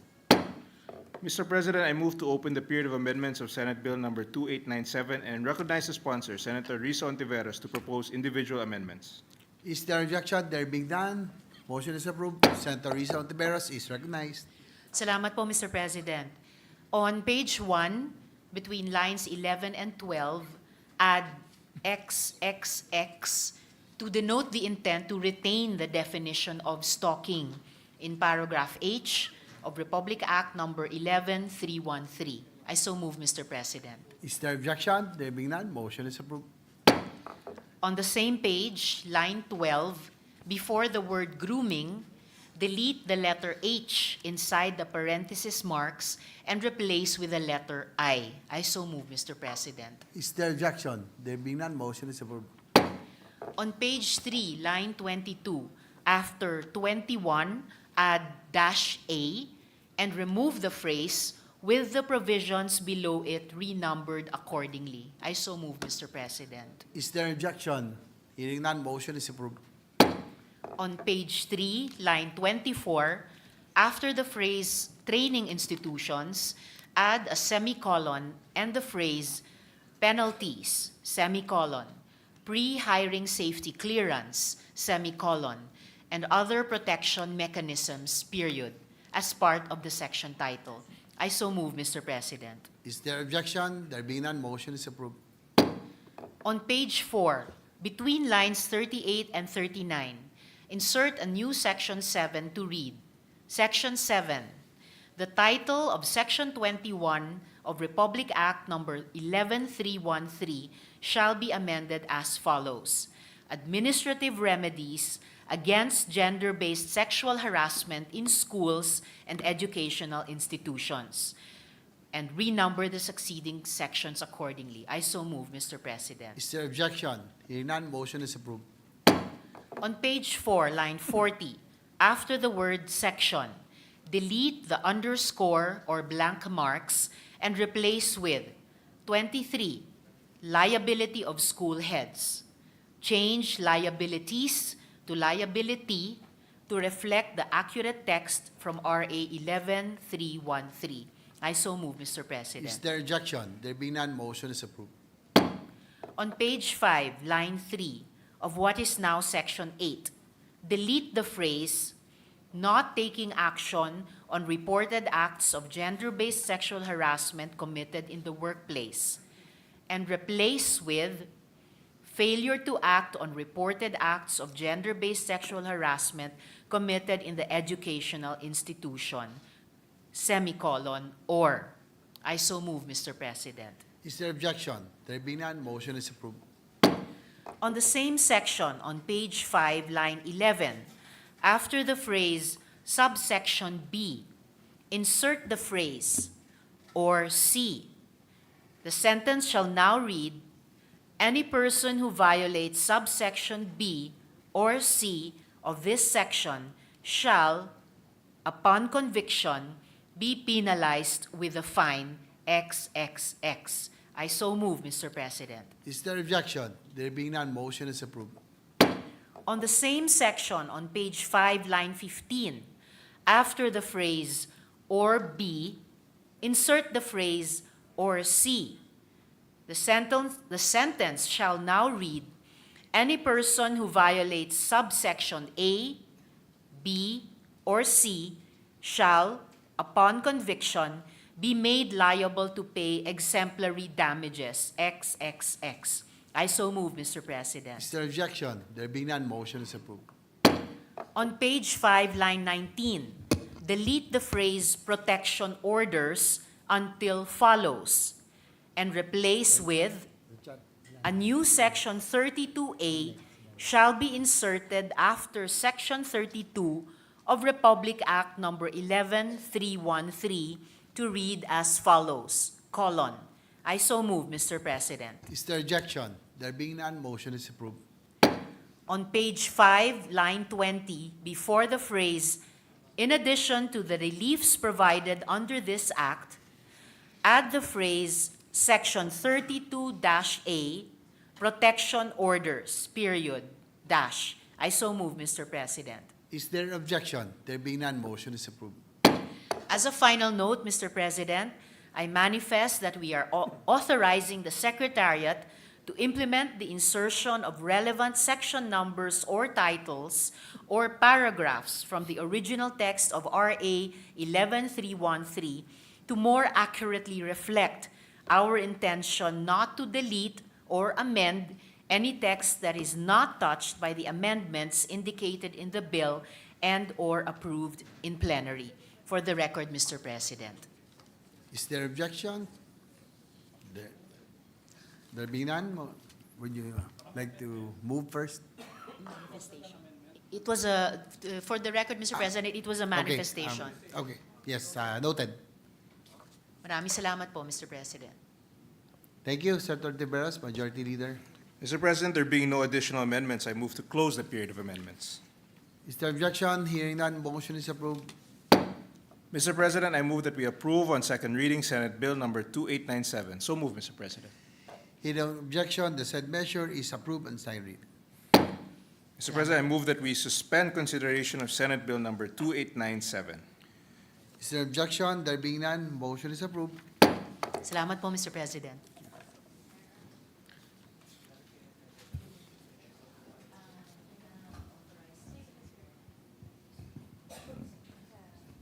Okay na. Mr. President, I move that we resume consideration of Senate Bill number 2895 under Committee Report number 424. This is the bill on the amendments to the Comprehensive Firearms and Ammunition Regulation Act. So move, Mr. President. Is there objection? Hearing none, consideration of the said measure is now in order. Having sponsored the measure, I move to open the period of interpellation and recognize the sponsor, Senator Ronald Bato de la Rosa, and to interpellate Senator Aquilino Coco Pimentel III. Hearing objection, the period is in order. Now, Senators De La Rosa and Pimentel are now recognized. Thank you, Mr. President. With the permission of our sponsor, Yes, Mr. President, Your Honor. we'll try to keep this short, Mr. President, because I know meron tayong mga appointments during this time of the year. Lahat tayo. Meron po. Ito pong panukalang ito ay amendatory bill. Yes, Your Honor. To amend an existing law, which is known as the Comprehensive Firearms and Ammunition Regulation Act. So may we know what are the parts of that Comprehensive Firearms and Ammunition Regulation Act? What parts, sections, chapters, and ideas and concepts are being amended, Mr. President? Yes, Mr. President, Your Honor.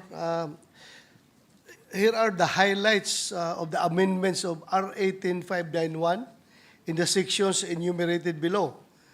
First, in Section 3, Chief of the PNP is duly authorized, Chief of the PNP, his duly authorized representative or Regional Civil Security Unit representative shall sign for the issuance of the permit to carry firearms outside residence.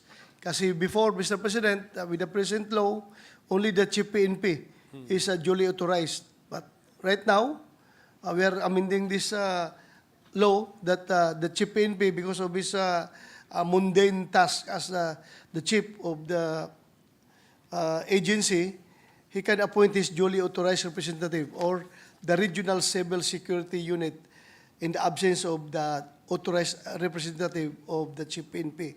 Section 4, Mr. President, applicant of license to own and possess firearms who has a pending criminal case shall not be disqualified unless the pending case involves the use of firearms, ammunition, and major parts thereof, or otherwise ordered disqualified by a court of competent jurisdiction.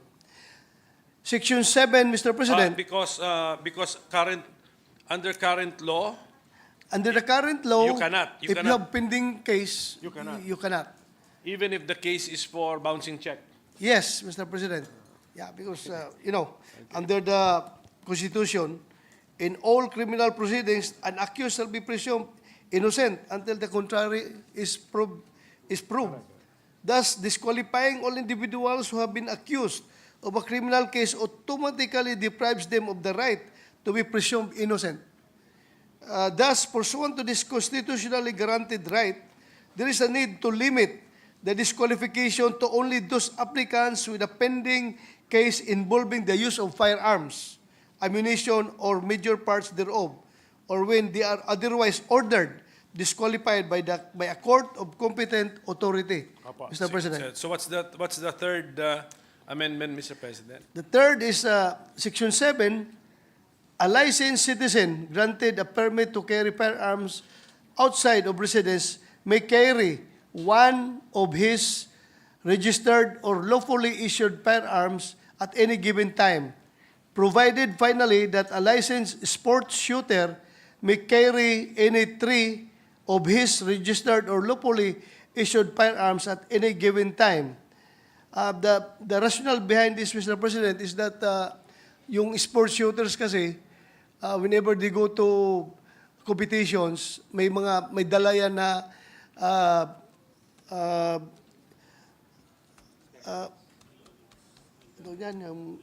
spare gun, because sometimes nasisiraan ng baril during the competition. So, merong kapalit kaagad.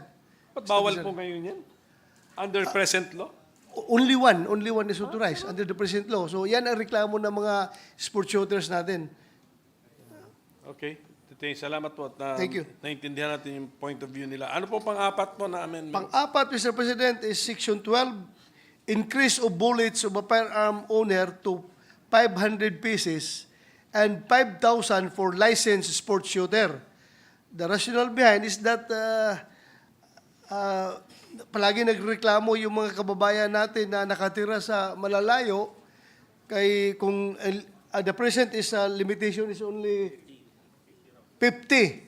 So, every time use up nila yung ammunition lang, Mr. President, they have to go down from the provinces to the cities just to buy another 50.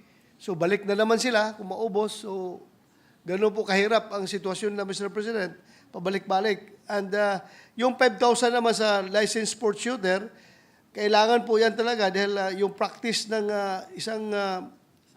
isang araw lang yan kung talagang seryoso na praktisan ang gagawin ng ating mga shooters na nagko-compete abroad in preparation for their competition, maubos kaagad yung 5,000. So, in-increase po natin, Mr. President. Sige po. Ano po? Panlima?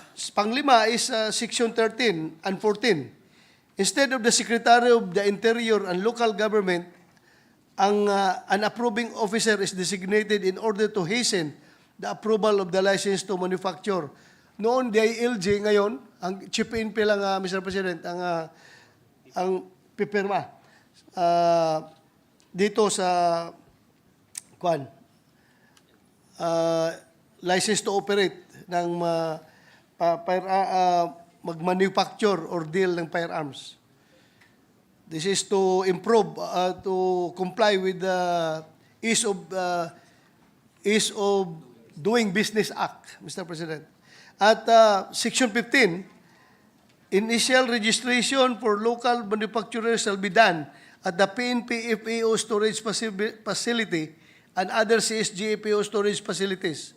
Imported firearms inspection and inventory shall be conducted by the FAO storage facility and other authorized FAO facilities. Section 18, Mr. President, a permit to transport shall be obtained from the Chief PNP or the Chief of the RCSU within the respective jurisdiction should such qualified individual or firearms not otherwise have a PTC-4, Mr. President. Parang temporary yun? Permit Temporary lang yan, Mr. President. Parang kung nawalan ka ng passport sa labas, Yes. kukuha ka ng travel document, ito yun. Yeah. Parang yun. Specified lang yung number of days. Apa. 3 days or 4 days. Permit to transport. To transport only. Apa. And then, may pangwalo pa po? Pangwalo? Yes, sir. Yes, Mr. President, Your Honor. Section 21, pangwalo. Sale of firearms and parts are allowed during gun bans on election period. The gun bans during election periods are limited to 45 days before the election and 5 days after said election. In no case will a countrywide prohibition on the transport of delivery be imposed outside the election period unless otherwise declared by the President, Mr. President. Because ngayon, COMELEC declares it. You want the presidential declaration? No, Mr. President, marami kasing instances na kahit na walang eleksyon, meron lang isang malaking celebration sa isang lugar, sa kanya-kanyang mga LGUs magde-declare ng gun ban, maghingi ng gun ban sa PNP. Ang PNP naman ay approve kaagad ng gun ban. So, kailangan uniform ang implementation nito. Dapat only the President can declare gun ban.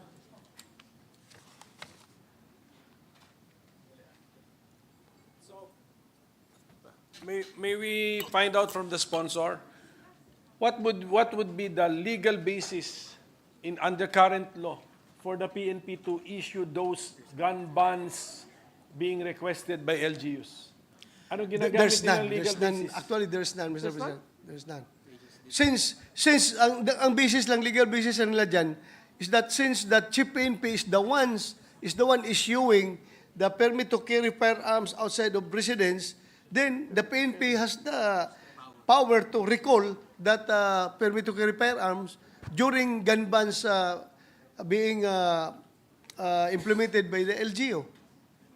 Requested by the LGU. yeah, requested So by the the PNP is the one imposing the gun ban. So what is the wording of the PNP or the PNP chief or the person designated by the PNP chief to issue something? What is the wording that the PTC is suspended? Suspended. Yun ang nakasulat Yes, doon. suspended. For particular area, Particular area and a particular period of time. period of time. Okay, and okay, so there's no specific provision in there. So is there a ninth amendment? Number 9, Mr. President, is unlawful exportation and gunsmithing is not allowed.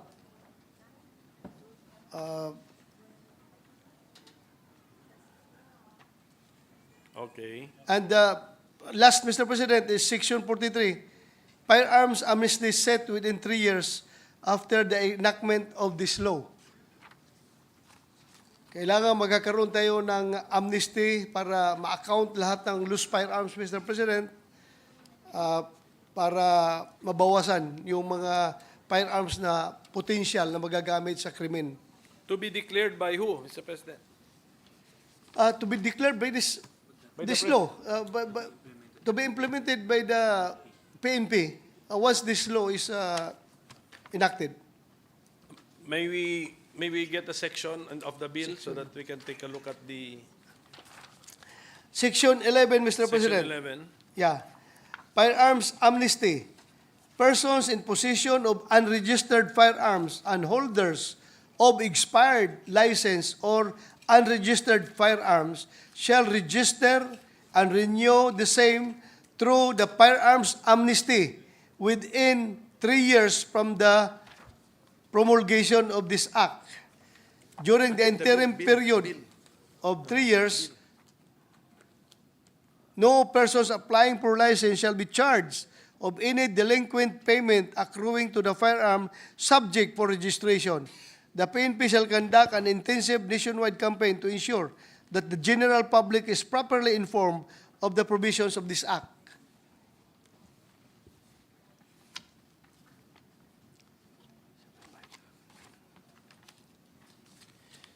So that's all, Mr. President. So more or less, given the response of our sponsor, the bill more or less proposes 10 amendments to our comprehensive Firearms and Ammunition Regulation Act. Yes, Mr. President. Opo. Mr. President, yung license to deal in firearms, license to manufacture firearms, is under current law issued by the Secretary of Interior? Yes, Mr. President. SILG. Yes. Although this is practically a business license, Mr. President, Yes, Mr. President. have we not entertained treating this like an ordinary business license, Mr. President, na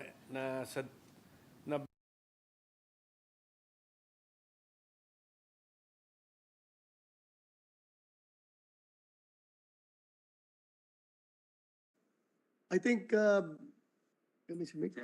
Senator Mix is planning to amend this particular provision na ibigay sa DTI yung licensing, DTI, Mr. President.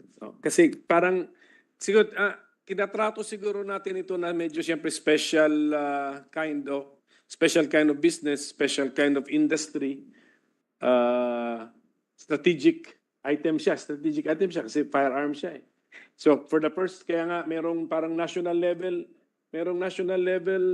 issued license eh. Yes. But I'm just thinking of what is the more appropriate department? Kasi Department, Secretary of Interior sa ngayon eh, sa existing law eh. Yes, sir. So why the Secretary of Interior? Why not the Secretary of Trade and Industry? Kasi we are also ang latest trend natin ngayon, we are recognizing firearms manufacturing or defense manufacturing as an industry. Yes. Diba, meron na tayong self-reliant Defense Posture Act.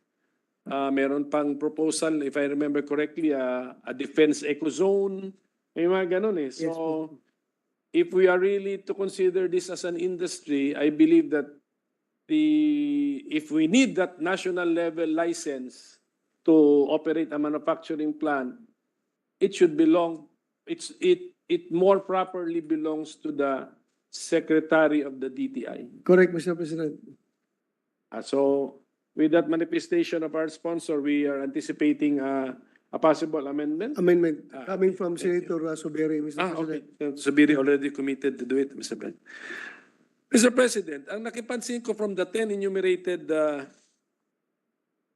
summarized by our sponsor, no? Parang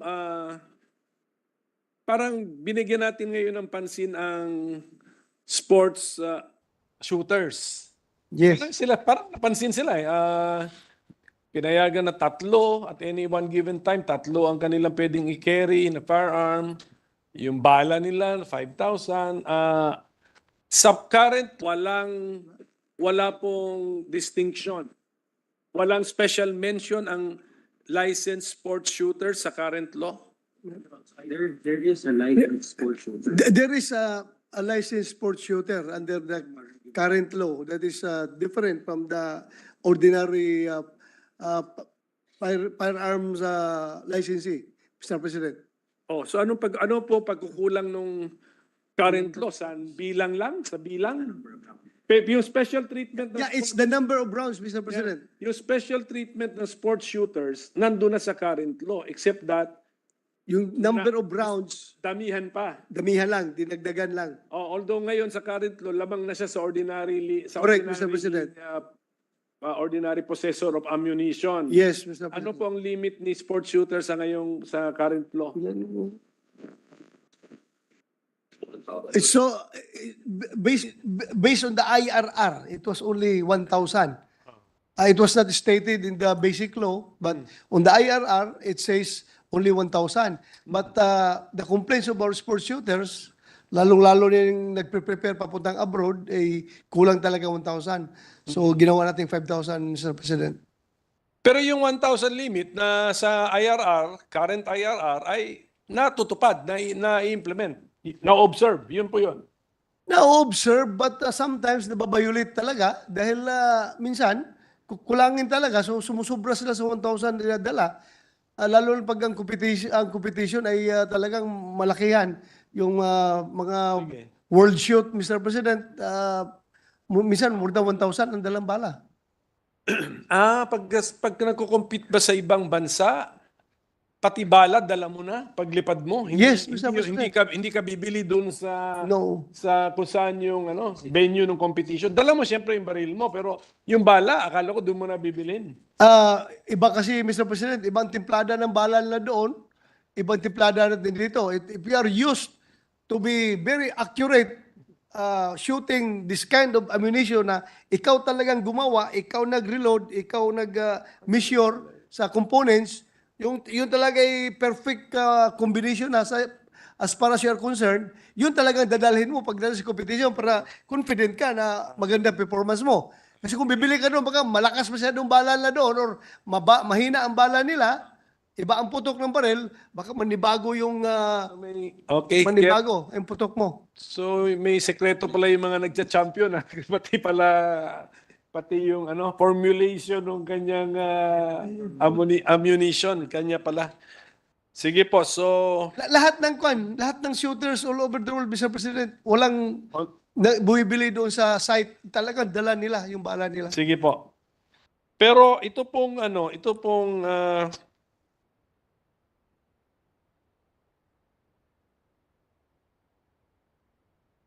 ito pong permit to carry natin, gusto na nating ipababa ang authority na pwede ng designated representative ng PNP chief. Yes, Wala po tayong safeguard na how low a rank can that representative be? The lowest is the regional chief of the civil security unit. Mr. President, with the rank of full colonel. Kasi right now, only the chief PNP is issuing ang mga taga Mindanao, taga Visayas, taga from other provinces, pupunta pa ng krami. Ang hirap na centralize yung processing, Mr. President. So we have to decentralize the issuance of PTC-4 doon sa regional level. Decentralized na station ng PTC na lang. Anyway, of course, naka-centralized database naman yan. Yes, Mr. President. Apo.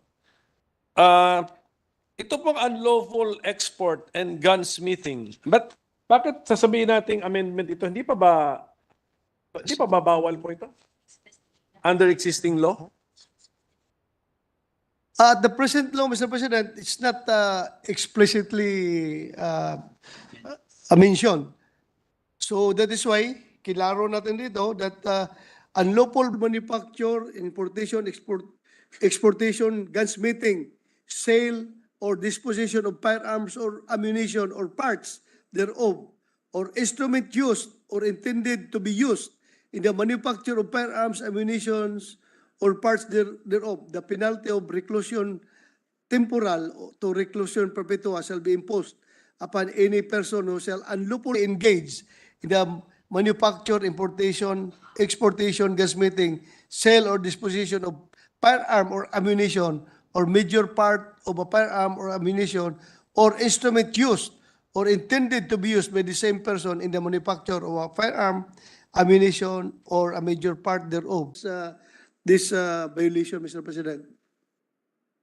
So kunyari po, pina-increase natin yung ammunition, tinasa natin. Kunyari, that person, sabi niya, masyado marami to, I want to give this to a friend, 100 bullets. Is that a crime? Under the section that you, Yes, the section that you read, disposition, disposition? If the recipient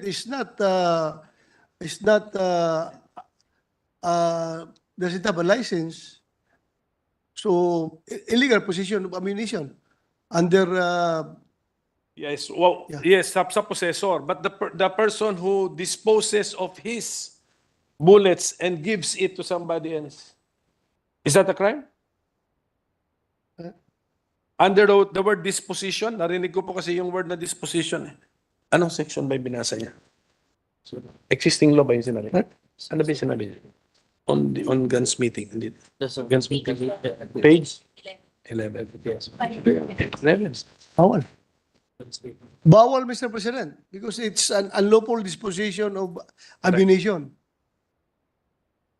Sige po. And then we are not distinguishing lahat 'yon, reclusion temporal to reclusion perpetua. Mr. President. Bigat ito. Ano ba temporal?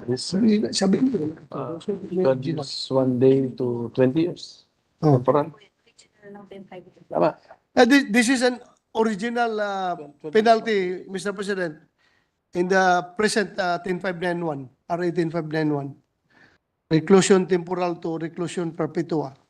And what is the definition of gunsmithing, Mr. President? Lilalagay ba natin? Nasa existing law ba? Wala. Apa. Anong section? Violation 591. Ba't sabi mo hindi pa penalize kung nandun na sa old existing?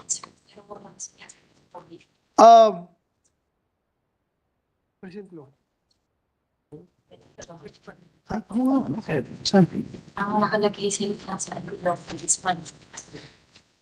Mr. President, under 10591, gunsmith refers to any person, legal entity, corporation, partnership, or business duly licensed by the FEO of the PNP to engage in the business of repairing firearms and other weapons, or constructing or assembling firearms and weapons from finished or manufactured parts thereof on a per order basis and not in commercial quantities, or of making minor parts for the purpose of repairing or assembling said firearms or weapons.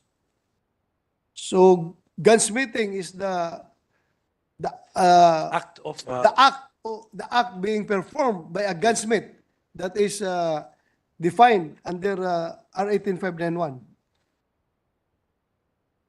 so, and what makes it unlawful is the lack of a license from the FEO? Yes, Mr. President. Okay, so yun po.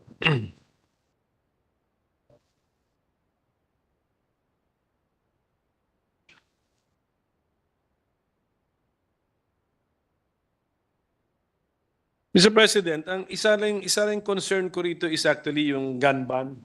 Gun ban. Kasi parang ang pinapalabas natin, there will be a lalo na sa election period, ano? I think even sa election period, iibahin ang gusto ng panukala, ibahin yung haba ng gun ban eh. Tama po ba? For sports shooters ba yun o for everybody? For everybody. For everybody. Okay. We have observed kasi, Mr. President, that sobrang haba yung... So we want to now Shorten. to limit now the discretion of the COMELEC. By law, hanggang dito ka na lang, COMELEC, ito lang yung pwede mong i-declare na gun ban. Correct. Hindi automatic si gun ban. Is the gun ban automatic if during an election period?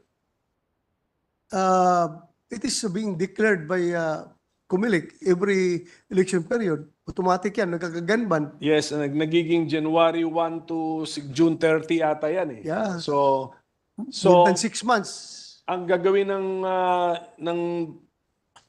ang gagawin nitong panukalang ito magiging as short as 45 days before election and 5 days after election.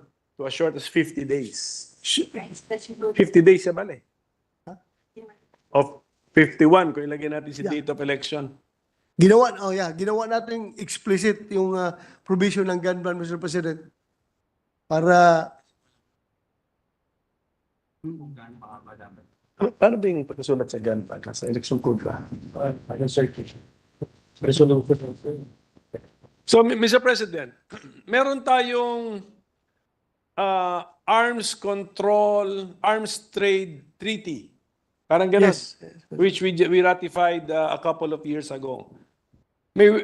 Just in case the sponsor knows through his resource persons, what's the status of our implementation or compliance with the arms trade treaty, Mr. President? alam mo ganyan? I think the PNP can answer that question, Mr. President. Right now, we don't have a representative from the PNP, and I think they're complying with the reportorial requirements, Mr. President, because that is already being implemented. Correct. May we know, we want to be informed of the implementation of the treaty. Kasi we are amending now the Comprehensive Firearms and Ammunition Regulation Act. Dito, konektado yan sa treaty. I think yung mga license to manufacture, license to deal, license to be a gunsmith, etc. I think all of this data, information are to be reported to the Secretariat of the treaty, Mr. President. I don't think so, Mr. President. Kasi pati only movement of firearms at the export. Yeah. Export. Yes, Mr. Yes, President. the export of the... Makukuper pala. Yes, covered. Yeah, that's why I'm asking, Mr. President, kasi sabi natin dito, we are declaring unlawful the concept of unlawful export. Yes. What is an unlawful export pala, Mr. President? Unlawful export. Yun eh. Sige, pasilip mo. Yung Ano ba? Ganun ba pagkasulat? Dates pa? that's Mr.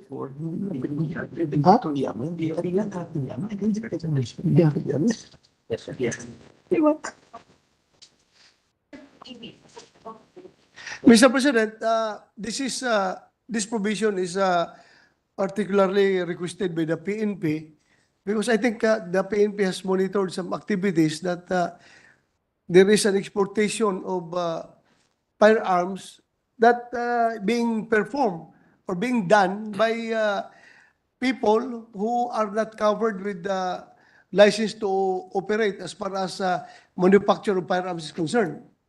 Correct. Oo. So walang LTO. wala sa records o kung i-review ng PNP records nila, mukhang hindi to wala to sa totality ng manufacturer. And yet our fellow state parties dun sa treaty, they are reporting from the Philippines, nanggagaling ito, check natin dun sa secretariat. That's why I became curious about our compliance and implementation of that particular treaty. What's the correct name of the treaty?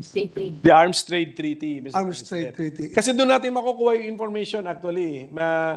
Pagtingin natin, nakita nila from the Philippines, ito ang pumasok na firearms or regulated items. I think this proposal coming from the PNP is somehow a form of compliance to the ATT. So can we ask na lang from the sponsor, just to shorten the interpretation, can we ask from the sponsor an update, a written report maybe from the DTI or the Office of Strategic Trade Management or from the PNP on the status of our compliance as a state party to the Arms Trade Treaty? Yes, Pwede yes, po, Mr. President. Mr. We President. will do that and we'll submit to your office. Kasi in the context of our bill. Last concern ko lang, Mr. President, yung gun ban, the period is found in election laws. Election-related laws. Now we want to shorten the gun ban period in a Firearms Regulation Act. I have my doubts if we can do that. I think we should amend that particular provision in the election laws, Mr. President. I think that the link of period of gun ban is not explicitly stated in the Omnibus Election Code, Mr. President.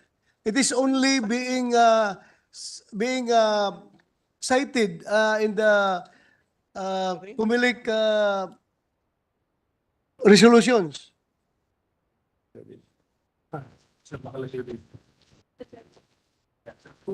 This is law. It's in RA 7166, nakasulat po rito, during the election period, then etc. No person shall bear, carry, or transport firearms, etc. So that is the legal basis. An election period, of course, is also defined in election-related laws, Mr. President. So that's one of my concerns. If we should be amending the gun ban found in Section 32 of RA 7166, an election-related law, through a section in the Firearms Regulation Act, Mr. President. So just I get your point, Mr. President. I get your point.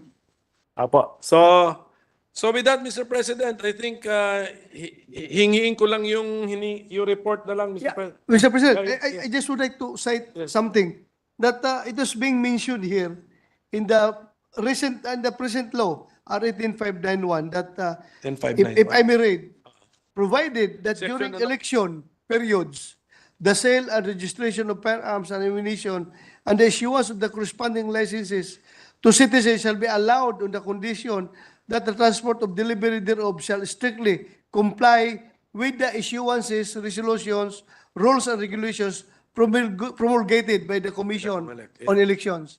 Yes, sir. So tama, opo. Walang conflict doon. Yeah, Wala pong conflict doon. Yung provision na yun is about the sale na if you want to buy, tuloy. Except that, kung may physical limitation by COMELEC regulation pursuant to election laws, sunod ka rin doon. Doon ka pa rin susunod. Sunod ka pa rin. Yes, Opo. yes. So yan lang po, if you can find a way kung paano. Yes, sir. And maybe, kung mahirap gawin ito na gun ban dito sa law na ito, siguro another bill can be filed amending the particular election-related law, Mr. President. Yes, Mr. President. So I shall await the report from the sponsors, resource persons. Maybe maybe the PNP should know, Mr. President. Yun. So with that, Mr. President, thank you to our sponsor and for his patience with us. Thank you. Thank you, Mr. President. Thank you. Senator De Rosa and our minority leader.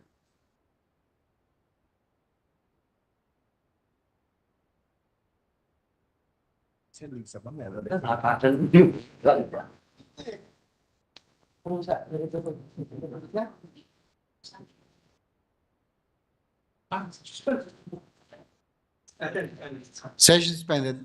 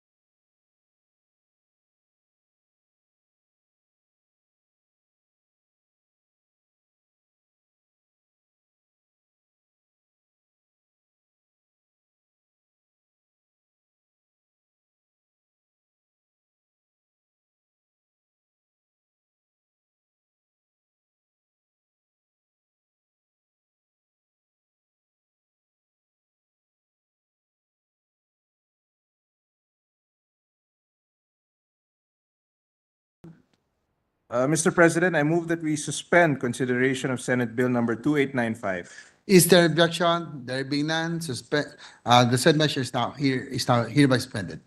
Mr. President, I move that we proceed to additional reference of business.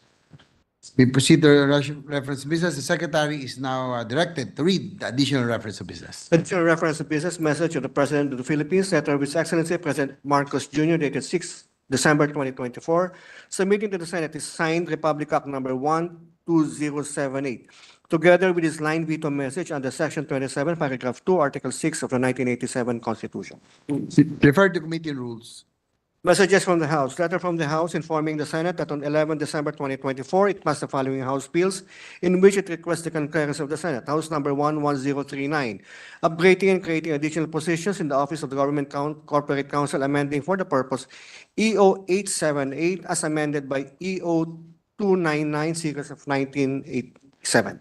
Refer to Committees on Justice and Human Rights, Civil Service, Government or Reorganization, and Professional Regulation and Finance. 10637, declaring the Binadlan Falls located in Barangay Biao, Municipality of Binalbagan, Province of Negros Occidental, and an ecotourism site. Refer to Committees on Tourism, Environment, Natural Resources, and Climate Change and Finance. 11105, declaring the immediate environs of Nuestra Señora de Salvación Church, located in Napotiocan, Lawang, Northern Samar, a tourism destination. Refer to Committees on Tourism and Finance. 11106, declaring the Pinipigsacan Falls in Las Navas, Northern Samar, a tourism destination. Refer to Committees on Tourism, Environment, Natural Resources, and Climate Change and Finance. 11107, declaring the Batag Lighthouse Station in Marubay, Batag Island, Lawang, Northern Samar, a tourism destination. Refer to Committees on Tourism and Finance. 11109, declaring the Sinigwalasan Mangroves Park in Dulong Polo, Sinbanali, Bacoor, Cavite, an ecotourism zone to be known as the City of Bacoor Mangrove and Ecotourism Park. Refer to Committees on Tourism, Environment, Natural Resources, and Climate Change and Finance. 11110, declaring Sitio Timoga in Barangay Buruun, Iligan, Province of Lanao del Norte, a tourism zone. Refer to Committees on Tourism, Environment, Natural Resources, and Climate Change and Finance. 11125, revising the technical description of foreshore land areas covered by the Balanga Wetland and Nature Park Ecotourism Zone located in Tortugas City of Balanga, Province of Bataan, amending for the purpose RA 111365. Refer to Committees on Tourism, Environment, Natural Resources, and Climate Change. 11126, declaring the Onay Beach in Lawang, Northern Samar, tourism destination. Refer to Committees on Tourism, Environment, Natural Resources, and Climate Change and Finance. 11128, declaring Barangay Rubas in Haro, Leyte, an ecotourism destination. Refer to Committees on Tourism, Environment, Natural Resources, and Climate Change and Finance. 11129, declaring the 100 Islands National Park in Alaminos, Pangasinan, a tourism zone. Refer to Committees on Tourism, Environment, Natural Resources, and Climate Change. 11160, abolishing the principle of Reserva Troncal, repealing Article 891 of RA number 386. Refer to Committees on Constitutional Amendments and Revision of Codes. 11068, declaring November 30th of every year as Jesus Reigns National Day of Worship. Refer to Committee on Culture and the Arts. House number 11071, ensuring gender responsiveness in naturalization laws, amending for the purpose Section 15 of Commonwealth Act number 473.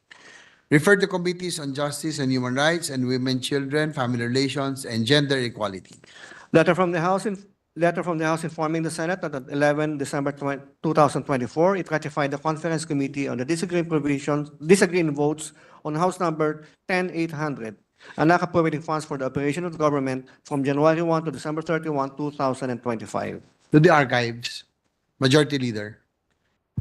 Mr. President, I move that we proceed to the Senate President's designation of Senate conferees to the Conference Committee on the disagreeing provisions of Senate Bill number 2575 and House Bill number 10142. The bills on the Basic Education, Early Childhood Care, and Development Alignment Act. So move, Mr. President. Is there an objection? Hearing none, the following members are hereby designated as Senate conferees to the Conference Committee on the disagreeing provisions of Senate Bill number 2575 and House Bill number 10142. Senator Widga Chagan as Chairperson, Senator Pia Cayetano, Senator Lauren Legara, Senator Joel Villanueva, and Senator Aquilino Pimentel III on the part of the minority. Mr. President, Senate, move to suspend. Now, the minority leader is recognized. On the part of the Withdraw. minority, I'm nominating the Deputy Minority Leader, Senator Risa Ontiveros, to be the member of the panel. Pwede note na lang. Senator Yes. Senator Risa Ontiveros. Yes, so instead of Senator Aquilino Pimentel, on the part of the minority, Senator Risa Ontiveros Basic instead. education. Noted. Thank you. Mr. President, I move that we adjourn the session until 3 o'clock in the afternoon of Wednesday, December 18, 2024. Objection, there being none, the session is adjourned until 3 o'clock in the afternoon of Wednesday, December 18, 2024.